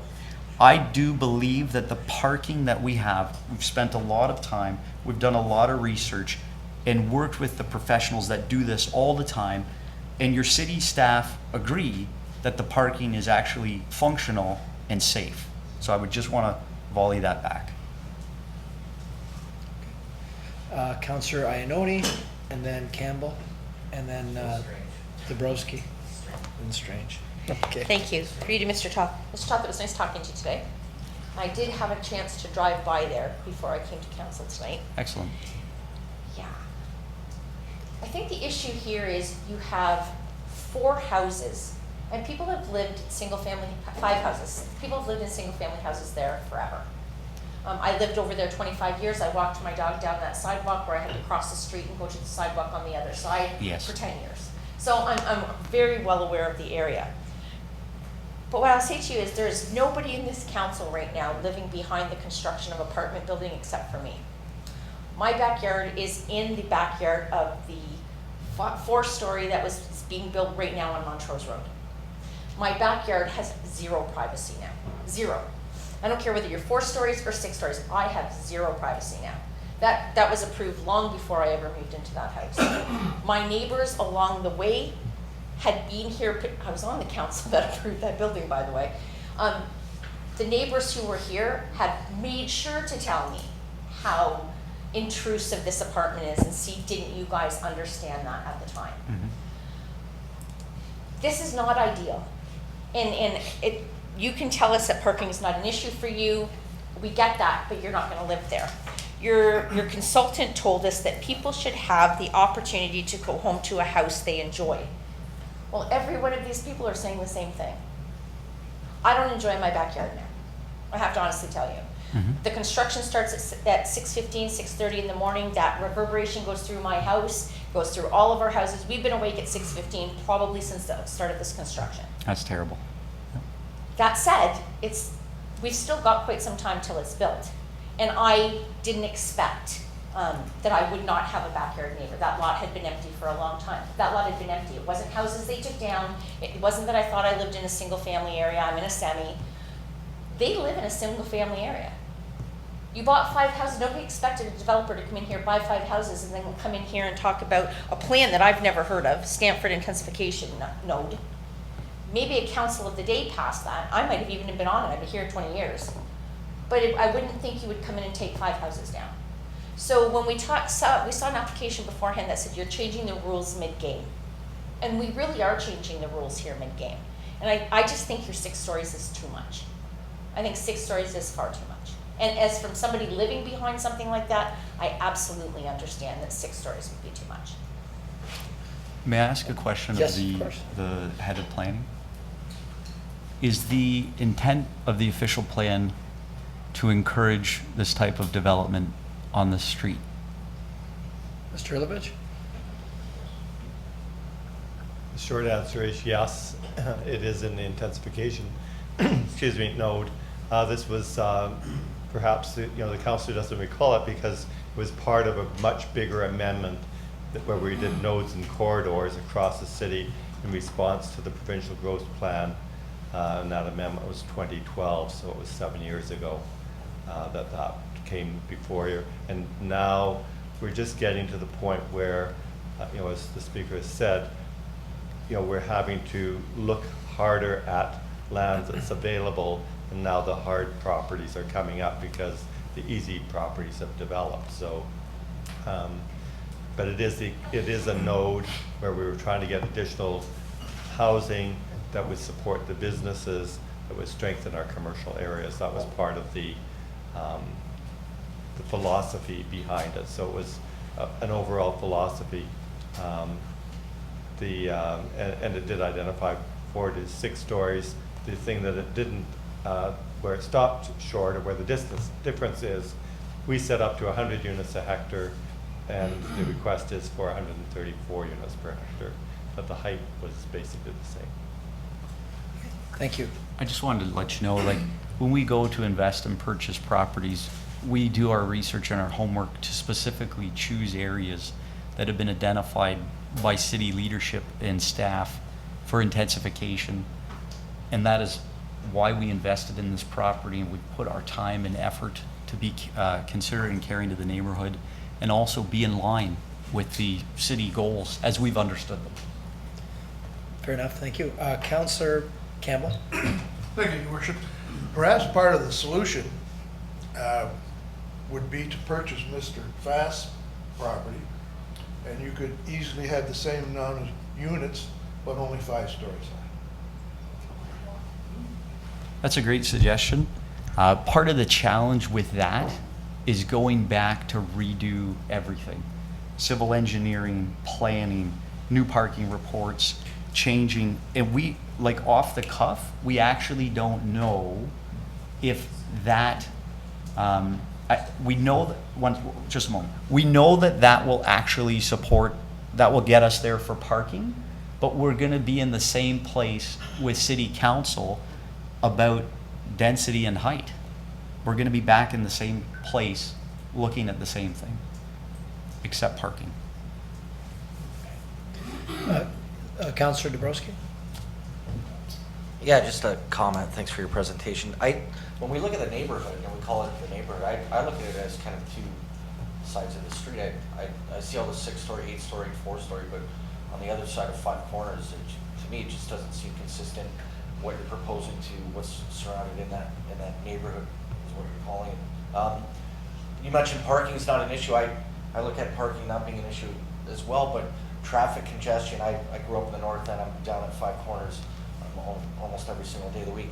I think adding that many units in that area will just create safety concerns. I don't think it'd be in their best interest to add that much traffic into the area. So either way, I do support the project, but not at the 6-story height. I think the 4-story height will fix your traffic problem, it'll fix your parking problem, and all the concerns that the residents have will be fixed as well. So that would be my suggestion. Thanks. I definitely appreciate your comments. In regards to the traffic, that is something that we worked with our consultants and also city staff. The city staff did agree that the traffic isn't an impact. So I do receive your comment. Okay, thank you. And I Councillor- and I respect it as well. It's just for somebody that literally drives in that area every day, I just disagree. Thank you. Thank you. Councillor Strange? Did you have Yeah, anything? just a quick one. I was just gonna say that, you know, looking at the map as well, you see, it looks like anyways, it could be true or not, but it just looks like there's a lot more space between those, you know, 8 stories and 9 stories, between residentials than that. But nonetheless, I agree with Councillor Dabrowski. Any other questions or comments? I had one question, when you mentioned about the mature, I'm sorry, about putting in the cedars, are you proposing mature cedars that would go in as a buffer? Correct. Yeah, okay. Yeah, we can. What's that? It's not helping in my backyard, No. just saying. Right. Okay. No, but what I'm saying, those cedars that give you year round, and, you know, some of them put in 3-footers, you know, and it takes 20 years till they actually do anything. Yeah, we have a contractor that we can put in trees up to 6 diameters in trunk. Right. That's the largest that we've been to successfully pull and replant and have them grow in similar developments. Thank you. Just to Councillor give you an Campbell. idea. Yes, if I could ask one more question, Your Worship. Mr. Hurlovich, at the beginning of the presentation, it says site plan approval, and below that it says currently under review by city staff. What does that mean? That wasn't my slide, but the project would be subject to site plan control, site plan review. I don't know that we have an active file in the office, so I don't know exactly what that meant. That might have been Mr. Glover's presentation, I think. Well, if it's currently under review by city staff, that means it's not finalized. Yeah, so we probably wouldn't see a site plan application in our office until the zoning is already in place and approved for this. Occasionally, we might get them overlapping. In terms of site planning, it's a little bit as the Mr. Toth has outlined. They've been into our office many occasions to speak with staff, and I attended one of those meetings as they were trying to work through. So they had an even greater shortage of parking previously, and so through modifications to the site plan, they were able to get additional parking onto the site. And I think that may be what we're talking about, is that yes, we've been modifying the arrangement of building and parking spaces on the site throughout this whole process. But is it a site plan application? I would say it is not. So just let me get this straight in my mind. What we're really doing here tonight is specifically looking at changing the zoning bylaw. If we say no to this development tonight, there's no LPAT involved, because this is not site plan. So if council says no, then Mr. Toth has the ability to appeal to LPAT.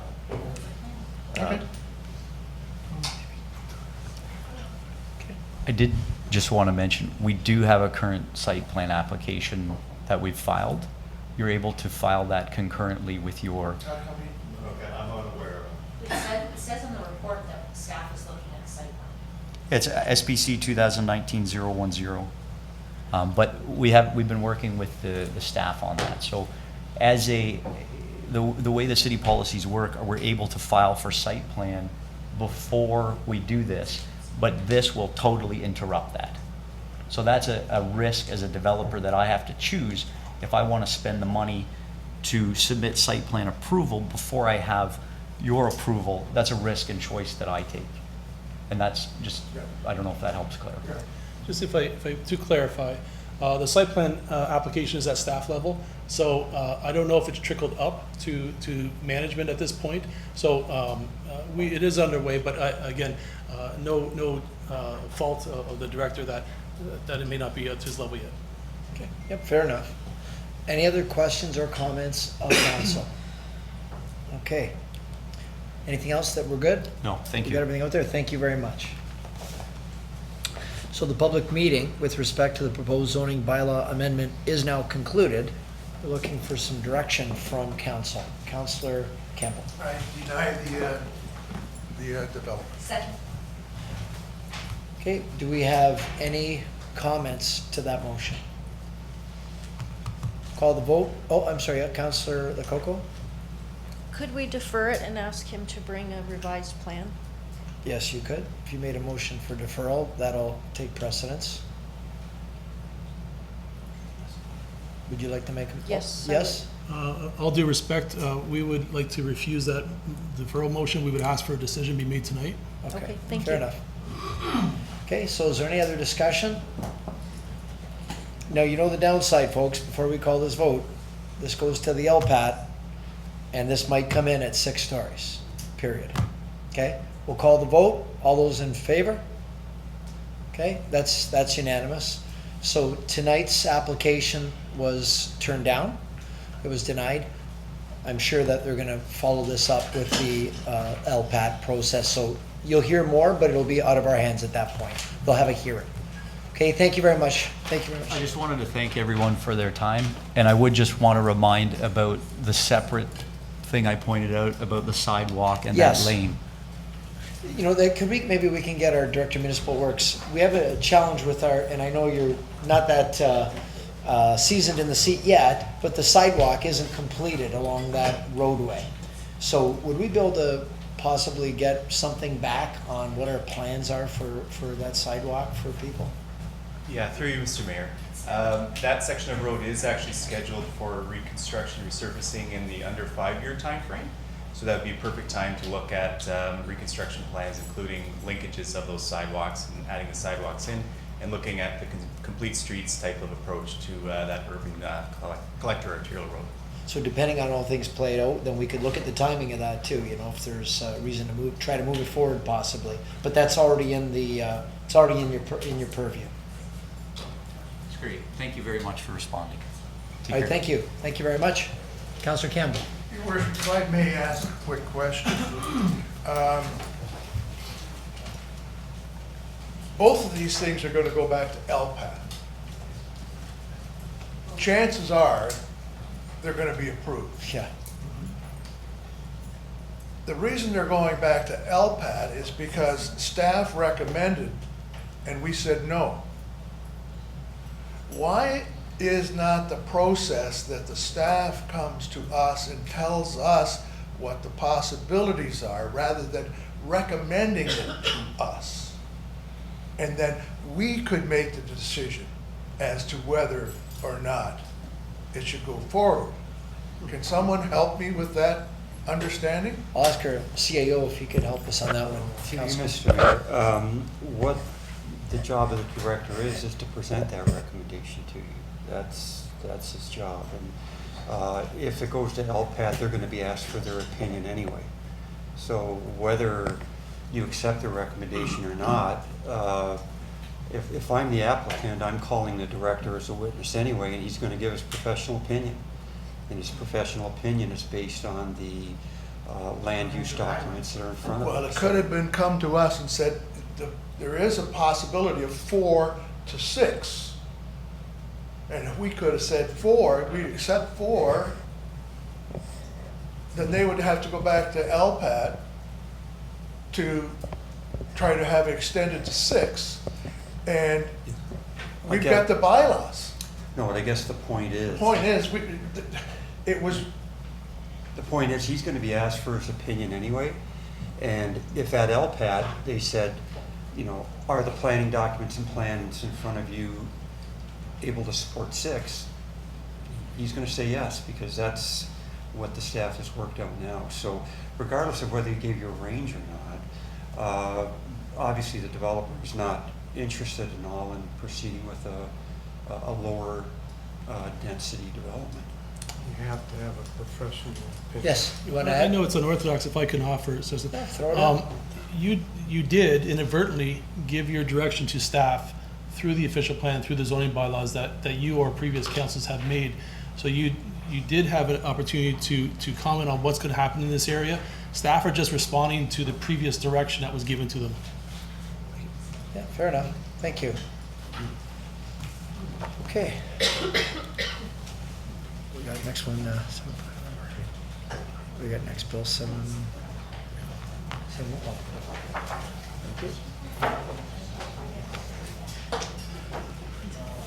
All right, this is our last planning report. I ask our city clerk to introduce the next item on the agenda. A public meeting is now being convened to consider a proposed plan of vacant land condominium at Willoughby Drive, just south of Weinbrenner Road. Notice was given by first-class mail in accordance with the Planning Act on Friday, July 12th, 2019, and by posting a sign on the property in question. Anyone who wants notice of the council's decision or preserve their opportunity to appeal to the local planning appeal tribunal shall leave their name on the sign-in sheets outside the council chamber. Thank you very much. Mr. Mattson, I now ask Mr. Hurlovich, our Director of Planning, to explain the purpose of the application. Thank you, Your Worship. This application is for a vacant land plan of condominium. The land is already zoned, and I want to hit the right button. The property's on the east side of Willoughby Drive, south of Weinbrenner Road. This is part of the former F.J. Rutland School property. So council dealt with a rezoning on this property 18 months or 2 years ago. The first phase of development is actually occurring at the corner of Willoughby and Weinbrenner Road now. So this is the second phase of development, and so they've applied for a vacant land condominium plan, and it would be for 40 units altogether. There is a PSW, provincially significant wetland, to the west, which is also owned by the developer, and there were setbacks established through zoning to protect that wetland. Excuse me, so the property is zoned R4, number 10, special provision 1060. The proposal, therefore, is for an internal street system. Those would be common elements to the plan of condominium, and there would be 40 parcels made up, and that would be the vacant land on which the condominiums would be erected. So each owner would own their unit. They'd own a little front yard, they'd own a little backyard, and there would be some additional common areas. Like, for instance, there is a thin area of green space that would be part of the common elements. There is a stormwater pond right here. So the stormwater from this site will be collected here. It's piped to another storm pond in this location and slowly released into the natural system.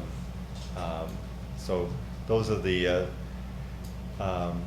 layout of the property. The application, as we reviewed it, does meet the provincial and regional policies with respect to the intensification and range of housing types in the built-up area. It does comply with the city's official plan. As I mentioned, 20 to 40 units. This one's at 21 units per hectare. There are conditions of draft plan approval which would protect the adjacent provincially significant wetland. Zoning bylaw 79-200 was amended to this R4 1060 provision. Since the time that council last saw this, there was a minor variance granted because there was the variance was within a 2-year period. They came to council and asked permission to go to the committee. They were granted that permission, and they got then approvals at the committee for porch encroachments, so the porches project into the rear yard areas larger than the zoning had provided for. Because of those porch encroachments, they're roofed over. If there was no roof, there would just be a patio, but because there's a roof, that affects lot coverage, so the lot coverage calculation had to be readjusted. And then there was a rear yard depth behind those porches to the rear yard, and then there are a couple of interior side yards that also had to be modified. So they obtained all of that, and the draft plan of condominium that you have before you is in compliance with all of those provisions. The condominium will affect our support our short-term housing supply, and all of the city and regional interests will be met through the fulfillment of the conditions attached to the report. Therefore, staff is recommending that this phase 2 plan of condominium be approved subject to conditions. The mayor designate be authorized to sign the draft plan. The draft plan be given 3 years in which to fulfill those conditions and be registered, and that the mayor and clerk be authorized to execute a condominium agreement and any required documents. Those are the highlights of this application. Thank you very much, Mr. Hurlovich. Do we have any questions of council? Members of the public are advised that failure to make an oral or written submission at this public meeting could result in the local planning appeal tribunal dismissing any referral it receives if the party has not made an oral or written submission at this public meeting. Council will now hear from anyone other than the applicant who wishes to speak to the plan of vacant land condominium. Is there anyone here to speak to this? Okay. Council will now hear from the applicant or his or her representative. Good evening. I have a presentation. I don't know. Is it necessary? I was wondering the same That's thing. up to you. I had a presentation. This is simply. Yes, do you have any questions, Council? You have no objection. You have no objection here, and it's the No, second phase of the plan. we- So I'd be happy when you close the meeting to make the recommendation to approve. Okay. Well, if there's nobody here opposing it, and if staff are supportive. Yep, and we've read staff's report. We agree with all the conditions, so we are happy. And you have been here enough hours Yeah. tonight, right? So, okay, well, if there's no noted, is there any objections of council? Or questions, or, yes, you have a question. Yes, Councillor. Thank you, Mr. Mayor. I know when I was campaigning, and I'm sure when all of you were campaigning, people in Chippewa kept saying that the infrastructure would not handle new development. Why did we keep putting new development in Chippewa? So I had a good conversation today with Mr. Nickel, and I was wondering if he could review some of the things that I think will put people's mind at ease about what the city's doing, what we can do, what residents can do to minimize some of that impact. Yeah, sure. Mr. Nickel? Yeah, through you, Mr. Mayor, the city and through partnership with the region are working on a number of initiatives to improve the wet weather concerns in Chippewa. For this specific application, there is a condition from the region that the applicant verify the available wet weather sanitary capacity in the system, so that that is required to accommodate this development, and that is to be reviewed by city and regional staff prior to approval. Some of the other items that we've done that have helped this the existing issue, primarily the CSO tanks that were installed, one at Riverview Park and the other one at the low lift station, both about 3 to 4 years ago, have improved the reaction to wet weather flow in the system. However, one thing we should know about new development is that it is a tighter build, so there is less impact of infiltration and inflow into the sanitary sewer system. For this application, which is 40 units, I would say that it's a very negligible impact to the overall wet weather that we're seeing in our sanitary sewer system out there, specifically during wet weather. So the staff concerns primarily are in the existing situation, so we're focusing our efforts in some smoke testing in Chippewa, and hopefully we can find some areas that will provide relief from all the additional infiltration that's coming into the sewers through catch basins, roof drains, through the downspouts, and a number of other items. And we're proceeding with a sewer CCTV video inspection for the whole area of Chippewa that will hopefully also identify any cracks or leaky sewers that we can identify through and repair in the short term. And the last thing that we've been doing is actively promoting our RAP program. That's the disconnection of weeping tile removal assistance program. In 2018, we targeted a small area of Chippewa and handed out our notices and tried to do an active promotion of that program. That takes out that additional wet weather from the system. So we're trying to attack the problem on a number of fronts. It's preventing it from getting in the system, it's storing it so that it can be treated and doesn't impact basements, and working with the region on their new treatment plant that's coming in the next under 5 years, hopefully. And all of those things combined will help to alleviate a lot of those problems and allow these types of developments to proceed without impacting residents right now. Thank you. We're all good? Okay. The public meeting with respect to the proposed planning of vacant land condominium is now concluded. What is the will of council? Councillor I'll move the Ioannoni. recommendation. Second. Motion by Councillor Ioannoni, seconded by Councillor Thompson. All those in favor? Okay, and that's unanimous. Thank you for that, and thank you. So now I'll ask our clerk to report on our in-camera meeting that we had prior to this. Yeah, council met earlier this afternoon in camera.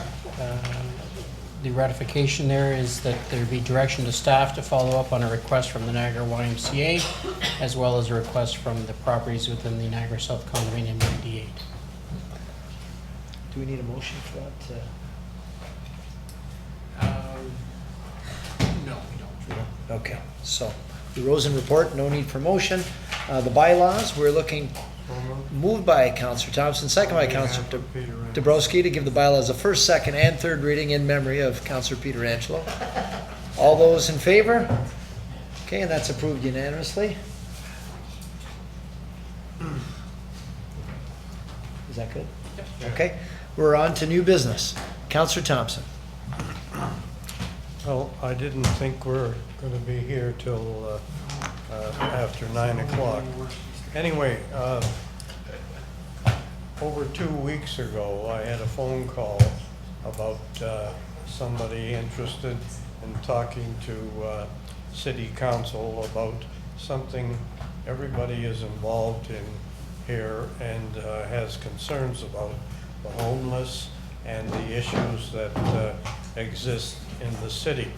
And the individual is, without exception, somebody who has really concentrated on this for a substantial period of time, giving up her time and efforts on behalf of the homeless people, Angela Peoples.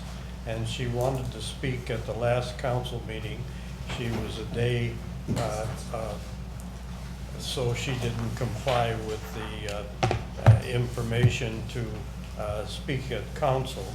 And so I said, make sure you reply right away to Mr. Mattson. And she did, but she didn't get the opportunity to speak or get on the agenda. So as a result, have a great deal of admiration for what she's been doing, and she would like to have the opportunity to address council. I think we've showed our interest with Councillor Ioannoni and Lococo by sending them down to a conference to get some factual information on how we can work towards solving this problem. But I think it's taxpayers' responsibility, residents' responsibility to have the opportunity when they notify the clerk to have the opportunity to address council, and I would so move that she be given that opportunity. Okay, motion by Councillor Thompson, second by Councillor Dabrowski, that we give Ms. Peebles 10 minutes in front of the council for new business? 6. 6 minutes? That's all I need. Okay. All those in favor? Opposed? Okay, so that gives you extra time because you want less time, so that gives you better support. So that's great. I will be quick. You've heard it all before anyways, I'm sure, right?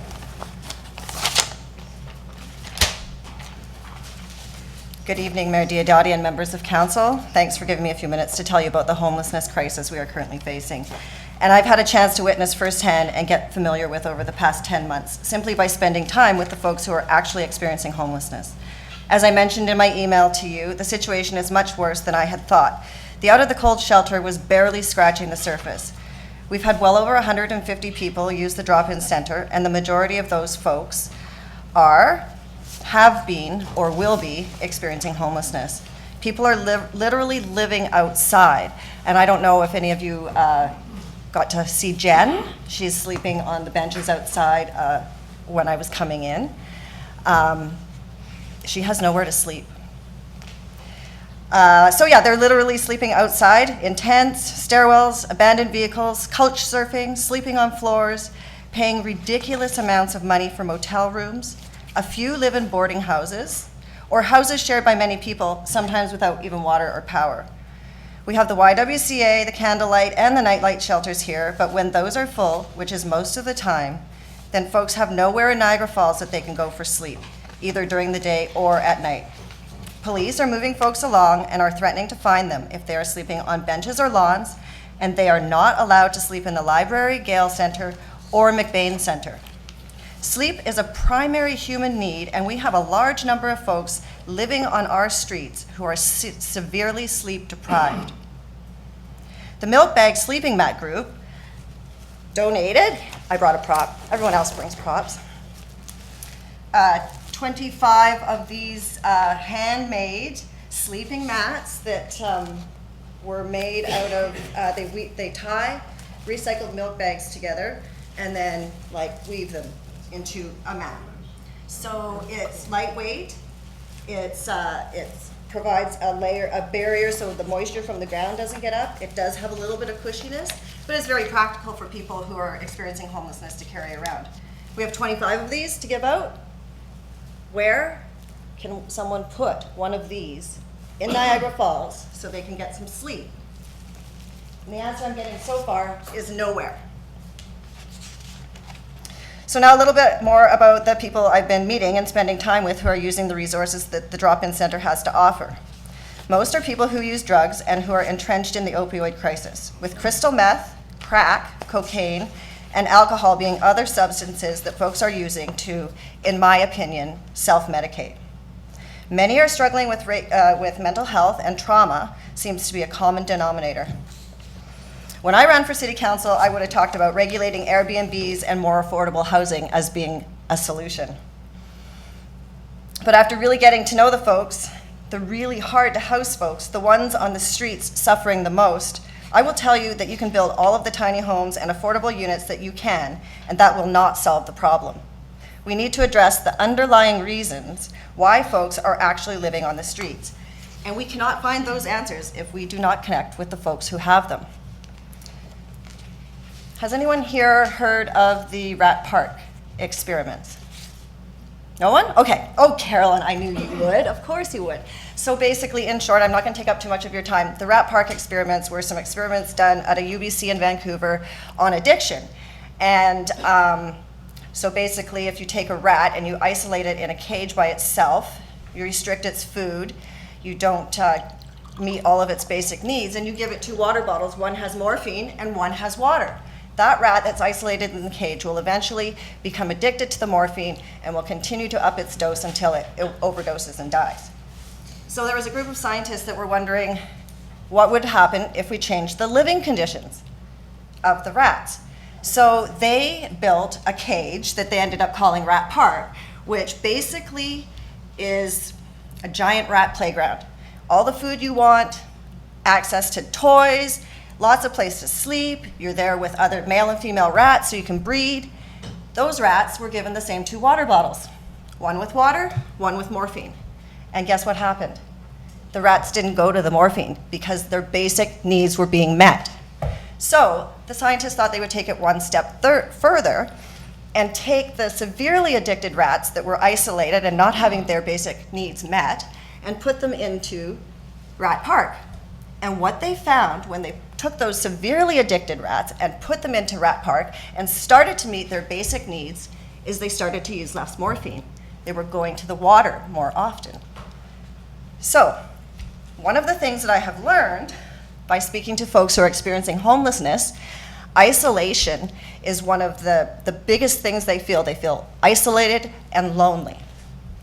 So, the space that I've been able to provide for folks, which has been floated solely by donations and volunteers from our community, is most certainly moving in the right direction of connecting with folks, giving them a place to get their basic human needs met while feeling safe, unjudged, and part of a community, while having access to services. But I'm burning out. I'm just about done. Simon has been super patient. I'm not home anymore. I spend just about as much time volunteering as I do working. And we kind of keep expecting the everyday members of our community to be funding this. And the need out there currently way outweighs what the small space that I have can handle. So I do feel like I've gathered enough information and statistics on what is really needed here in Niagara Falls in terms of starting with meeting basic needs. I truly believe, I saw what you guys had posted about, and I think that that is definitely a very, very good long-term solution, but that's something that would take years to research and develop. So in the interim, I truly believe the answer is a low barrier, 24-hour respite site similar to those which are currently in Toronto.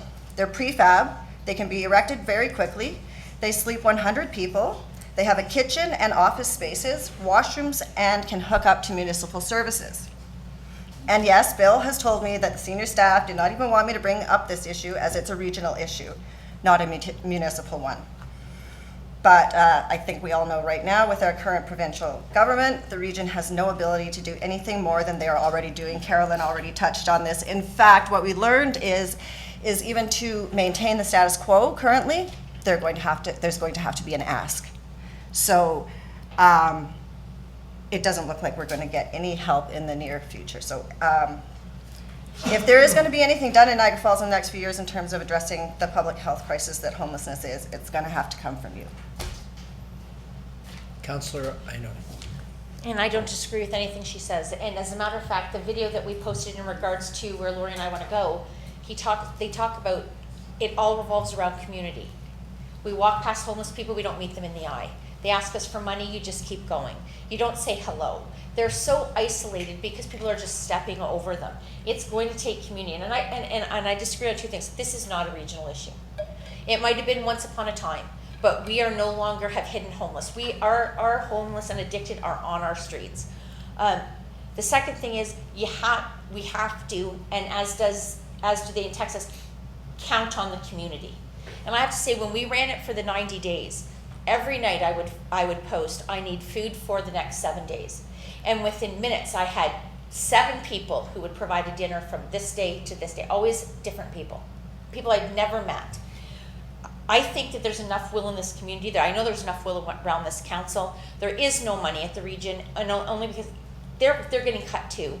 The services are getting cut. The individual project share, outreach, the truck outreaches, they're all through this government, are having their resources cut. As our ODSP and Ontario Works And are both legal facing aid. cuts. And legal aid, yes. So the disenfranchised, the chronically homeless are not going to be helped with us with subsidized housing or affordable housing. So I agree we need a short-term initiative. We're hoping to learn something to bring back to council then for a short-term initiative. But right now, but for the grace of God, we have St. Andrew's Church that will start when the weather changes. And we sat with 16 of the most knowledgeable people on this subject, and everybody is lost on what we're gonna do. Everybody. And they're going home at night, not being able to help the people that they serve through the day. We're losing sleep over it. I don't know how Angela's done it because she's become personally involved with these people. I would lose sleep over it. I couldn't work at St. Andrew's Church for 6 hours and go home and comfortably sleep without feeling guilty. So the people who are doing this every day for a job are angels. But we don't have a short-term solution. And as much as I'd love to hand Angela one, we don't have one yet, but we're trying. That's the best we can do. And we spend all our day doing homework on trying to find short-term solutions that we can bring to this community that will help. And we're just doing our best. Councillor Carrier. Thank you, Worship. I agree with everything that you said, and I agree with everything that she said. The only thing that I'm not gonna agree with is that the region won't or shouldn't do anything. I still think that they're responsible for social projects. They have the same ability to raise their hand and increase their tax base as we do. I'm not as willing to let them off the hook. I'm not suggesting that we don't jump in and help. I'm just suggesting that we should not just give them a pass and say, you're off the hook, it's all gonna fall back on the municipal. I mean, the staff, help me out if I'm missing something. Does, Mr. Mayor. Well, Yeah. then just they have the discuss same the floor, ability, why Councillor. should we just give up and say, region, province, feds, you're off the hook now, we'll take it over? Why should we say that? If we jump in and have to help, I understand, I'm prepared to do that if that's what our community wants. But I'm not prepared to say to the region and the province and the feds, oh, you're cutting your money, we're not gonna ask you anymore. I just don't think we should let them off the hook that easy, Karen. I'm just gonna get the So- response that he asked for from our staff CAO. Mr. Mayor, I just wanted to, with Ms. Peebles, I want to clarify Mr. Matson's position, that we basically had said, you go and have the conversation with the region. That was the place to start the conversation. So we wanted to exhaust that conversation before it ended up coming to this council. So it wasn't that we were trying to put Ms. Peebles off. We wanted her to go and try to get that request satisfied at the region before she came here. So My point was though that, Right. but my point is that no matter what we do, it shouldn't let the region and the regional representatives shirk their duties. So then maybe, like, it's not, I'm burning out. I'm not going to the region. So, Yep, Councillor Ioannoni. I want the people at the region who are working hard on this every day to understand I'm not saying that we're letting them off. They are at their max. They are doing everything that they have funding to do. And it's not enough. But then they raise their hand and ask for more money. And they can do that. But it's our responsibility too as a municipality. So never once have I stood here and said the province isn't paying for programs. They're cutting programs. They were voted in, 5 beats 4. The region is only following the money they're getting from the province, but they're working every day. You've got dedicated people out there every day doing outreach with homeless people. I'm not saying they aren't doing their job. I'm saying what they have is not enough. So yes, they can put up their hand and the mayor sits there. So, I mean, they're all in there together, but they're doing the best they can too. Everybody's trying to do the best they can. And that's why we're saying, what we've been doing forever is not working anymore. So maybe we need to look at different initiatives. And that's why you supported us going to look at a different initiative. But I've never said that they aren't paying their fair share, because they are doing the best they can too. yeah, actually, I wanted to add to that. So I actually stopped at the drop-in center before coming down here to pick up the mat so I could have a prop. And AJ Heafy happened to be in the neighborhood, and he saw my truck pull up, and he came in. And, how's it going, Angela? And I said, oh, it's okay. I'm going to try and get to talk to city council tonight, but I don't know what's going to happen. I told him I was burning out. And he's been actually coming by and trying to do outreach. But he is not feeling very positive at all. And like I said, I'm going to try for this, so at least we can start to meet some basic needs until we get some housing. And he just said, if we ever get any housing. So anybody, just like Carolyn is saying, like I tried to connect with folks from Start Me Up Niagara. I can't remember, Susan? I can't remember her name off the top of my head, but she had to take some time off because she was burned out. So then I tried to connect with another woman from the Niagara Folk Arts Center. They're all working for doing the same thing, working with the same group of people. She had some time off too because she was burnt out. It's bad out there, and there's not really any indication that it's going to get any better anytime soon. So again, we need to start thinking out of the box. If you're not going to even consider the respite idea, then I would really ask you to, again, think outside of the box and maybe consider designating a place where folks can actually lie down and sleep for a few hours a day, perhaps. One of the areas that I've been speaking to people and saying, if we could give you a place to sleep, where would you feel comfortable? The problem is they don't feel safe at night, right? Because it's dark and there's a lot of theft. And So that's why they're sleeping during the day. And that's why they're sleeping at the library, because it's a highly visible place. Other folks are around there and they feel safer. So one suggestion that has been tossed around a few times is allowing folks to sleep at A.J. McKinley Park, which is just down the street from the soup kitchen. It has some trees for shade. I would suggest that maybe it would be, say, from like, say, 5 in the morning till 10 or 11 in the morning, designated hours, and then somebody would have to go by and ask them to move along. And I'm not talking tents, I'm talking like mats. But we have to do something. Like, we all get to go home and go to sleep tonight. All of us. And I can count, well, I would estimate, and again, I've been asking folks who are actually sleeping outside, how many people they think are sleeping outside every single night.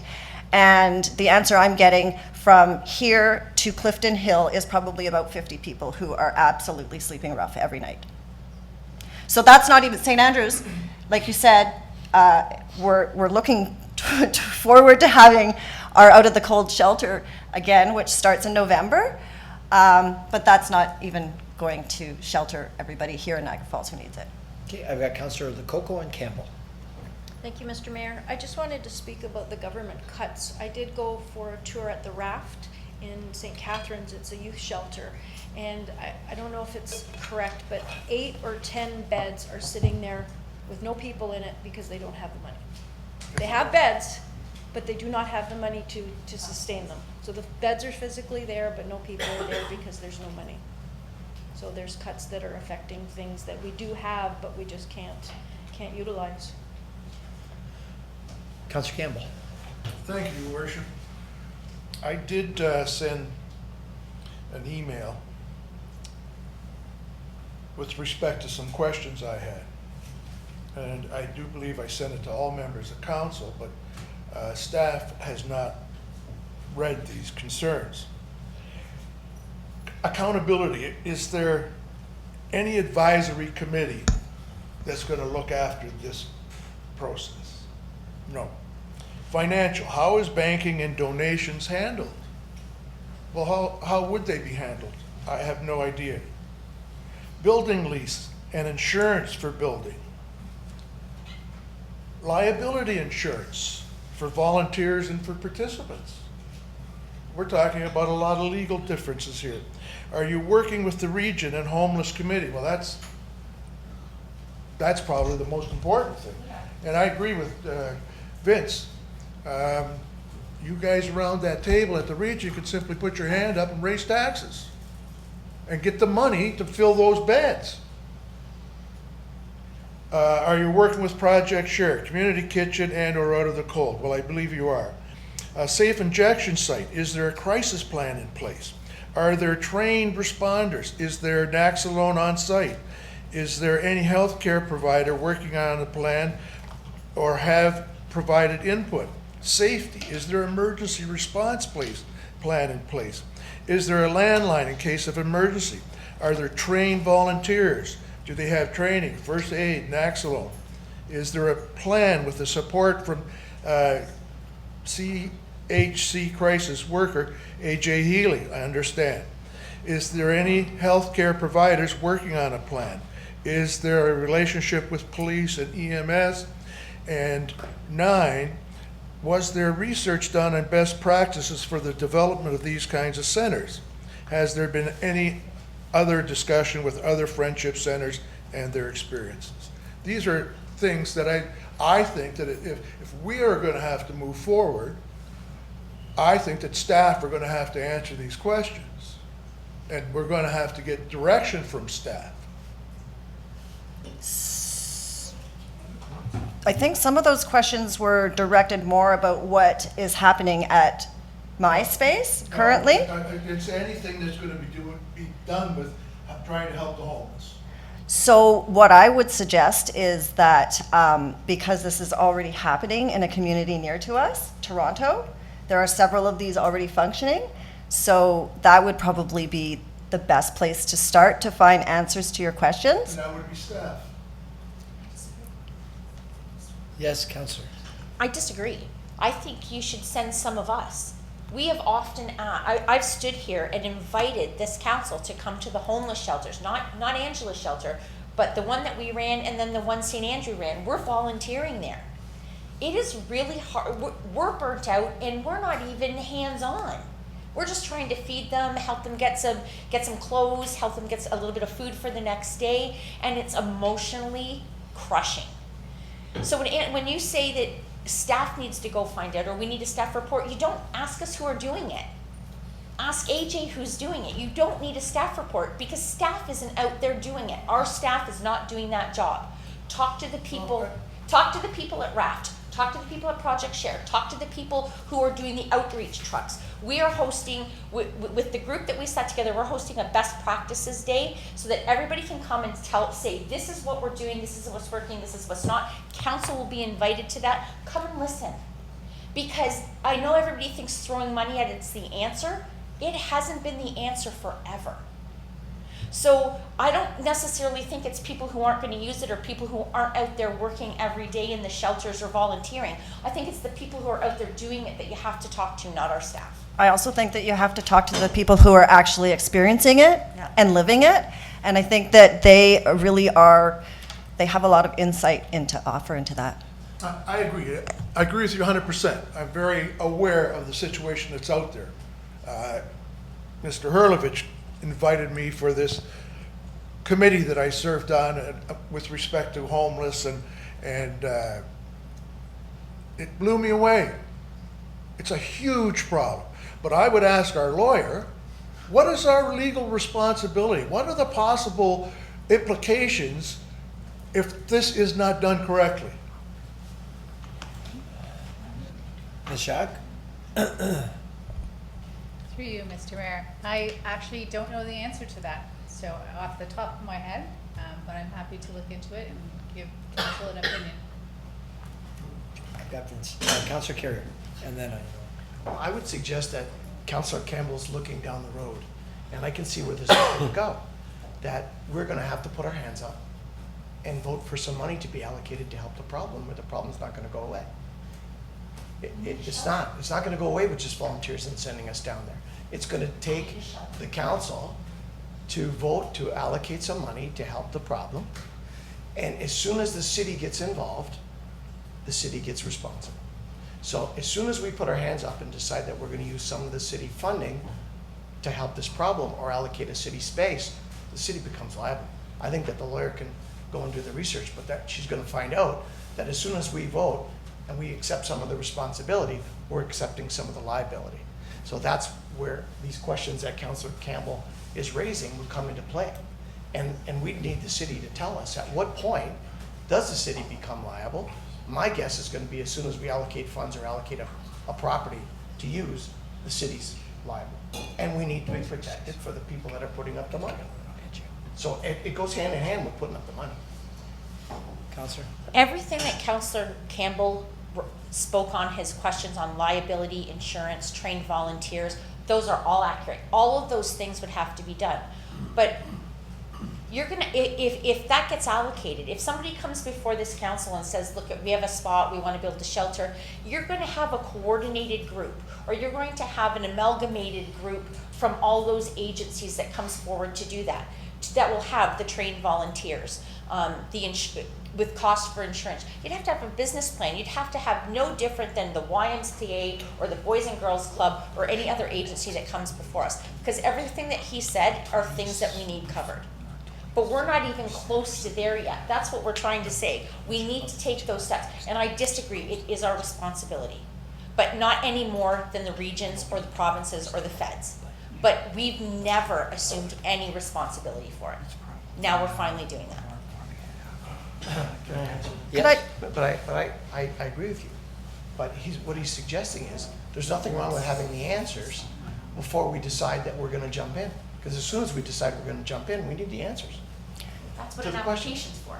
So while we're talking about that, I just thought that I would mention that the cost for one of these prefab respite centers is $2.5 million. I believe it's $25,000 a month to run our out of the cold shelter, which is not sufficient. It's not providing a lot of these other things that the respite center could provide, the basic outreach and meeting their basic needs. So in the long term, I think that the investment would be well worth it. Our CAO would like to comment. Mr. Mayor, I just want to make sure that, council understands that our staff deal with the things that we can deal with. I mean, daily we have homeless that we're accommodating at the Gale Center for showers, or at the McBain Center, or at the library. We don't have the resources. We're not the experts. This is not part of any of our portfolio. We just don't have that expertise on staff. We dabble around the fringes. We may dabble in some of the planning issues and policy issues. But if you're going to get into something like this, with all due respect, it's going to be hard to look to us because we simply don't have the expertise or the knowledge to be able to implement this. So you're really, if you're headed down this path, you really have to think hard about who in the community can deliver this kind of project for you, because it can't be our staff, because we quite frankly don't have the expertise in it.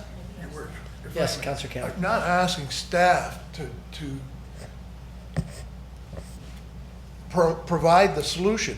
I'm asking staff to find out who's out there that can help provide the solution. And I want to know it's being done legally. I want to know it's being managed. I want to know that there's insurance. I want to know that we're protected. Mr. Mayor, and those are certainly things that we can assist with, because those are things we can get you answers on. In terms of the delivery of whatever we end up delivering, we're not the experts. That expertise lays at the region. They have the staff, the AJ Hefes of the world. They are experts in terms of their social training. Our staff doesn't have that kind of training, and those are the kind of individuals in the community or at other agencies we'd really have to be looking to deliver a partial solution to this. Councillor Lococo. Thank you, Mr. Mayor. Two things. I think this goes back to our strategic priorities. There are other communities that have a housing plan, a homelessness plan, a drug action plan, and that's where all of this comes from, and you look for all of those resources, and we don't have that. So we haven't been able to reach out to those resources. And the other point I wanted to make was, when we had that meeting with 16 people, a lot of these resources, people didn't even know what other people were doing, or we were duplicating some of the services, or, oh, you do that? Oh, I didn't know that. So we really need to bring everybody together and not work in these silos, and that's what those action plans do. I know that's in the future, it's not going to help right now, but that's where we need to get. Well, right now, so it seems to me, and if I could just throw my opinion into what I've just heard here, or what I think I've heard, this is definitely, it should be a regional effort. We give the region 20 cents out of every one of their dollars comes from this community. And if they don't have enough money to do this, it's simply they haven't prioritized it. It's not that there isn't enough, they haven't prioritized it. So maybe what our first step needs to do, we need to come with a consolidated resolution that we circulate to the other 11 municipalities and to the region with, I'd say, almost a think tank approach, something that'll deal with the counseling, the food, the sleep, the bus, the shelter, the medical care under one roof, and it's coordinated. And I know it's complicated, but I really believe it's not that there's not enough money. It hasn't been made a priority. So if we take, and I don't know whether we make a motion on the fly here, or whether we put a coordinated motion together and we send that to the region and our regional councillors, because this isn't a Niagara Falls problem, this is an everywhere problem. And everyone's trying to figure out, how do we deal with this issue? And no one seems to be the one with the answers, because there's too many pieces to this puzzle. So why don't we do this? And first of all, I want to say, I really appreciate what you do, Angela. And I know you don't do this, you don't get anything out of it. And it's great that there's people like you doing that. And yet we don't want you to burn out, because everyone's going to burn out. Even I was talking to one of my brothers, he's a Toronto police officer. There are 1,000 police officers short. They're all burning out. You talk about PTSD, it's rampant. And he says they just can't deal with what they got. And now the homeless, that's just another, they just can't deal with it. And they said, we're not experts anyway. So if we can get, I think, a resolution, so a bit of a think tank brain idea here, and forward it with our support, And maybe we'll be a funding partner with the province and the region. But I agree, we need to do it with our partners, and we can't let them off the hook. 100% agree with that. They're the nurses, they've got the counselors, the addiction counselors, they've got them. And if they're saying there's not enough money, I think we gotta hold their feet to the fire and make sure that they allocate and prioritize this. It's not going away. Yes, Councillor. So I think we can do that if we can have our best practice day where we bring those 16 agencies, and they were all a different agency. And what was sadly pointed out to us is how gender neutral it is to men, and we're not including women on almost everything that we do, which is something that we have to look at. But let's take the best practices we have with the 16 under one roof that tell us what they're doing so that it's not siloed, paired with what we learn in Texas, and take something back to them and say, look, because in Texas, everything is under one roof. In 17 acres, they're housing over 400 people with every single solitary thing that the people around the table told us that they were doing, except it's in one location. So that's not something we've thought of here, but we're looking just for anything that might work for us. So can we do it that way with the information from the best practices day, then the information from Texas, and put something together for regional council? That's what I think. I think we need a proposal for everyone to vote on Okay. and put input into, I think. Okay, You know. so we will let council know when the best practice day is so that anybody who wants to attend can attend with us. Councillor Campbell. Your Worship, I have a problem with everybody operating in silos. I was appointed chair of the homeless committee some time ago. I have not been invited or informed until tonight what's going on. I have a silo that I'm working with. I think that we need to think. I want to be part of this. I was appointed the chair. I should be the chair. We're not working on a committee. We don't have a committee. Well, you're bringing everybody together. That's We're working with St. Andrew's Church, because we volunteer there for the homeless shelter. So this is not a council sanctioned thing. This is from the opening for November thing. So you're not on that committee. There's no committee operating. We're working with St. Andrew's Church so that when November hits, all the agencies are involved. It's a shelter thing. It is not your committee thing. It really is nobody's independent thing. We're just going out trying to find different initiatives to bring to council. That's why we told you about it. That's why we told you about it back there. That's why we invited you here. And I think it should be open to regional councillors too. But the interesting thing is they said nobody else has called them to do it. Nobody else put those 16 people in a room. So this is to get ready for November. And now we know we have to go past November. It needs to be a long-term solution in a short-term measure, which we don't know how to do, neither did those 16 groups. If I could also throw in here, even closer to home, I received a text here that City of Hamilton, Public Health, the city, and all the stakeholders, YMCA, YWCA, et cetera, they spent months and months planning safe injection sites, et cetera, that they have created a little bit of a model that we may want to reach out. We don't need to reinvent the wheel. If someone else is already doing it, Absolutely. maybe the model's out there, but I would suggest that Hamilton's, okay, so that's good. So where do we go from here? That's the question. So what's the next step so we can move on? And yes. I'll make a motion that following the best practices in our symposium that we go for in the homeless, that we bring back a strategy to council. Everybody will be invited to the best practices initiative so that you can see how it's operating and the same things we're being told, and that we work with those 16 groups who are providing us endless information we need for the shelter and put together something to bring to council. Because right now it's just an idea, and until we learn what everybody's doing in one group and how they share resources, which they're not doing at this point, we really don't know what's happening. But we can do that after we have the best practices session. Okay, and you'd engage, I'm assuming, the committee, There is no committee. They're not on a committee. They're all independent, and that's the. I'm saying you would engage the committee. I would engage all of council, because it's going to be the 9 of us that make that decision, not just a committee. We can't say we're all invested and nobody goes to a shelter, or we're all invested and nobody attends a best practices session. We can't just tell you, come and listen. So that's why we told you about the best practices, and until we learn that, there is no committee. And I'm a firm believer, if you want nothing done, you create a committee.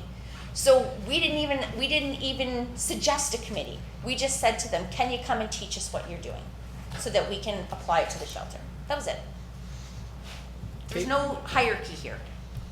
So then you're suggesting that you'll come back with something after you've been to the Texas. And the best practices, which you'll be invited to also. Okay, and what's that? No. So, just, Yes? is there any way that we can, that's gonna take a while, that's gonna be after November?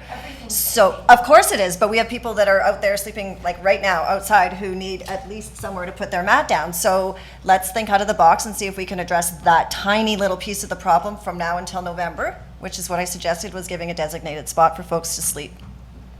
Well, I don't know that we can make a decision tonight because you mentioned the park, and I know we just had a reopening of that park just like 2 months ago.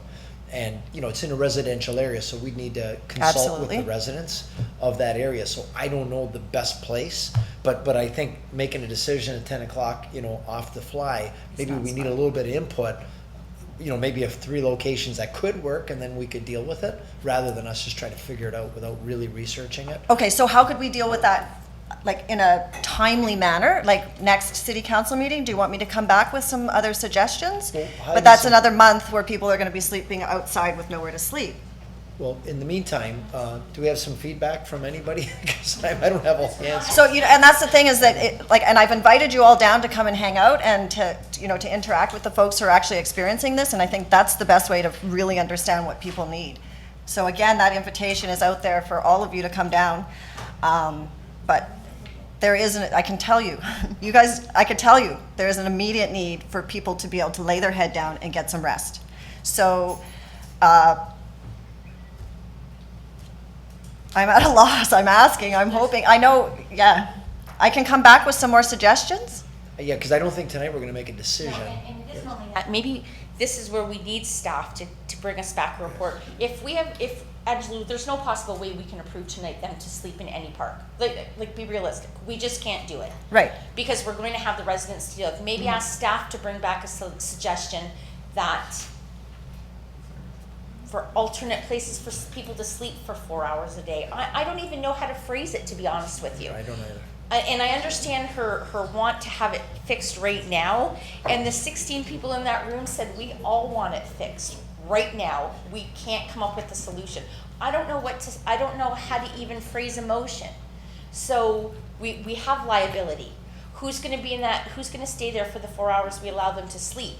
Is it gonna affect businesses? Is it gonna affect surrounding areas? And I know while you don't like that has to be done, that's how we have to do it. Yeah, that's why I've been sending emails for weeks and weeks on end, and that's why I'm feeling a little frustrated, because I tried to get this out at the last city council meeting as well, but, okay. Would our homeless committee be able to come back with a recommendation? You know, is that a possibility? I would love to see that happen. Maybe the committee? What is this? It's you that is the homeless committee? No, I've got other people that, I've got a psychologist, a retired psychologist that is interested in continuing to be part of the process. Right. I didn't know this So- stuff was all going on. You know what I would suggest? Project Share came to me and said, I thought you were part of this committee.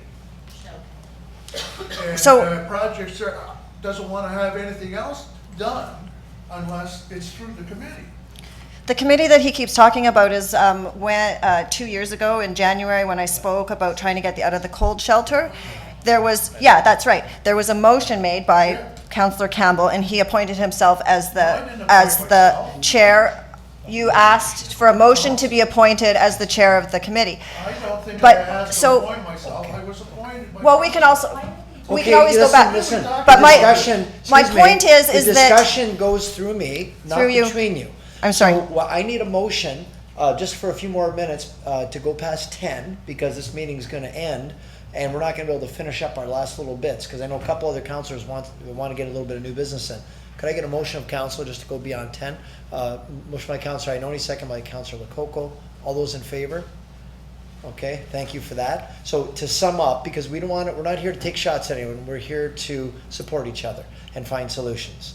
So, and I'm just looking for solutions. Nobody offered any. So I asked maybe this committee could help because it's a committee of council, and they'll have a little bit input to this council. And I'm thinking if they can engage staff, come up with some ideas of a location and lay their head temporarily until we come up with the broader solution.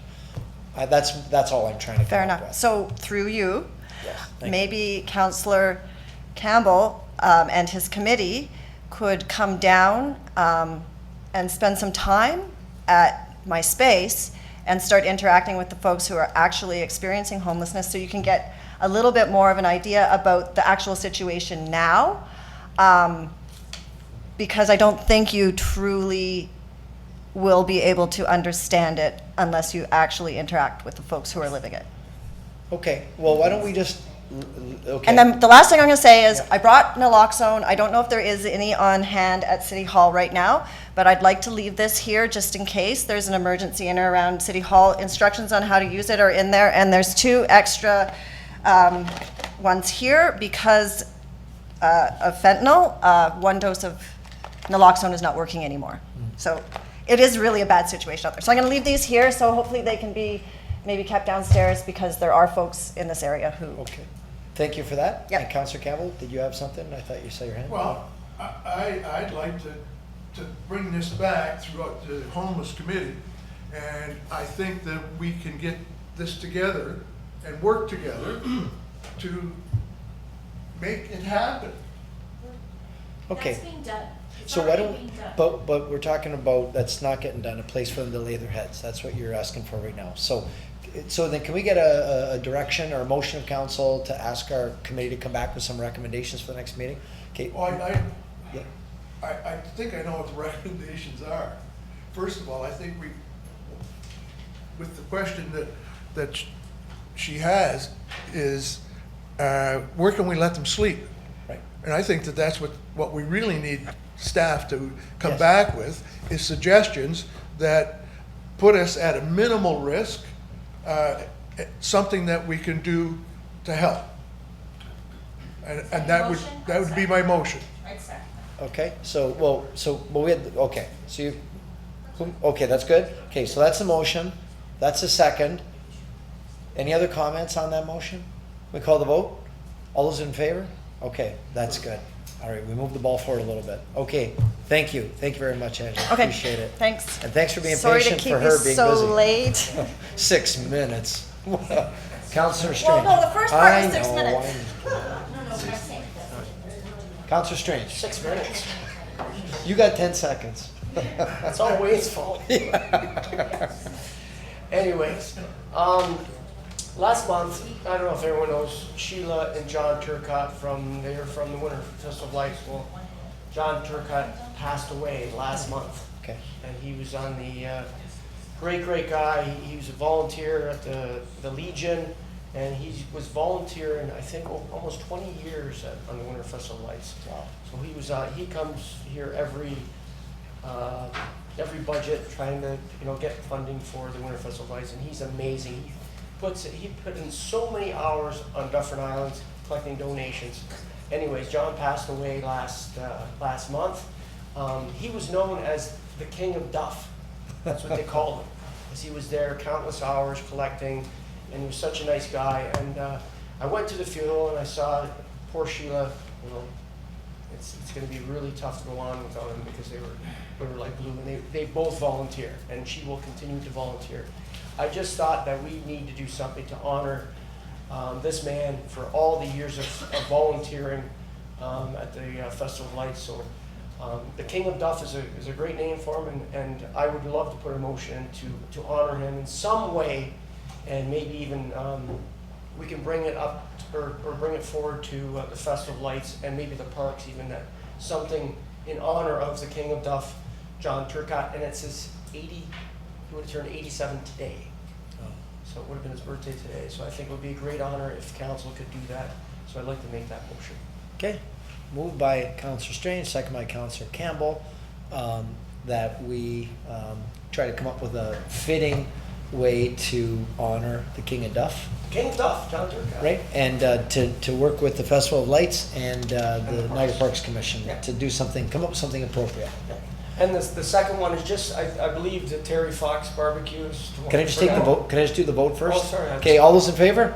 Okay, thank you. You forgot to mention the barbecue tomorrow? Is it Did you mention that or tomorrow? no? Tomorrow 11. Yes. I'm here to remind you. Thank you, I appreciate that. Tomorrow at 11? 11 to 2. 11 Terry to- Fox, it got postponed a couple weeks ago because of the rain, Yeah. so they do a great job, and I thank you, Chris, for reminding me. Les Potopchik, Josh Lennox, all those volunteers do a great job, so if someone can go by that. Pay for the barbecue. Okay, that's it. Okay, thank you for that. Councillor Lococo. Just Less some, than 6 minutes. just something quick. A lot of residents were concerned about 5G, and there's a few groups that are going to be putting a presentation together on September 30th at the McBain Center, and then they'll come to council on October 1st to do a very mini presentation. I don't have the exact date, the times yet, but I will get that out. And anyone who has concerns can come and ask questions and listen to some And presentations. the location? Do you have a It will location? be at the McBain Center. Okay, so, and the date again, I'm sorry? September 30th. And what day is September 30th? It's a Monday. Okay. And then they'll come the next Right. day, October 1st, to the council meeting. Monday, September 30th at the McBain Center, if you want to get some information or you have concerns I'm about 5G. working on the dates, timing and everything. Thank Okay, you. great, thank you. Any other new business? I had one new business. I was hoping to get a motion. It'll be quick, I promise it'll be quick. There was a letter in the editor, to the editor today that I felt like she read my mind, from June McDonald of St. Catharines about the Thorold Tunnel being too dark in the middle. And it is, and I wear prescription sunglasses, and I always think when you get to the middle, it's so dark, but you can't take them off because then you can't see. So you gotta leave them on, and you hope your lights kick on. It is so dangerous. And every time I do it, and here's a lady, that same thing, that well-traveled lady, that's so concerned, and they just had the accident a couple weeks ago, the fire and everything else. It's an accident waiting to happen, and I always wonder to myself, I understand that you want it to be brighter as you go out to get you ready for the bright light, but you don't get darker as you get to the darkest part of the tunnel. It makes no sense at all. So anyway, I was just hoping maybe we could send a resolution to the St. Lawrence Seaway, asking them to consider, paying better attention to the lighting and lighting up certainly the center of the tunnel to avoid liability that may happen. So, okay, thank you. Moved by Councillor. Bring my car through there too. Yeah. Moved by Councillor Campbell, seconded by Councillor Thompson. All those in favor? Thank you for that. Even more comforting when those big drops of water drop on your car. Right? Yeah. Motion for adjournment. Councillor Thompson, second by Councillor Dabrowski. All in favor? What? Hence the water.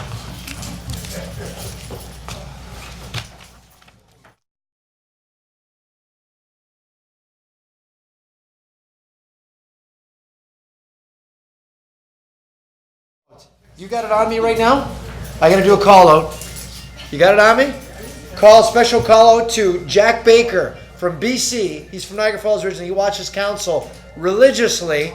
I don't know why, because he can't sleep at night, and he says it helps him get to sleep. Here's a call to Jack Baker and Chris Matana. You keep watching, buddy. I almost forgot. I can't believe I almost forgot that.